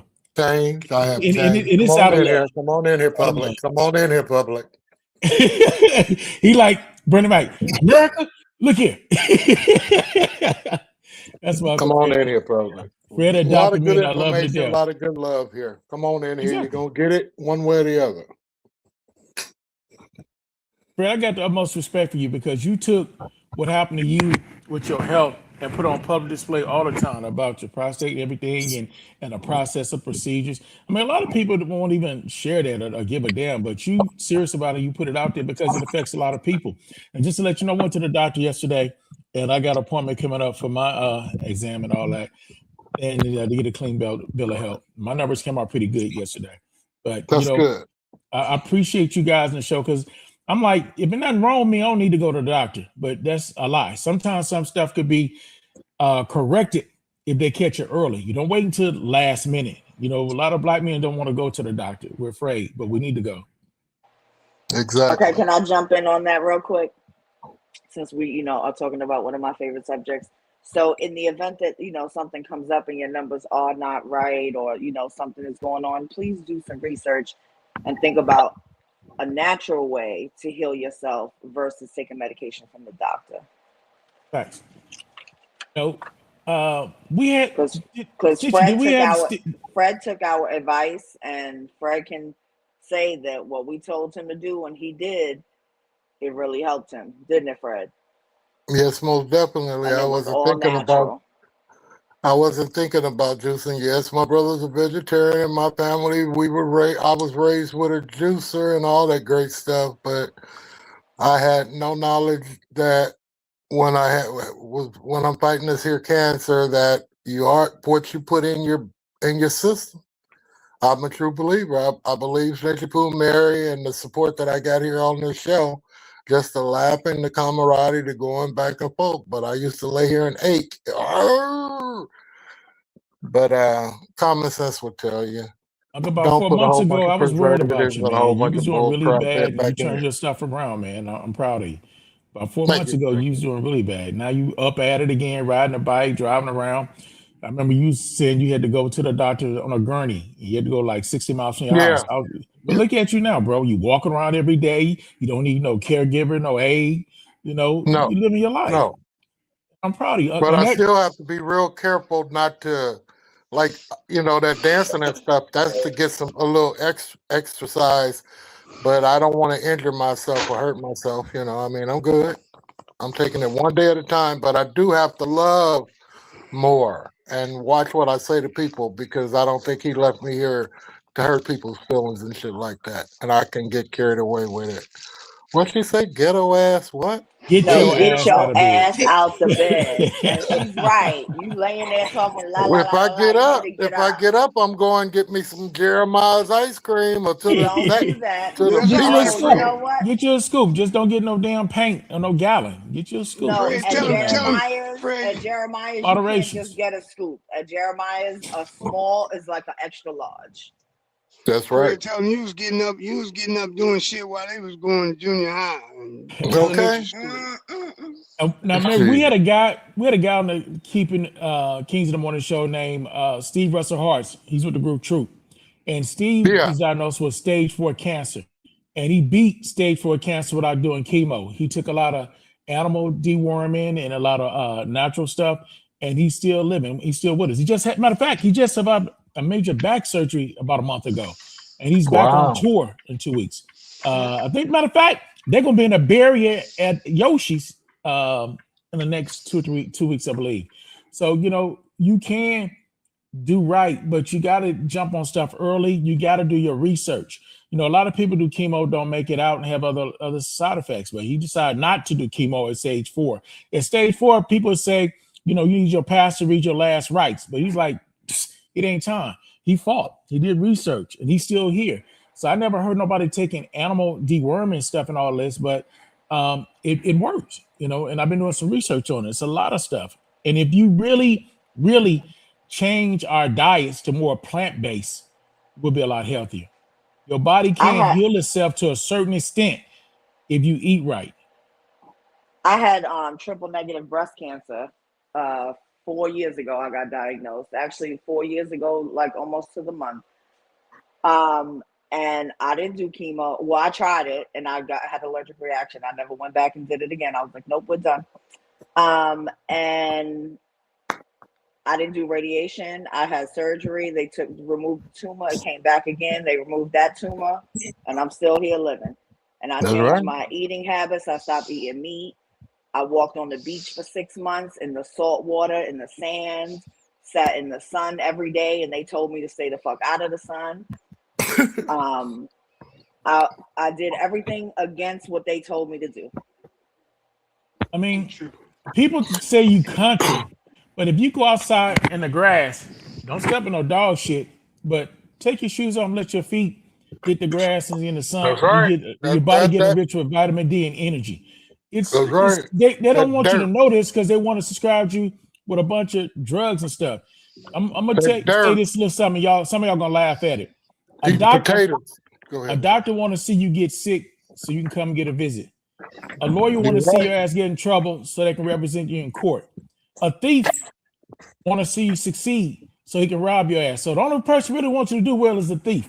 You got that right. Wow. Shit. I gotta go get an MRI on the 2nd fucking March, man. For what? What day did you say, King Bernard? March 2nd. Yeah. Okay. You got a damn they keep talking. I don't believe them people. I'm not with the bullshit. So what is it for? It's Monday. I have a scarring on my liver. They've been looking at it for 10 years now, 11 years. Okay. So I've been doing everything they tell me to do. Oh, look, okay, it's still the same. It's still the same. I said, okay. So like a year and a half ago, I said, you know what? I'm not getting back in there. That y'all ain't shooting that dying me no more. Y'all gonna stop putting me in the machines. I'm super cool with that shit. Y'all keep telling me, oh, look, okay. It's Kaiser, they like money. They get paid. Oh, they for sure them, do, and they the love that machines. shit. Is like Right. a revolving door. Which Kaiser So do I you have go a to, friend. Bernard? Which Kaiser do you go to? I go to one right there on Broadway. Okay, let me tell you something. MacArthur. I don't know if it's just isolated incident or, it's facts. My oldest son, well, I take that back. My oldest squatter, Here we go. when he was a baby, You know, we took him to Kaiser in Oakland, and when he was like, I think like 4 or 5 days old, we took him there because he wouldn't breastfeed. You know, he had a high temperature. You know, I don't know what was wrong with him. So we went there. We sat in the emergency room for about 3 hours. Then they put us in the back room for like another 2 hours. It's 5 hours. We've been in Kaiser, haven't seen nobody. So I walked out and saw the doctor and said, "Look, can y'all please look at my son? You know, I'm panicking. I'm a first-time father. You know, I don't know what to do. We there to get help, and nobody helping us." He's like, "Man, you gotta wait." I said, "No, check this out, man. I've been here 5 damn hours. My son back there screaming. He's burning up. Either you help my son, or you know, you gonna need a doctor too. You get somebody in the damn room right now. I don't give a damn. Here's my badge. I don't care what you need to do with my life. Get somebody in to look at my child." And it's the quality of care. And then my best friend, Mark Perkins' father, went there, and they sent him home and told him to take some aspirin and some ibuprofen. He'd be all right. He had pain. My mom told him to go to the one in Hayward. They diagnosed him with cancer. He lived another 8 years because he went to the one in Hayward. If you listen to people in Oakland, he'd been dead 8 years sooner. So sometimes it's not the whole hospital, man. It's just the regime or the one you at. I went to the one in Hayward all my life and had nothing but positive stuff to say. I went to one in Oakland, nothing but negative stuff to say. It's sad, but it's true. You need to go to the one in Hayward. This place is called this place is when they doing your liver, like they have a program, and it's based out of Sacramento, and they send you to this different hospitals according to where you live. I could go to the one in wherever, they still gonna send it all back to Sacramento. But anyway, so my friend, you know, Sonny, he's a doctor. So I met Sonny maybe 8-9 years ago. He was he brokered some loads for me for Starbucks, and we became pretty good friends. And so I said, "Sonny, man, these people is tripping on my liver." He said, "What they say?" I said, "They say it got scarring." He said, "Well, you show me somebody in their 60s that don't have scarring on their liver. Everybody." He said, "This is America." He was a doctor in China, and then he came over here. He worked for Kaiser for 7 years, and he couldn't do it no more. He said, "All they want to do over here is give you medicine and force doctors to medicate you here." And he said, "Man, I just can't do it no more. I'm cool." So he here and he won't eat. I said, "Man, how could you?" He make good money doing what he do, but I mean, I don't know how you just quit. He said, because you know his religion don't allow that. He said, "Man, I can't do it. You know, like morally, I can't just give people medication." Bernard, you got some people got a conscience, and they got they understand what morals are. Like, you know, I'm not trying to come on, but I got my own social media and my own network, and I got a thing that will make a lot of money real quick. But in the meantime, I'm gonna hurt a lot of these young people that's out here drifting, because I don't have enough positive to turn the negative that we're gonna feed them and the stuff we're gonna push them to. So I refuse to launch it because I got to look at myself in the mirror, and I got young men, and I can't do it. Now, the marketing scheme behind the whole thing, a gold mine. I even had people want to buy it from me, but I can't look at myself as a black man putting a tool out there that's going to push young black men and females down the pipeline of prison, a negative road with no way to counter and turn around, no plan for that, just to make money. And it's not about $1 at the end of the day. Just everybody, bro. Some of us, you know, got a higher calling. Yeah, but you know, I told you I had went back. Well, they got it back. I went to see my doctor, and my doctor said, you know, the liver people are contacting me, so won't you just go ahead and take another picture? You know, because they just do it. I said, okay. So then they tell me, "Oh, you haven't seen us 1.5 years. We see another spot." Motherfucker, you ain't seen a spot in 10 years. Now that I ain't went to you guys for a year, now all of a sudden you see a spot. I said, okay, I need to see the spot. You know what they told me? "Oh, that's unusual. No one ever asked us to see anything." I said, "Well, I need to see it myself." What? No one. They said, "Yeah, well, the X-ray, you have to get with the X-ray people so they can explain it to you." Yeah, this is what they telling me. So now my wife is involved. Oh Lord, I'm dead. Now I got to go I got a funeral being planned, all kinds of shit. So Can I Now I gotta say go. something to you, Bernard, real quick? Your liver Yeah, is the only thing in your body that will regenerate itself. man, I'm You, fine. Shit, Every 3 all years. you need to do is make sure that you are putting good quality foods in your body.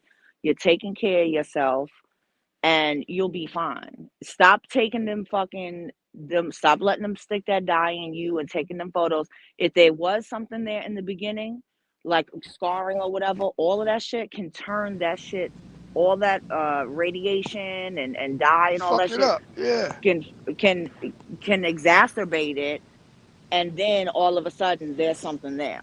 You know what I mean? I had a fucking Shit. mammogram 14 months prior to me finding my own breast cancer, and there was nothing there, nothing, and it was right on the top. And when it wasn't growing on the inside, so it wasn't like deep in the tissue. It was growing like a fucking cyst coming towards the top of the skin. And they're like, "Oh, that's been there for 7 years. It's been growing for at least 7 years." Bitch, I just had a mammogram 14 months ago, and you said there was nothing. You know, How has this myself, been growing there for 7 years at a growth rate Yeah. of, according to your reports, was like Yeah. 89%? when my stepfather was alive, he was I'll on go right the back. kidney dialysis list. And, I found out about it. And so we did the research. We put him on a plant-based diet. His kidney was at 17%. When they get about 17, 16, 15, they put you in dialysis. We put him on a plant-based diet, changed a lot of stuff, and he went from 17% up to 25%. Then when I moved to Mississippi, him and mom started eating JJ's, drinking sodas again and all that. It went back down to 15%. He ended up on dialysis. So if, like I said, if you eat right and live right, your body can somewhat heal itself. Now, would his kidneys, whatever, got back to 50 or 75%? Hell no. When something is damaged, there's only so much damage repairing it doing its own. But it was sustained enough for him not to be on dialysis as you continue to eat right. And slowly, it was slow to decay instead of rapidly decaying. So you got to look at it, stuff like this. The way you live the next 6 months dictate the quality of life you have the next 6 months. So if you want to eat crazy and don't exercise and do stuff, then you're going to have body aches and other pains and other issues start breaking you down quicker. You know, it's just like if you save money for 6 months, 6 months from now, you have more money you had 6 months ago. But if you live check and broke and spend everything damn you have, 6 months from now, you're going to be just as poor as you was now. So everything's in moderation. You need to be smarter. And everything is not in the fucking fix of a damn doctor. I promise Exactly. you, all these people that I see that have gotten chemo and radiation, and they ring the bell and shit. You always somebody put up a video, they're ringing the fucking bell. What is that? So you have cheerleaders, you're ringing the bell. Oh, I'm done with all the poisoning that you can put in my body for this year. I don't understand. It's like, I look at things like that, like, are you people for real? Are we're celebrating the fact that this person looks like they're about to fucking die? I was tired. Show me the motherfucking bell. I wanted that bell. I was tired. I want to ring that bell. Well, and I understand that from from the person that's ringing the bell standpoint. I understand that. I get that. However, I just look at things like that, like, I look at the whole cancer thing, like, oh, somebody gets diagnosed with cancer. You all of a sudden you have all these people that come out of the woodwork that you don't know, have never met you in your life, and they're, you meet some great people along the way, and I think that that's a blessing. But you have this like cheerleading squad, right? And then you're going through the treatment, and you have, all these programs that you can get involved in, and you can do all this, and all of that is great, but it's almost like, hey, in order to get through this, you gotta champion the struggle. We're gonna fucking kill you. There's other ways. The mental fight, yeah. And then when you ring the bell and treatment is over, what about then? People don't talk about that. What about after treatment is done and after you're cancer free or you're disease free, they call it, or whatever, then what? They All never of say those, that the professionals, they always say remission. It's never gone. It's Right. remission. You got some stuff called metabolics, and metabolics deal with the different blood type, and everybody different blood type respond to medication treatment differently. So you and need to responds know to your food blood type. differently. Exactly.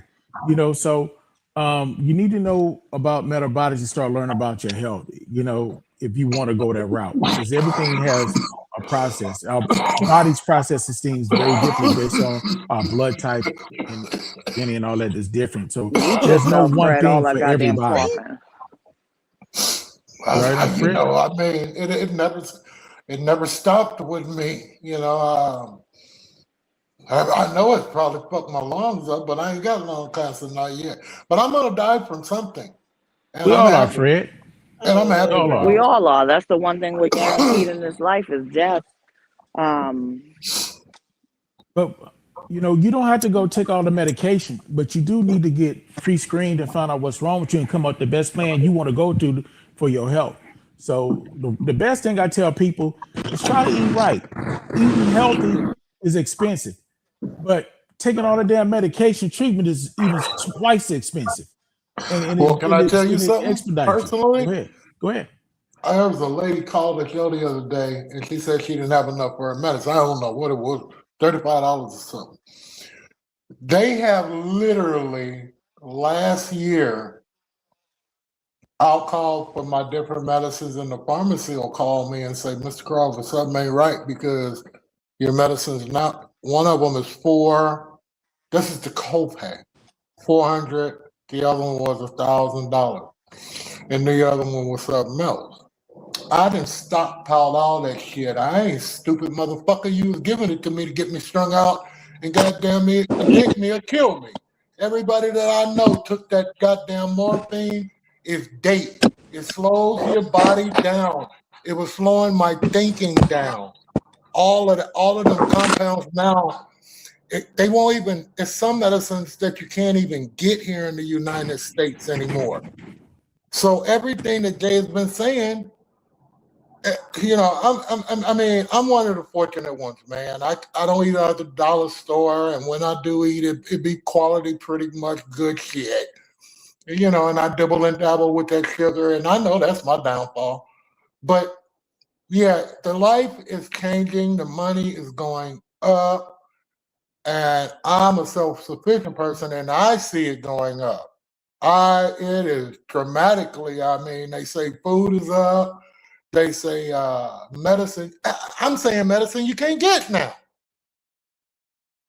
And it's all the government. Those pharmaceutical companies, them motherfucking congressmen own that and the jailhouses. Now, it don't take a rocket scientist. Dumbass Fred know that.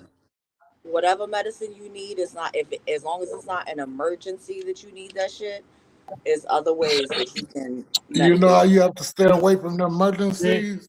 You stay away from the emergencies by not tripping and falling, putting yourself in harm's way of injuring yourself so severe that you are hell, when my shit fucked up, I'm going to the hospital and they're gonna admit me. But the insurance company is telling them not to admit you, send your punk ass home and suffer. Take me a gun up in that motherfucker. If I go to hurting baby, they know. I'm in that pain shit for cancer. They already know. If I go to hurting, it's talking about suicide or killing them. And it's on record. Now let me calm down. Did you know that knee and hip surgeries are up in the 20-something percentile, I believe? And have you noticed that there are knee and hip surgery places opening up on every fucking corner? Every fucking corner, I have 3 friends that just had those hip replacements back to back. I'm like, wow. This is the new fucking elderly it's the money maker. Phrase. 2016. I know people that's been had that limp for years. I'm talking about nigga been shot in the ass. He been limping all his life. All of a sudden they gave him that You need them, your hip replaced, Chocolate Peach. 2016. you better Yeah, go do it now. 2016. You need to get you a herbal medicine book and figure out a poultice or some shit. Look up some shit that you can put on that, and that shit'll heal itself. Don't do that. Well, how you gonna heal 2016, heal the cartridges in the bone? Go ahead, man. Because 2016, no, I was at work can. and I was breaking up a game fight. And mind you, in 2016, That's I was okay. like You can 500, still heal that naturally. I was like I'm sorry. 570 pounds. And I got my back of my knee kicked, fell down on my knee. I messed up my meniscus, my ACL. I got no cartilage and bone on bone, arthritis in knee, and they deemed me to have a full knee replacement, and I still haven't received it. And I've lost 200 pounds. I'm still working out, walking shifts. Now I can't run since I have no meniscus and ACL. My knee will wobble, so I have to wear a knee brace for stability. And but I still can get around pretty good. And I can jog with my knee brace on a little bit, but I don't, take the pounding. I do a lot of stuff with water because I'm still a heavy dude and I know I got an injured leg.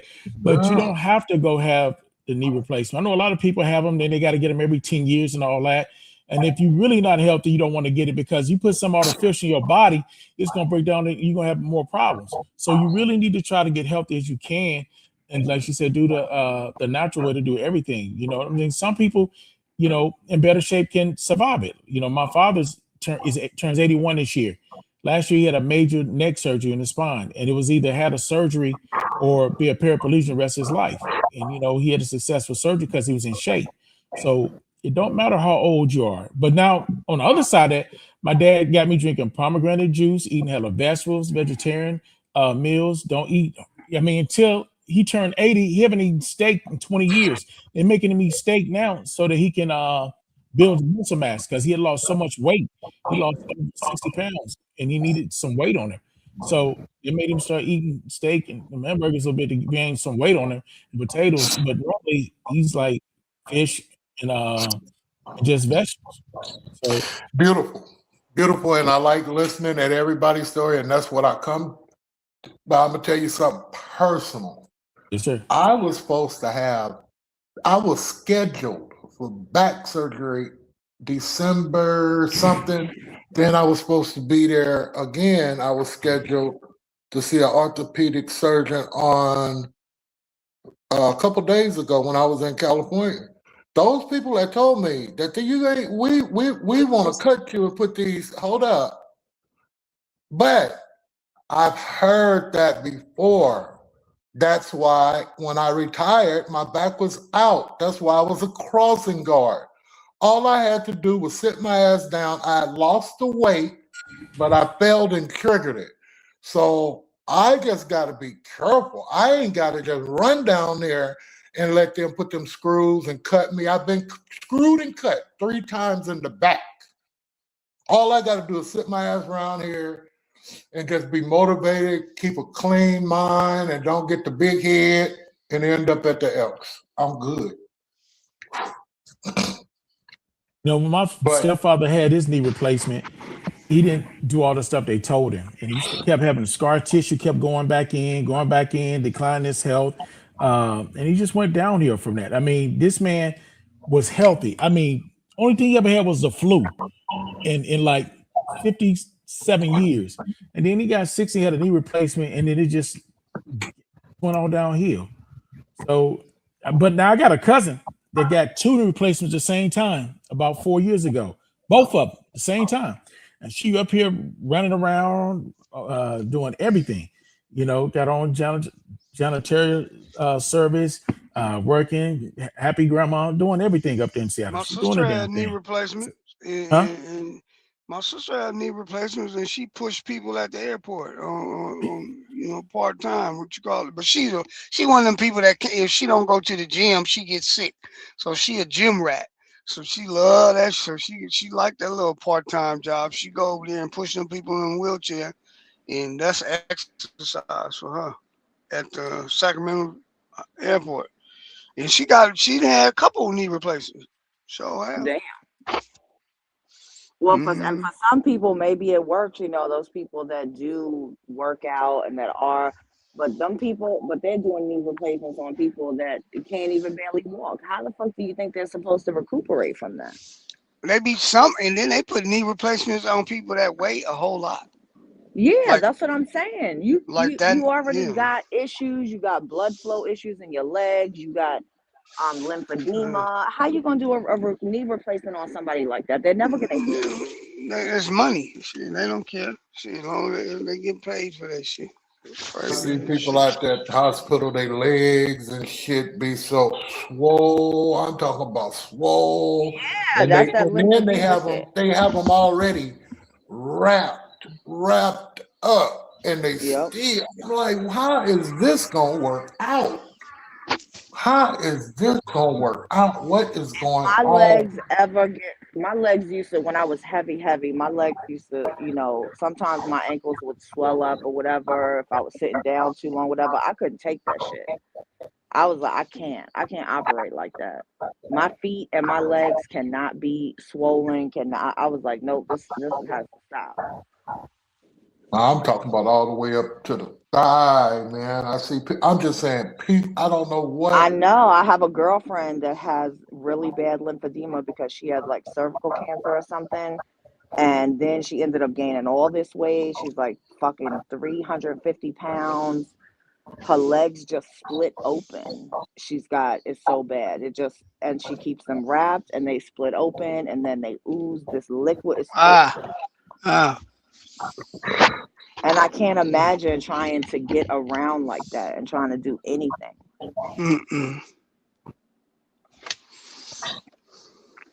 That's crazy. It is crazy. Damn, you don't let me walk in this parking lot. I got to stop eating. I stopped eating carbs the other day. No potatoes, no chips, no rice, no sugar, no bread. I love licorice and cinnamon bears, jelly beans. Oh, you like that type of candy? Real And sugar candy. Black jelly beans. That's the one right there. Oh, Jesus. You know, they say pure black licorice is really good for you. Good for you, yeah. Not like Twizzlers. You got to get like the pure. Yeah, you got to get the real. Yeah. My brother, they used to eat that shit. Boy, that was strong. They got a company on Facebook called Electric Factory. Woo-wee. Man. Oh, you into licorice like that? You like they got a thing on Facebook called the Licorice Factory? Yeah.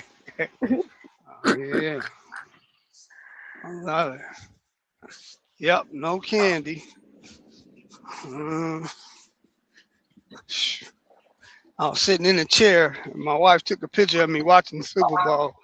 She showed me that picture. I said, oh, hell no. Well, you don't know Homer Simpson? What you doing? Hey, man, I've been seeing you walking. You be getting your exercise in, and at least you conscious. So, and there's a lot of shit that you don't eat that carries a lot of weight. I be listening to you, big boy. I mean, but shit, man, you gotta eat something, man. You out there working every day, getting up, and you in and out of that truck. You doing good. You looking good, dog. Shit, my fat ass get up and eat. And I'm supposed to do something. I'm bored. Shit. That's your problem, Fred. You're bored. You need to go do something productive, not going to get no fucking Jeremiah ice cream, damn it. Go put some air. Go let them put some air in the truck. Remember, I can't overexert myself. I have 2 torn rotator cuffs, and a whole bunch of other shit. I'm good. Okay, well, overexerting yourself would be getting some Jeremiah ice cream. That would be overexerting your motherfucking body. Okay? Okay. Mister, I got all these fucking problems. You listen to all the reasons why you shouldn't be eating no damn ice cream and eating because you bored. Go find something to do. I got a fishing pole I'm looking at. Well, get on out there and start fucking fishing. Yeah. What you say? Hold up. What you say, Chocolate? Hold on. I can't see what Chocolate Peach wrote. Hold on. I What still you say? can't see that shit. Go read to the kiddos. I'll go Yes. read to the kiddos. Okay. I think that boy called up there and told him don't let me in the building. I passed my background check. They ain't called me. I called them. I ain't Hey, begging Greg, no. don't give your Huh? power over to Go Right. nonsense, volunteer. please. Go volunteer at the library. Okay, I'll go down there next week when I get my. When you get what? So.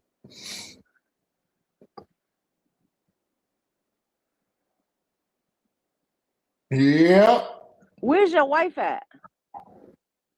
Gone to take my baby mama's. She went to take my daughter-in-law to the grocery store and to the they're going to the beauty salon. Oh, there you go. Oh, okay.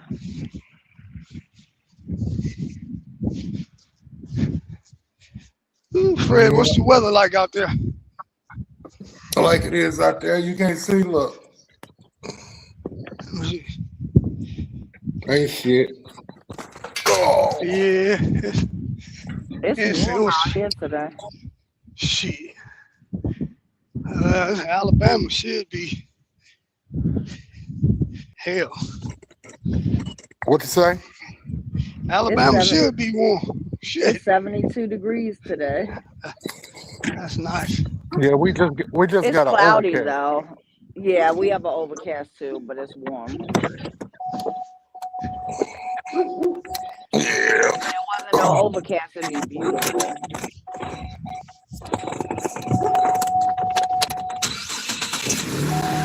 Hello, Drew? He mad.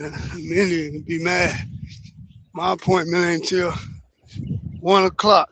I'm early, so whatever they do, they do.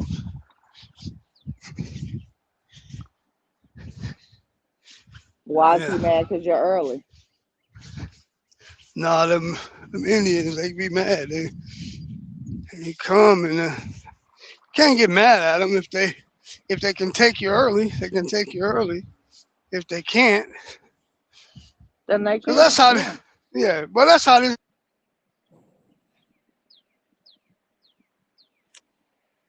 We can't hear you.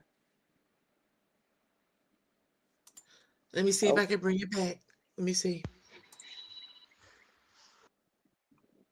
Can't be There you go. Let's see. Y'all hear me? Yes, Yeah, I hear you. can't be if you're late, they don't take you. If you're early, they can do it when they want can to. make you. Yeah. And if you're on time, they still do it when they want to. They could be late, but you can't be late. Yeah, that's true. That's how that goes. But you know what I don't That's how understand that about that? You know what I don't understand about that, Bernard, is when I was working in logistics, like drivers would come, to pick loads up, and yeah, they would have an appointment, but they would come early. If you ain't doing nothing, what the fuck is the problem? You know what I mean? Like I would see the warehouse manager at night be like, "Oh no, I'm not. It's not 7 o'clock yet." Like, you're not doing shit. Just fucking load them up and let them go. Like, why wouldn't you want to get done early? You know, why wouldn't you just want to be as efficient as possible so that you could make your life easier and make that shit is ridiculous. And that's how they do you. They be lazy. And that it is what it is. And it's a lot of racist shit be going on. You But go that's to a making spot that's full everybody's of life Mexicans. harder than necessary. You understand what I'm saying? Like, my motto is work smarter than harder. So if you come early, I got time to look. Here you go, take your shit. Where's your BOL? Blah blah blah. Okay, this is what it is. Sign. Boom, you're out. See you later. See you next time. A lot of times I come, and if it's all Mexicans working in the spot, and somebody come after me, he's Spanish, and they give him a door, I go right in there. Man, I can't speak Spanish, but I can see y'all with that bullshit. I let them know. There's a lot of that. A lot of that. It just don't make no sense. I mean, doesn't everybody just want to get their job done and be able to go the fuck home? If you don't have any of that extra bullshit, exactly, and it's easier on yourself. That's the shit. Like, it's harder for you to make everybody else's life harder all day long. That shit takes so much energy. I checked in here, and he tell me, he say, okay, your appointment ain't till 1. I said, it's better early. What he should have said was, listen, you early, if we get a slot open, we'll take you. If not, we might have to wait till your appointment. He didn't say that. He just told me, oh, you know your appointment ain't till 1. Or he could have just said, okay, cool, I'm going to let you know when we got a spot open. Right. Thanks for letting me know you're here. You know what I mean? Like, that's it. Yeah. It ain't have to be none of that extra shit. No, this is a dog food place. I mean, it's always busy. This is, I don't even know. I'm going to look at the paper. I don't even know where they be sending this shit. They send this shit overseas. I guess they feed their dogs in other countries too, I guess. I don't know. They're probably sending it to Americans, I'm telling you. Because Americans are all over the place. And people in other countries, they probably don't even buy dog food. They feed their dog. Well, when you look at it, look and see if it's in a different language. Yeah. Like if we going to Korea somewhere, like, you know, we got bases over there. Wherever there's military bases, that's where this shit be going. Yeah. Yeah. This dog food shit. Big business. Liquor, dog food. But I'm sending a lot of shit out. Like, it's Chinese New Year, so a lot of stuff ain't coming in from China. They don't work for a whole month. They take off a month. Don't nobody work. Don't nobody work for 30 days there. Big Yeah, but companies, how do you, I was talking to my girlfriend about that last night. Like, you know, if in this country, we just didn't go to work for one day, everybody, like, or if nobody works in their country for an entire month, how does that include like emergency personnel? Is that the hospitals? I'm sure they work. Yeah, I'm sure they work. But like, you know, they have a large production. Like, you know, so all the production shut down. Okay, a lot of the stores, like, it's, you don't do, they don't shop, none of that. They close that shit. You know, they do something similar. I guess they do the plants down here. They shut down for like 2 weeks out of the year. They shut all production is stopped. But it's just 2 weeks. They don't, you know, they don't do a whole month or nothing. But I guess, and they shut down so that they can recalibrate the machines, do any maintenance that needs to be done, and whatever else they do. That's like Louisiana shit. That Mardi Gras, they shuts down. You know, school, all that shit. Damn. You know, a week. They don't. Shit, Mardi Gras, that's a big deal down there. They shut that shit down. Yep. I missed the walk, get my little walk on, so I don't have to walk when I get home. That's good to get out and walk though. All them hours you be in that truck driving and shit, is good to get out and stretch. Some of these places won't let you. Like, come out here in this parking lot, they ain't even tripping. But you go some places, oh no, back in the truck. Our insurance don't allow that. Oh wow, yeah. That's how the port is. You can't get out to the truck at that port. That's not going down. Damn. He got issues. He got issues outside the truck. He must have older problems with his shoes. Them problems. Yeah, I got a lot of trucks out here. Hopefully they can take me for one, but if they can't, no big deal. And where do you have to take this load to? To the port? It goes, yeah, it has an appointment at 1600, which I think that's 4 o'clock. Mm-hmm. But I'll drop it off at the yard. Somebody else, he got guys at night. I think he pay them $100 to bring loads in. I'm not gonna go. I start at 4 o'clock, so I'm not gonna bring it in, get caught up till 6 o'clock, then turn my day into a 14-hour day for what? Right. And I ain't gonna do that. I'll grab it. He can pay somebody. Take 70. Yeah, $75, $100. That's what he pay him. And what's weird is, if I bring it in, it pay the same as if I drop it at the yard. So where he getting this $100 from when he needs somebody else to bring it in? You ain't adding $100 on my load when I bring it in. That's a cold business. Now, if I came down at, like say I made it back at 2, I'll go in there and I'll bring it in.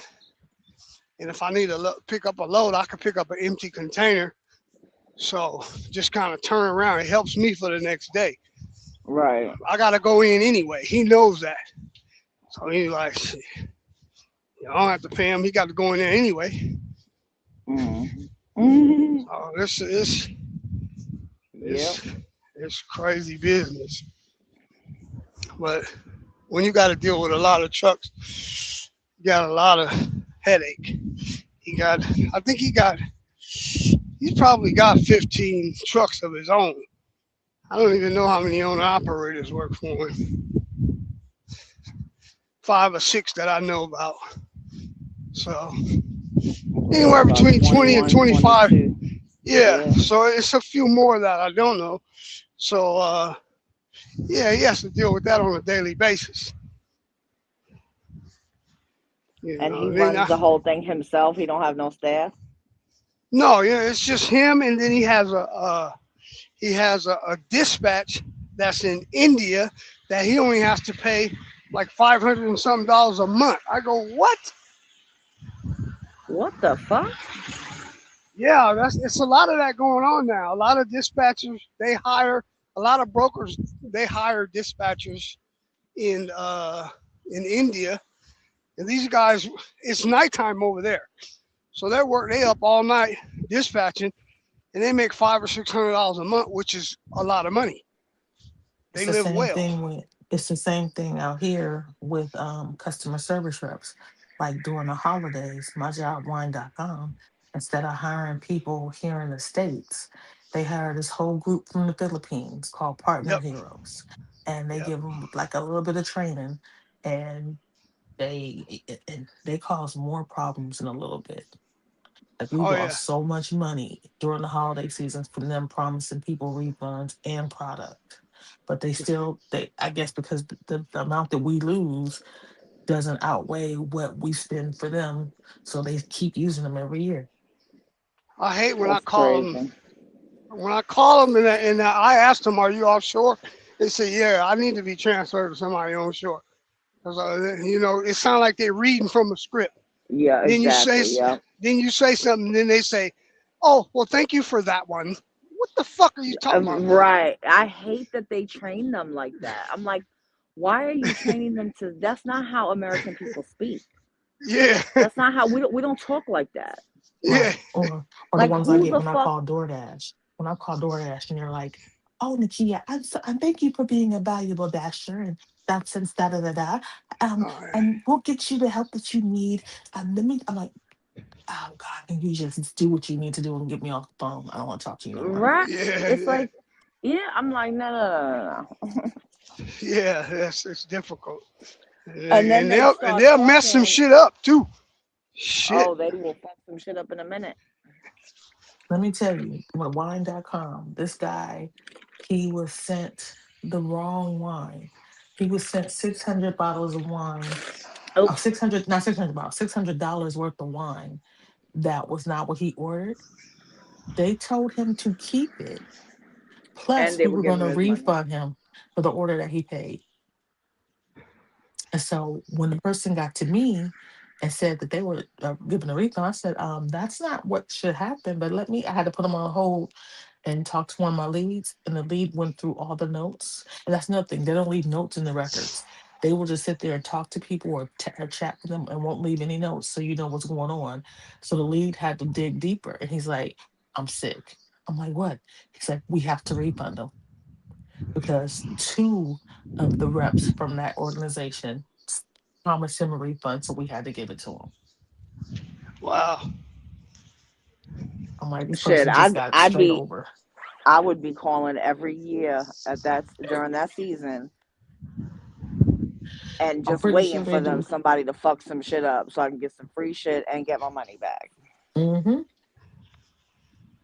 And I'm pretty sure there's something to do, but then we have our fraud department that usually catches them, and we'll sit there and deactivate their account. Yeah, it's rough dealing with them. I know that. And then they get mad. They get a little mad, but they try to stay on script. I don't know, man. My alarm system deals with them a lot. I just have to wait till Monday morning. Sometimes you call on a Monday morning, you're gonna get America. Okay. On the weekend, shit. And what I don't like, yeah, these call centers or whatever. That used to be something that was big here in the States, and I guess I worked for a small little call center, and we answered like an answering service. We answered for multiple different types of offices, lawyers, doctors, cleaning services, bail bondsmen, all kinds of shit. I love that job. Yeah, they still have some around because the job, my permanent job, we use one called Direct Line in Berkeley. So there's still some of those around, but not many. I loved it. I started working part-time for the bail bonds company. They paid me to translate. I'd go down to the jail and have the Spanish people filling out their paperwork and doing all that bullshit. And they paid me good money, 2, 3, or 4 o'clock in the morning, coming helping people get bailed out. Oh yeah, that's good business. Yeah, people gonna keep going to jail. They sure are. Yeah. But now they got Google Translate, so I'm irrelevant. I've been in places where they don't have bail bonds, like in Nebraska. You have to give the money to the courts, and then you got to prove where the money came from. So when you try to bail out, and you got dope money, you ain't got no proof where it came from, you ain't getting out. And they're taking your money. Right. Oh, that you got to be careful. Yeah. Damn. That's how they go. They don't have no such thing as a bail bond. I didn't know that. Yeah. Well, it's kind of unfair practice, to be honest with you, because a person can do a crime, 2 people can do the same crime, and one can afford to get out and the other can't. So because of his financial status, he has to sit in jail. Right. Yeah, that ain't fair. That's crazy. There's a whole lot of shit that ain't fair. Yeah, that shit crazy. I figure like this: if you get busted, you might well stay in there and get them days, unless you gonna go to trial, because all that shit add up at the end. Yeah. So You up in there, you might as well deal with that shit. The county is that's why a lot of people hurry up and take a deal so they can get to the penitentiary. You could do some time in the penitentiary. That county, that's woo-wee. County is horrible. County will make you take 10 years just to get out. Damn. I can get out of here. The smell, people, the way they run it, it's a mess. The whole judicial system is a fucking mess. What? The whole judicial system is a mess. Oh yeah, that shit is. But that's why I feel like this now. If you know a poker game is crooked, you won't get in it. I know that shit is crooked, so I don't want to have nothing to do with it. You can't win. Right. The system is a cold piece of work. That's just like that lady that right now, that Epstein lady. A lot of people don't understand what's going on. The DOJ is not going to give her a deal. If they give her a deal, then that means she gets to talk freely. That means all the people that they hiding now no longer are going to be able to hide. She's just going to tell on everybody. They don't want her to tell on everybody. They'd rather just keep her in jail and keep her quiet. Because she said, I ain't going to tell unless you let me out. They ain't going to let her out. She'll probably end up just like all the rest of them motherfuckers, gone. Yeah. Normally she hung herself or something. Right. You know, normally they hurry up and give you a deal when you're gonna tell on people. Shit, oh yeah. Not her. They said, nah. Not these people. Tell me Trump ain't mess with no them young women. You know, man, come on, man. Cold piece of work. All them white dudes, they don't think that shit is nothing wrong with it. They think it's normal. They've been thinking that shit since the cowboy days. They don't have no problem That's with been that. going on since the Roman days, like Roman Exactly. Empire day. Like that's been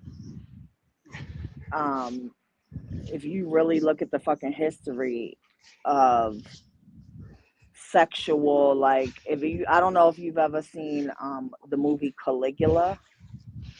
No. It's a cold piece of work, man. I'm gonna tell you something. I seen that movie when I was 11 years old. I should have never been exposed to that movie at 11. Even as an adult, it's hard to watch.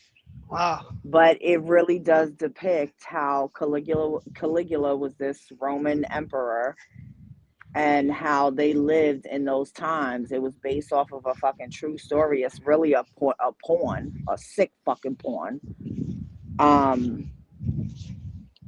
But it does depict what they were doing, and they've been, that shit has just continued on all these years.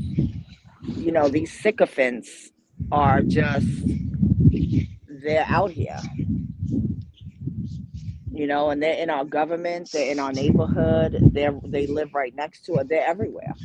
To be honest, I work at this part-time convenience store. I see men the way I'm like, oh my God, y'all motherfuckers are really just disgusting. Oh yeah.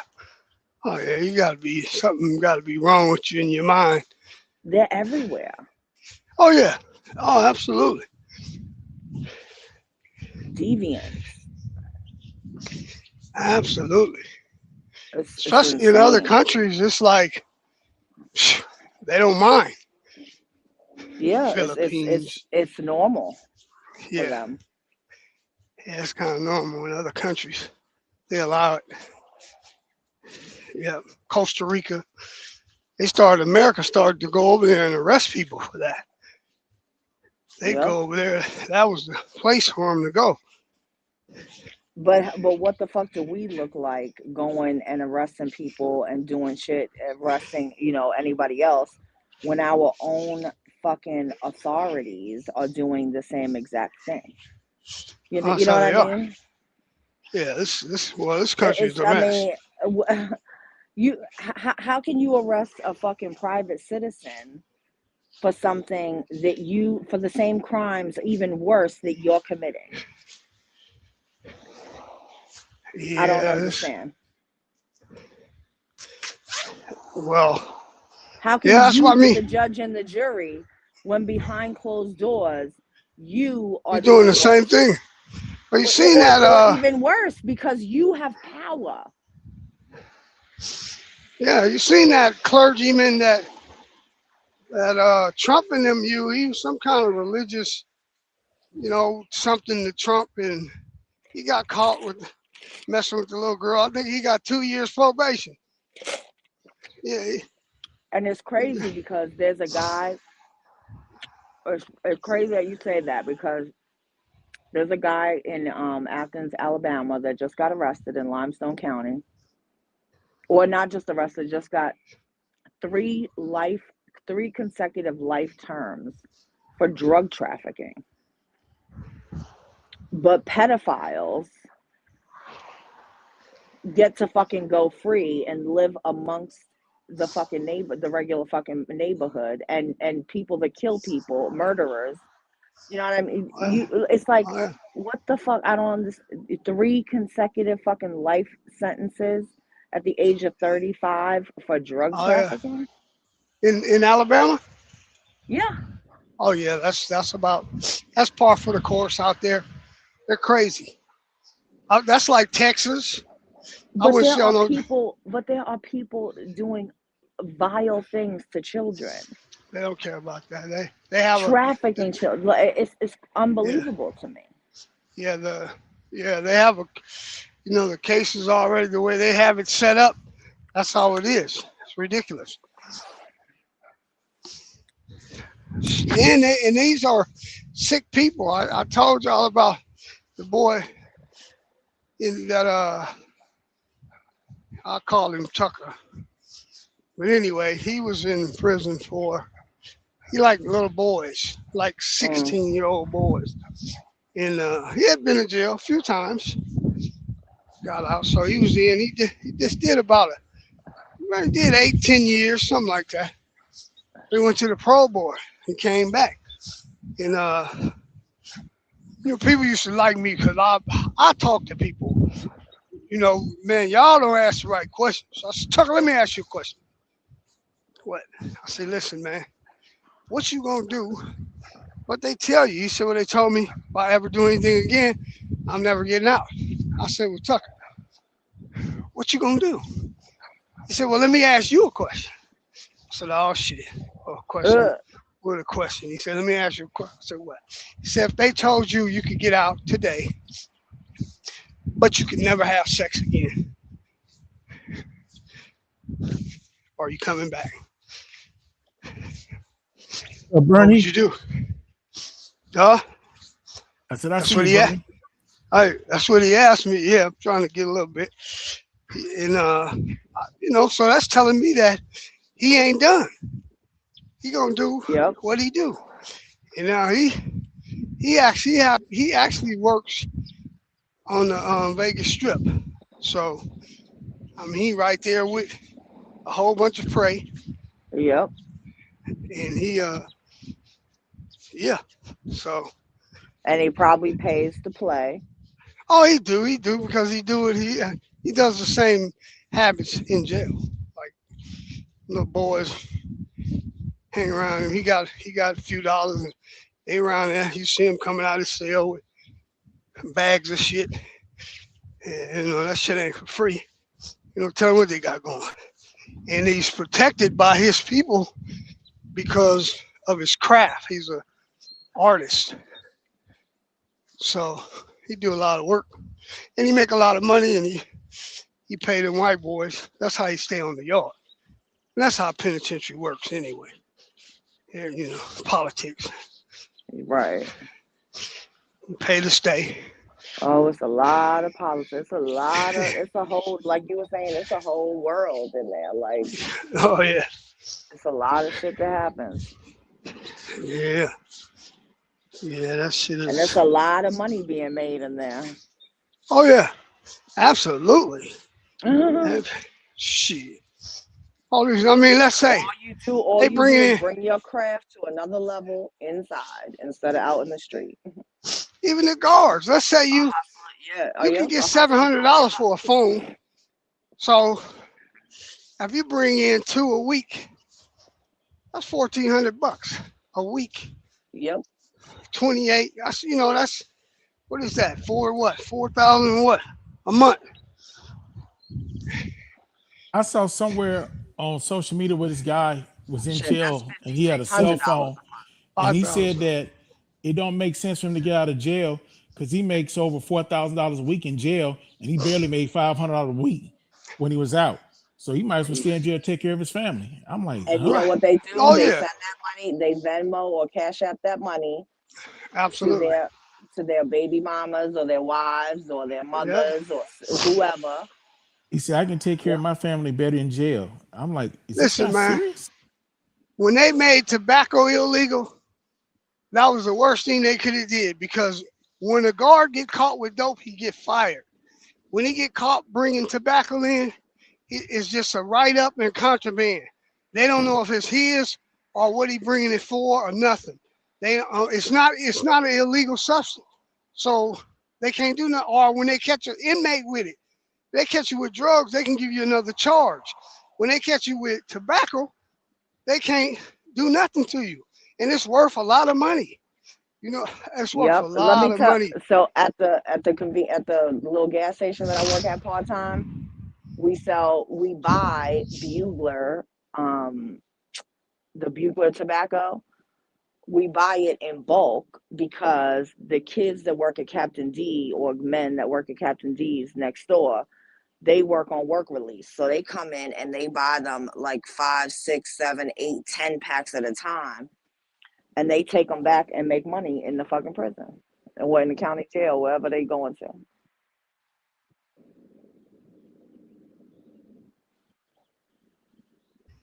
Yeah. Shit. It's big money. Yep. They got drugs, and then even the packages and all that stuff. Like in California, the package system is owned by the prison, the guards union. So if you use that package system, all that stuff is inflated. Like a top ramen, it's $1. How much is a top ramen in the store? 35 cents. Is it that high? I remember that shit was 10 cents. But You're listening to that's a lot of, they charge $1. Yeah, it's like 35 cents now. Wow, they 35 charge cents. $1 in them packages. I sent a couple of partners, packages, and I look at that shit up. When I was in there, I would get them, but I'm more of I like to get what they didn't have at the store. Don't send me nothing that we got already. I can get that. Right. Yeah. That's 30 minutes. King Jeff Browning is putting the math out. He's saying that that's $5,600 a month, 1,400 times 4. And he says, sorry, it's the Jew in me. I feel like I'm being shortchanged. I want all the money from my phones. Oh, yeah. Yeah, it's 5,600 because 4 times. Okay, yeah, 5,600. Yeah. That's a week. That's a week, right? No, or a month. A month. Okay. Yeah. Now you add that on top of the 130 that you already make in California, 150 with overtime. So, or whatever else you're doing wrong, And then for them women, you getting that life, man. Them prisons own you. Oh yeah. I mean, in. you get caught up. That's just like them women. They used to. I stay away from them because every woman guard is problem. It's so bad. They used to. Middlebrooks, what, you scared of women? I said, no, that ain't it. I don't want the problem, because you'll be coming out of line. So you coming out the chow hall and this apple or fruit day, they're gonna pat everybody down. So they got men. So you standing in line, you got these little freaky fools be talking about, oh, get in front of me, man. I'm trying to get her to pat me down. I mean, no, go right ahead, because I'm trying to get him to pat me down because I don't want no problems with her. Y'all crazy, man. You get caught up with that shit. Man, that shit is all bad business, man. How many dudes get rolled up? They got what they call reckless eyeballing. You got to keep looking straight. And, you know, them guards is jealous of them women guards. So you walk, it's natural to turn and look at a woman. You know you're attracted to her. Man, you do that, man, then you got to write up for reckless eyeball and they clowning you. Man. That's crazy. Reckless eyeballing. Yeah, they fucking wow. Don't try to have a conversation with one and she said you tried to get at her. Right. That's why I don't even fool with them. I do not fool with them. Nye used to have this one Nye. We was pretty cool as long as she keep her distance. So, you know, my cell cool. I got flow polished. I got shit. You know, the Mexicans and made me a cover for my toilet. I mean, my shit straight. I got my sheets is matching my curtain. Everything's straight. You know, I ain't got nothing else to do. So they she used to come by. She said, "Boy, it look better than my house." And then she'll step in and I'll step out. She said, "What you doing?" I said, "Man, we can't be in here at the same time." "Oh, Middlebrooks, you no, y'all have a motherfucker locked up and then be talking about oops." Right. Yeah, I'm cool. Yeah, You gotta are stay a away very from wise man, King Bernard. Shit. She got mad at me one time because she only probably 5'1", 2, and they had this unit, the SR unit, when they come in, when you know they put on all that shit, Chief, and they put the little The riot gear and the shields, and they come to burn the rooms. Can't hear you, Bernie. Hold on, let me try. It might be his phone this time. He back. Let's see. Y'all there? Yes, we're Yeah, here. Bernie. Repeat that Y'all last part you said. Yeah, King. that was them calling me, telling me. Yeah, that was them calling me, telling me to get into it. Anyway, she was like, you know, the masks they got with the masks and them Riot helmets, shields. and then they got them billy Yeah. clubs. So then they The come riot in and they shields. go to marching and stomping their foot. Yeah, the riot shields. So she came, they was practicing or whatever. I don't remember if they was coming to get somebody. I don't remember what it was. But I seen her and I'm like, man, I'm laughing. It was just so funny to me. She had on that big old shit. And it was somebody do something to her. I mean, you don't even know how they let her be on that unit. Usually it's the big old guys, you know what I mean? The tough guys. And I laughed at her. Boy, she come by the next day. "I need to speak with you." Look, don't disrespect me like that in front of my peers. You know, that's why I don't like getting personal with you motherfuckers. Because now, if everybody else was laughing. Everybody was laughing. But you ain't fucking with them, you fucking with me. Mm-hmm. So I hurt your feelings. You know, that's what I'm saying. You can't become no female friend, man. That shit is dangerous business. It is. Yeah. You are right about that. Even in Yeah, even in the real world, not just in there. Oh yeah, in the real world, you gotta be In careful. the real world, yep. Motherfucker, I be hearing dudes be talking about, "Hey man, that's my job wife." Keep fucking around, talking about that's my brother. I heard him say that. I said, "Yeah, you keep talking that's your brother, your work wife." Yeah. Yeah, my work wife. Yeah.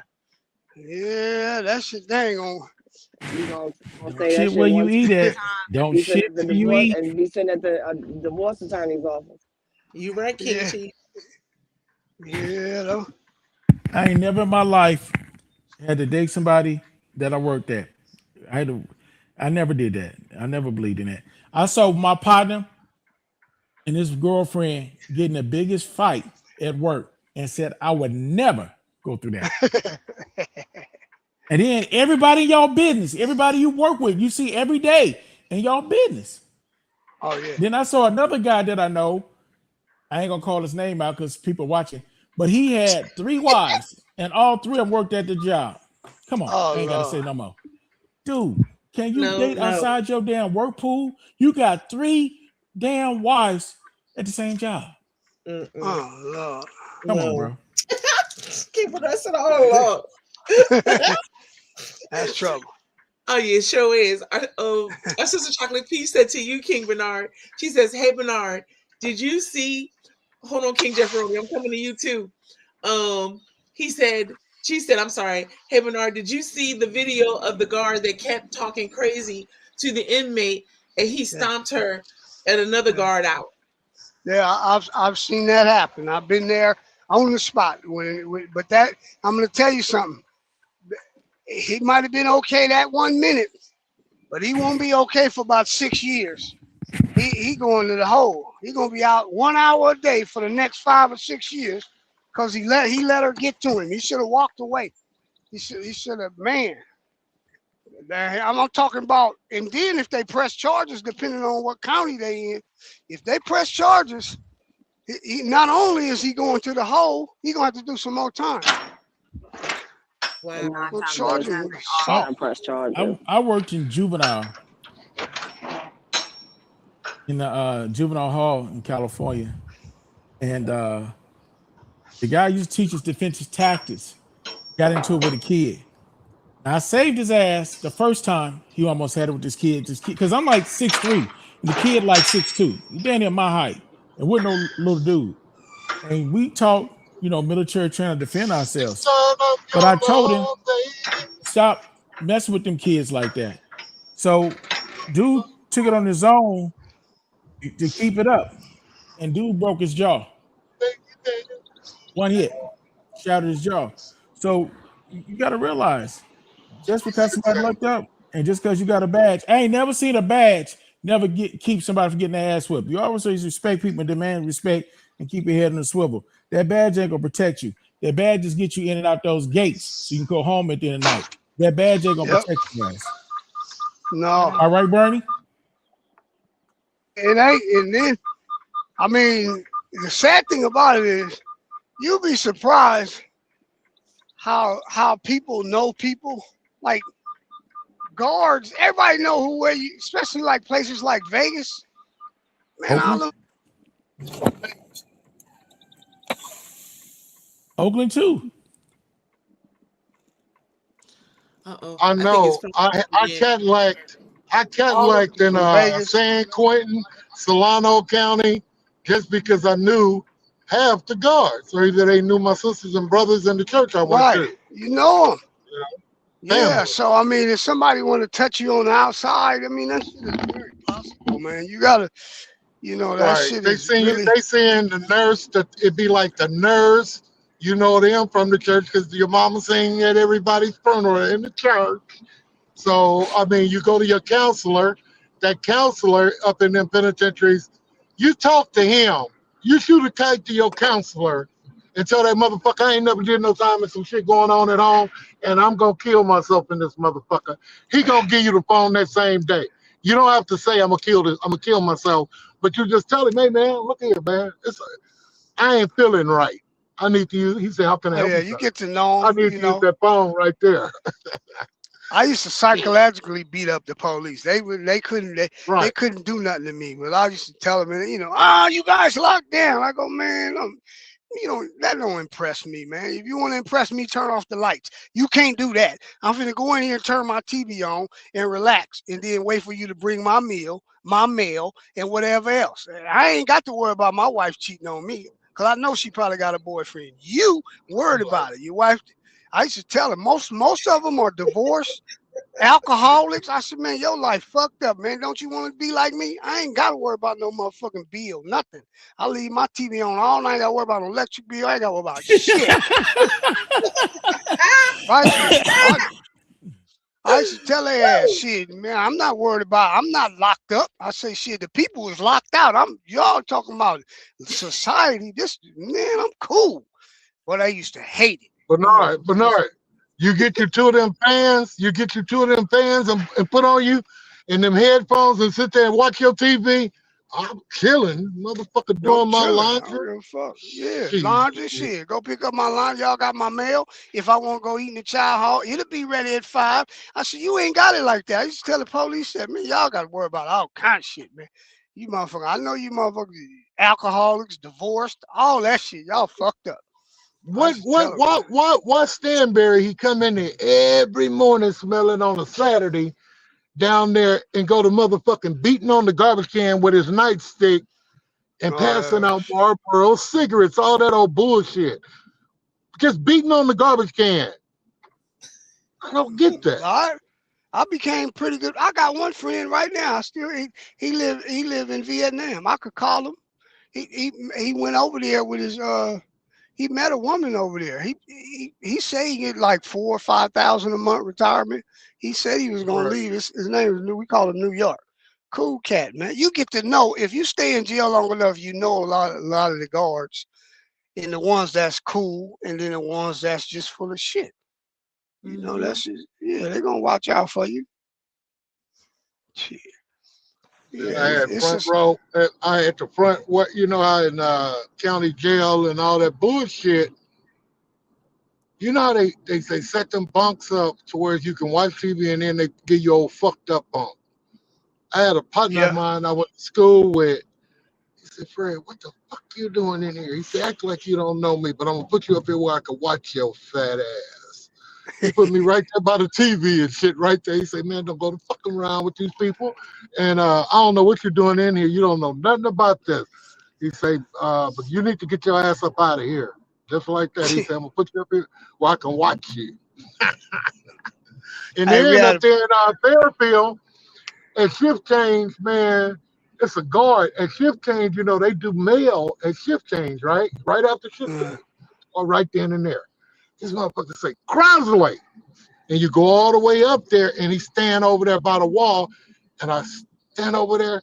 This motherfucker give me a Big Mac and a, what you call it? Filet of fish. And I tear that shit up and go back in there and lay on my motherfucking bunk like I don't know what just happened. Shit. Big Fred McDonald's. Yeah, they know it's, you know, all the man. That's all. That's crazy. They call that Cadillac, folks. They call that Cadillac. Where Mary ass at? Where Mary at? I'm still here. I just paid my house note. Shit, I'm talking shit now. I'm glad you got your fat ass off that motherfucking couch and out that goddamn house. But I hope you're not on your way to Jeremiah's to get no motherfucking ice cream. No, I just let them check the. I just did to let them check the air in the tires and pay my goddamn what you call it house note. Now I can talk shit. Ain't nothing like a nigga. Is the day Friday yet? No, sir. Hey, Tuesday. Today is Tuesday, sir. You're talking awfully loud. Oh, shit.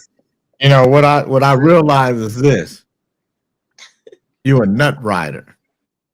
Oh Lord. Hold on. You got a new set of nuts. Quiet for a minute, Jay. Watch this. You rode on these on them. Hey guys, you guys doing any hiring? You have to contact HQ. HQ? If they have any slots available, they can check online. Online? Yes. Okay, that's the Killeen Independent School District? Yes, sir. You guys are always hiring, aren't you? We should be always hiring if there's a job opening available. It should be on the. It'll pop up saying available. Okay, I'll give it a shot online. Yes, sir. Thank you, bud. Absolutely. I'm sure I can do what the fuck he doing. Go ahead, Jay. Out there with a goddamn stick. Where's Bernard? Where's Bernard? I wanted Bernard to hear. Human services. He just stepped away, Lathers. He'll be right back, he said. I need the HR Yeah, okay. So City. let me talk to the nut lover. Oh Lord. So why'd you have to jump on his sack like that? Huh? Because he's famous, man. He's famous, and I wanted to give him his props. I come from the same school, man. But you went, mwah, mwah, mwah, mwah. I mean, you just went. You told me to be a better person and to respect your guests. I didn't say I didn't shit say out of line. I didn't do none of my old corny ass fucked up jokes. Come on, Jay, give me a break, dude.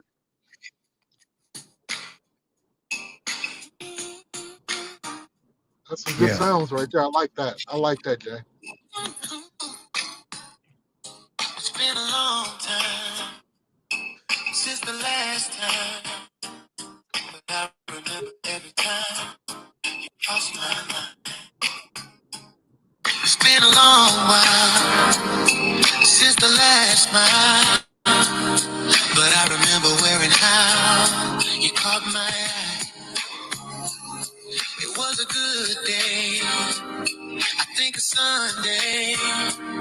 We looked into each other's eyes and fell in love. Love don't hurt me, no, no. Love don't you steal my thunder. Love don't hurt me, no, no. No, don't you know I love her?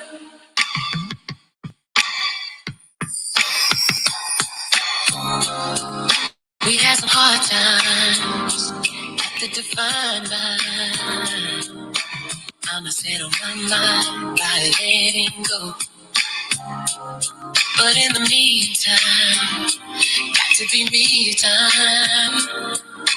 I have to say that I still love you so. I got your phone call, it made my heart smile. Know they used to care and ain't letting go. God, don't hurt me. Don't you hurt me. Oh, don't you steal my That's a song I did 30 years ago, right? So here's the original.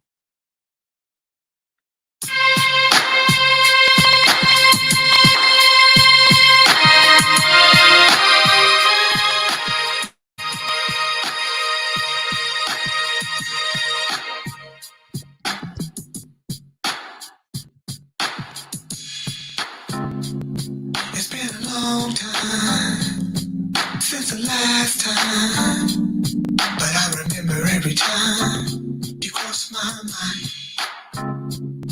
It's been a long while since the last smile, but I remember where and how you caught my eye.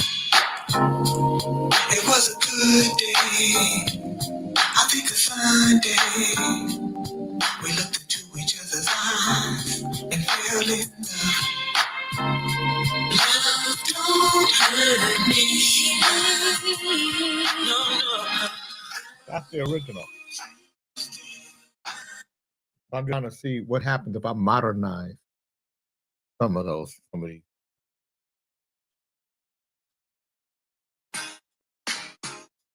Okay, when Bernard come back, I want to play his. This is Bernard's song. This is what Bernard and his wife. I hadn't finished this record, and I would have never finished it if it wasn't for Bernard and his wife. Oh wow, he gonna hate he missed this. And then and how they love each other. I just like watching.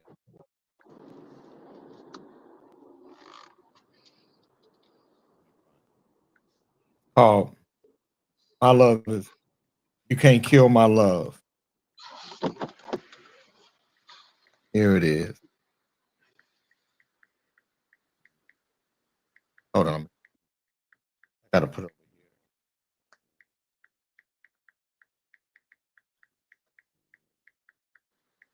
Oh, absolutely.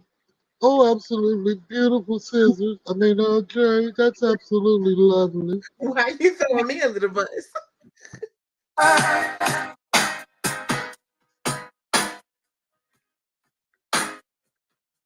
Let me add it.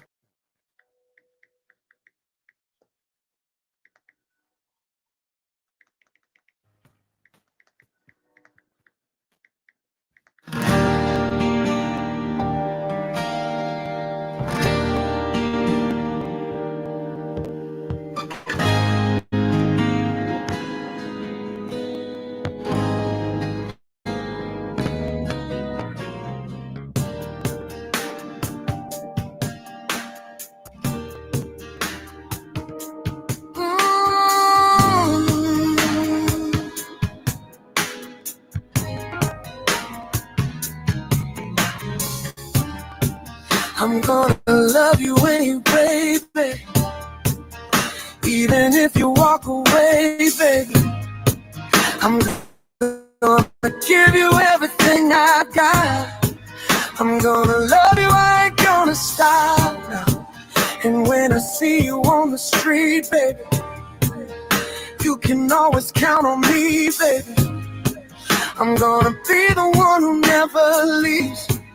I'm gonna stand until your heart believes that I love you. I'll protect you. I'll respect you. My love is here. My love is real. My love is yours. And you can't kill my love.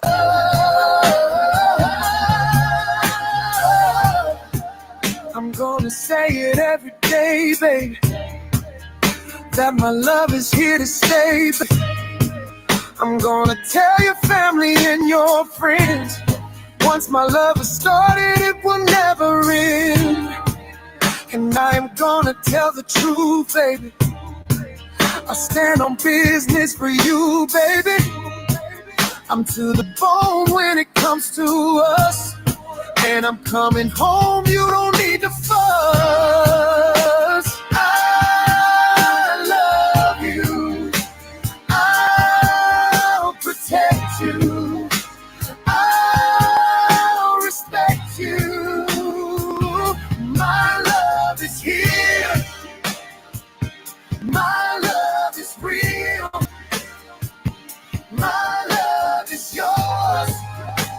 And you can't kill my love. My love is here. My love is real. My love is yours. And you can't kill my love.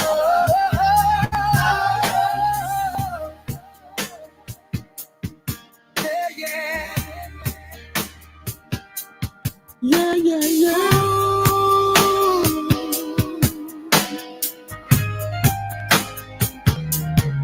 Yeah, yeah.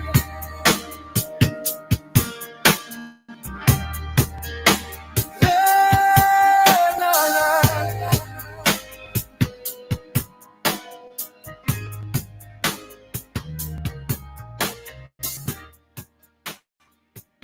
Yeah. Yeah, that's a nice song there. I think Bernard and his wife will really like that. I agree. And he kind of sound like Bernard when he's singing. Raspy.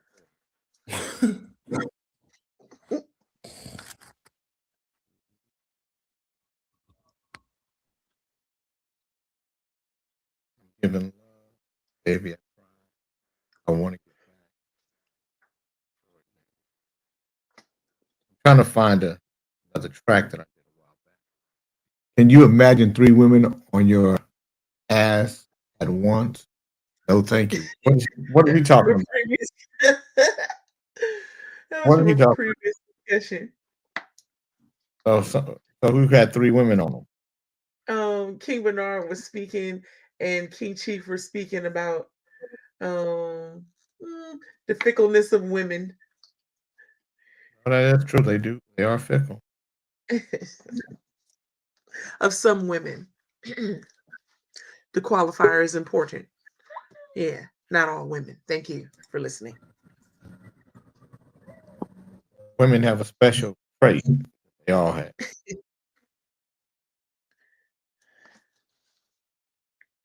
Called the tree trait. Wow. You know what the tree trait is? The what now? The tree trait? Yeah. Tread lightly, sir. What does it mean, the tree trait? If there was a nerve hanging from a tree, you'd have to get on it. She got the trait that she got to get on it.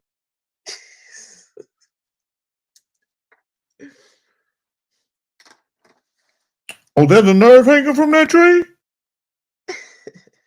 Oh, I got to get. No, I'm gonna get on that. No, I got to get on that. Yeah. Oh, the tree trait. Wow.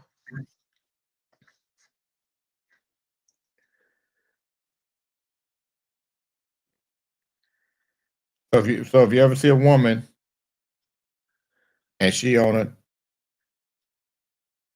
a tree, don't get mad on her. That's the tree trait. That's the trait. You know, she got to get the nerve hanging from a tree. She got to get on it. Part of the trait. Hey, what's happening, Chocolate Beach? How you doing? Built in her DNA. I know, sister. Yeah. Why you come in side-eyeing me? Right on time, sister. That's what he needed, was the side eye. Tree trait. Built in our genetics, is it? King Bernard, now that she's played an awesome song for you, will you play it again for I missed it. Yeah, play. Let me hear. This is I told him this is how you and your wife, you guys inspired me to write this. I said the dude even kind of sound like you got a little rasp on his voice.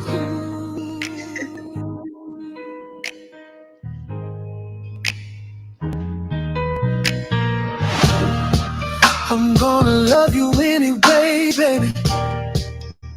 Even if you walk away, baby. I'm gonna give you everything I've got. I'm gonna love you, I ain't gonna stop now. And when I see you on the street, baby, you can always count on me, baby. I'm gonna be the one who never leaves. I'm gonna stand here till your heart believes that I love you. I'll protect you. I'll respect you. My love is here. My love is real. My love is yours. And you can't kill my love.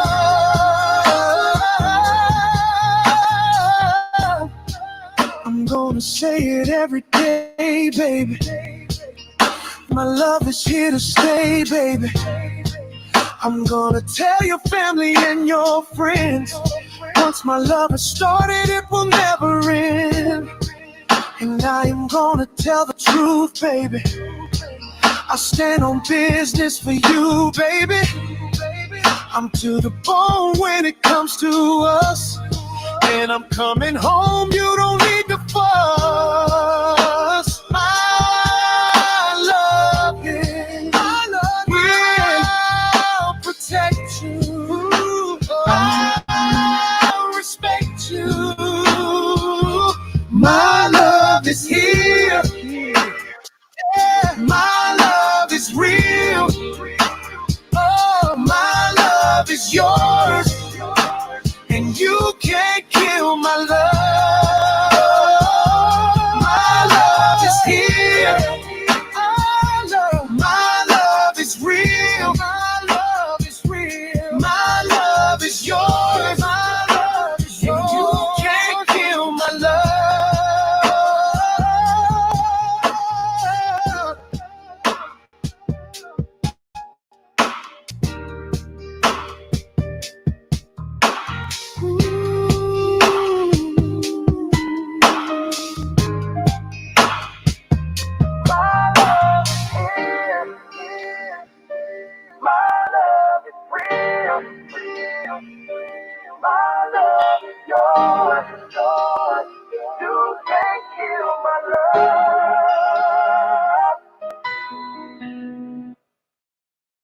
Jay, you can't share that with me? Can't share that? Right now.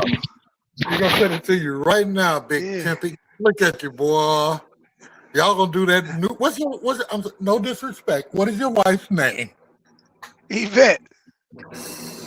You might as well put her name in there too. With that. Jay, go ahead, remix. Put her name in there. Put it in That there, is nice. Fred. Yeah, that's nice. That's real nice. especially coming You from have a crime. this guy.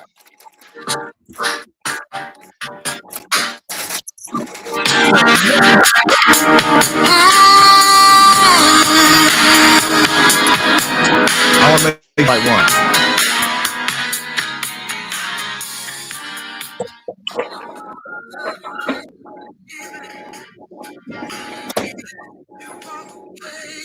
I sent it to you. Okay. Good. She gonna love that. Mm-hmm. Matter of fact, I might not play that till Saturday. I might not let her hear it. Oh, Valentine's Day? Yeah. Yeah, on the way to the show. I got Jen, yeah. I got all your, I got your ticket. I got your ticket. I know. I don't know. When I get there, I'll tell them I don't know what to do. I ain't worried about it. Man, you be walking No, straight in there. I'll probably leave him at. Now you don't walk straight in I'll there with that call. heart. I'll leave him at will call. Okay.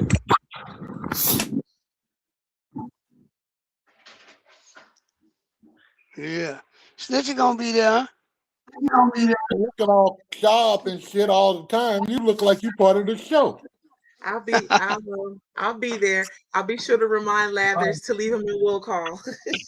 Hey, this shirt make it look like I ain't got no. This shirt make it look like I ain't got no shirt on, don't it? I wasn't gonna say nothing, yeah. but you Yeah. got a For, shirt on. when I the can glass, see it. yeah. Yeah, that's that nude look. Yeah, flesh tone. That Flesh tone, tone. that's what got the pastor wife in trouble. Okay. Yep. Hey, they ain't found that lady mother yet, man. They need to kill them people, man. Hey, no. It might be the son-in-law. Oh, wow. Why you say that? Huh? Why you say that, Jay? Because they keep going back to the daughter-in-law's house. Oh, I'll tell you, it's usually somebody close. Hey, talking about some man. Looking into.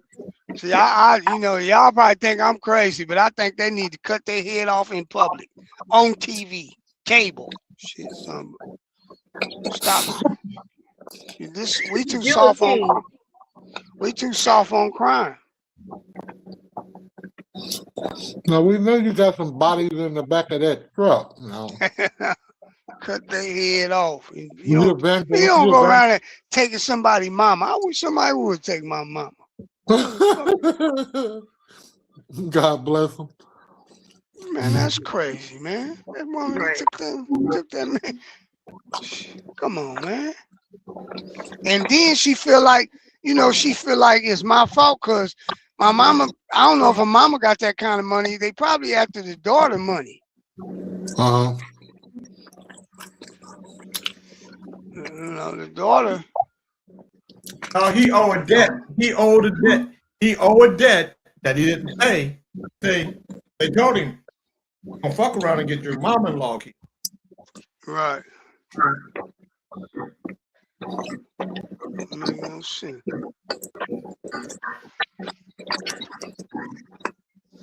That's crazy.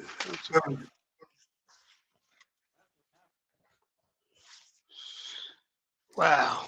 And you can see it. Funny how that shit came out same time as the Epstein file release. Oh, yeah. It's always a twist, ain't it? Yeah. Yeah. They say, I don't know how they live. I forgot how many thousands of pages that file is. They make it difficult. They just released a video of somebody going to the house that was masked up, gloved up, and everything, and tampered with the camera the night she disappeared. Wow. Did you see that neighborhood? Now, see, I could live there, but my wife would never live there. You see that neighborhood they live in? It's actually a lot of houses, but it doesn't appear to be, because you got each one of them at, it looks like about an acre, maybe 3/4 of an acre each land, each plot, and then they have another house. but it's because they got all that desert look stuff. You can't hardly even see the other houses. It's the way they built it.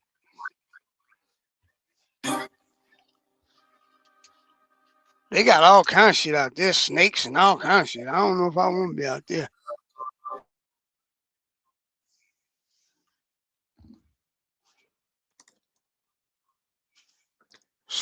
I don't think Scorpions. it's going to end well. Oh, yeah, no, thank you. No scorpions, no tarantulas. Yeah, all that. They got all that. They right in the desert. They have all of that.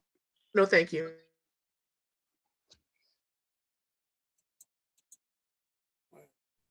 Trying to decide if I want to go to my car and take a nap or just chill out for lunch.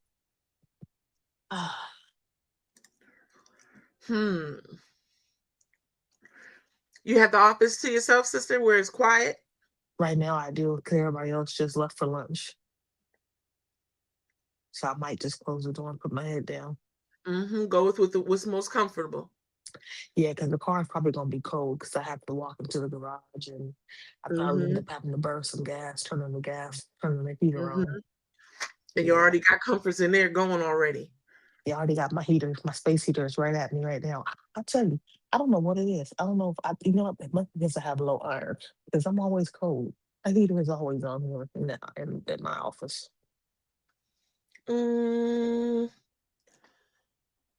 You could be slightly anemic. You want to check into that? Yeah, Do you like I did. chocolate peach? Do you like beans? Yeah, but I don't cook them or eat them often because I don't like the after effects. Oh, okay. Well, you eat salad? Yes. Okay, add red kidney beans to your salad. Okay. I might make some chili this week with some red kidney beans. That sounds really good right about now, especially since it's gonna start raining. But if you start eating beans every day in the morning, that will help you. Okay.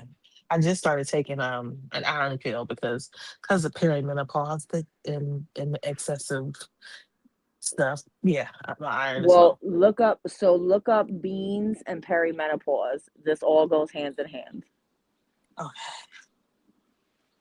There's a new beans craze that is happening, and it seems to be working. Okay. Let me clock out for lunch real I quick. was going to bring up the M word, but then I was like, we're on Kings in the Morning, and we already have it hard as it is. Ain't no kings around; they all gone. Well, this is true. Well, hold on now. Kingston Fishline is still here, and he asked, how many other people get abducted and the media don't cover it? Kidnappers communicate with the media. A bunch of kids. Yeah. What about so they found some more names. They unredacted more names from the Epstein list. And one of them I looked up because for some reason his name sounded very familiar. And I thought it was somebody else, but his name is Nicola Caputo. And when I looked him up, he's a former member of the European Parliament. So I'm like, here's another dignitary who's showing up in Epstein files. Oh yeah, it's jam packed full of them, sister. Believe it. Clergy, dignitaries of all sorts. To our sister Mary King Cow wants to know, beans mixed with what, sister? I mean, you can eat beans any way that you want to, but I eat them in salad every day. So I do like beans, red kidney beans. I get them in like the Goya red kidney beans because I like that flavor, but I rinse them and get all the stuff, all the juice and stuff off of them, and then I let them dry and put them in a container and put it in the refrigerator, and then I just add it to my salad every day. And I make my own balsamic vinaigrette dressing, some recipe that I found online, and it has, no additives, no sugars, no extra shit that shouldn't be in salad dressing. And it's delicious. I'll do lettuce, tomato, cucumber. Lettuce, tomato, cucumber, what else? Sometimes onion, avocado, the red kidney beans. You could add dried cranberries, but those really aren't good for you because of the way that they're made. But you could add that, and that would be a good little sweet and tart additive. So another thing about the Epstein files. So, the company that goes across the country and takes pictures on picture day in school, Life Touch? Yeah. The owner Yeah, I is heard in the that Epstein too. files. Yeah, I heard that too. And the ancestry and the ancestry DNA people and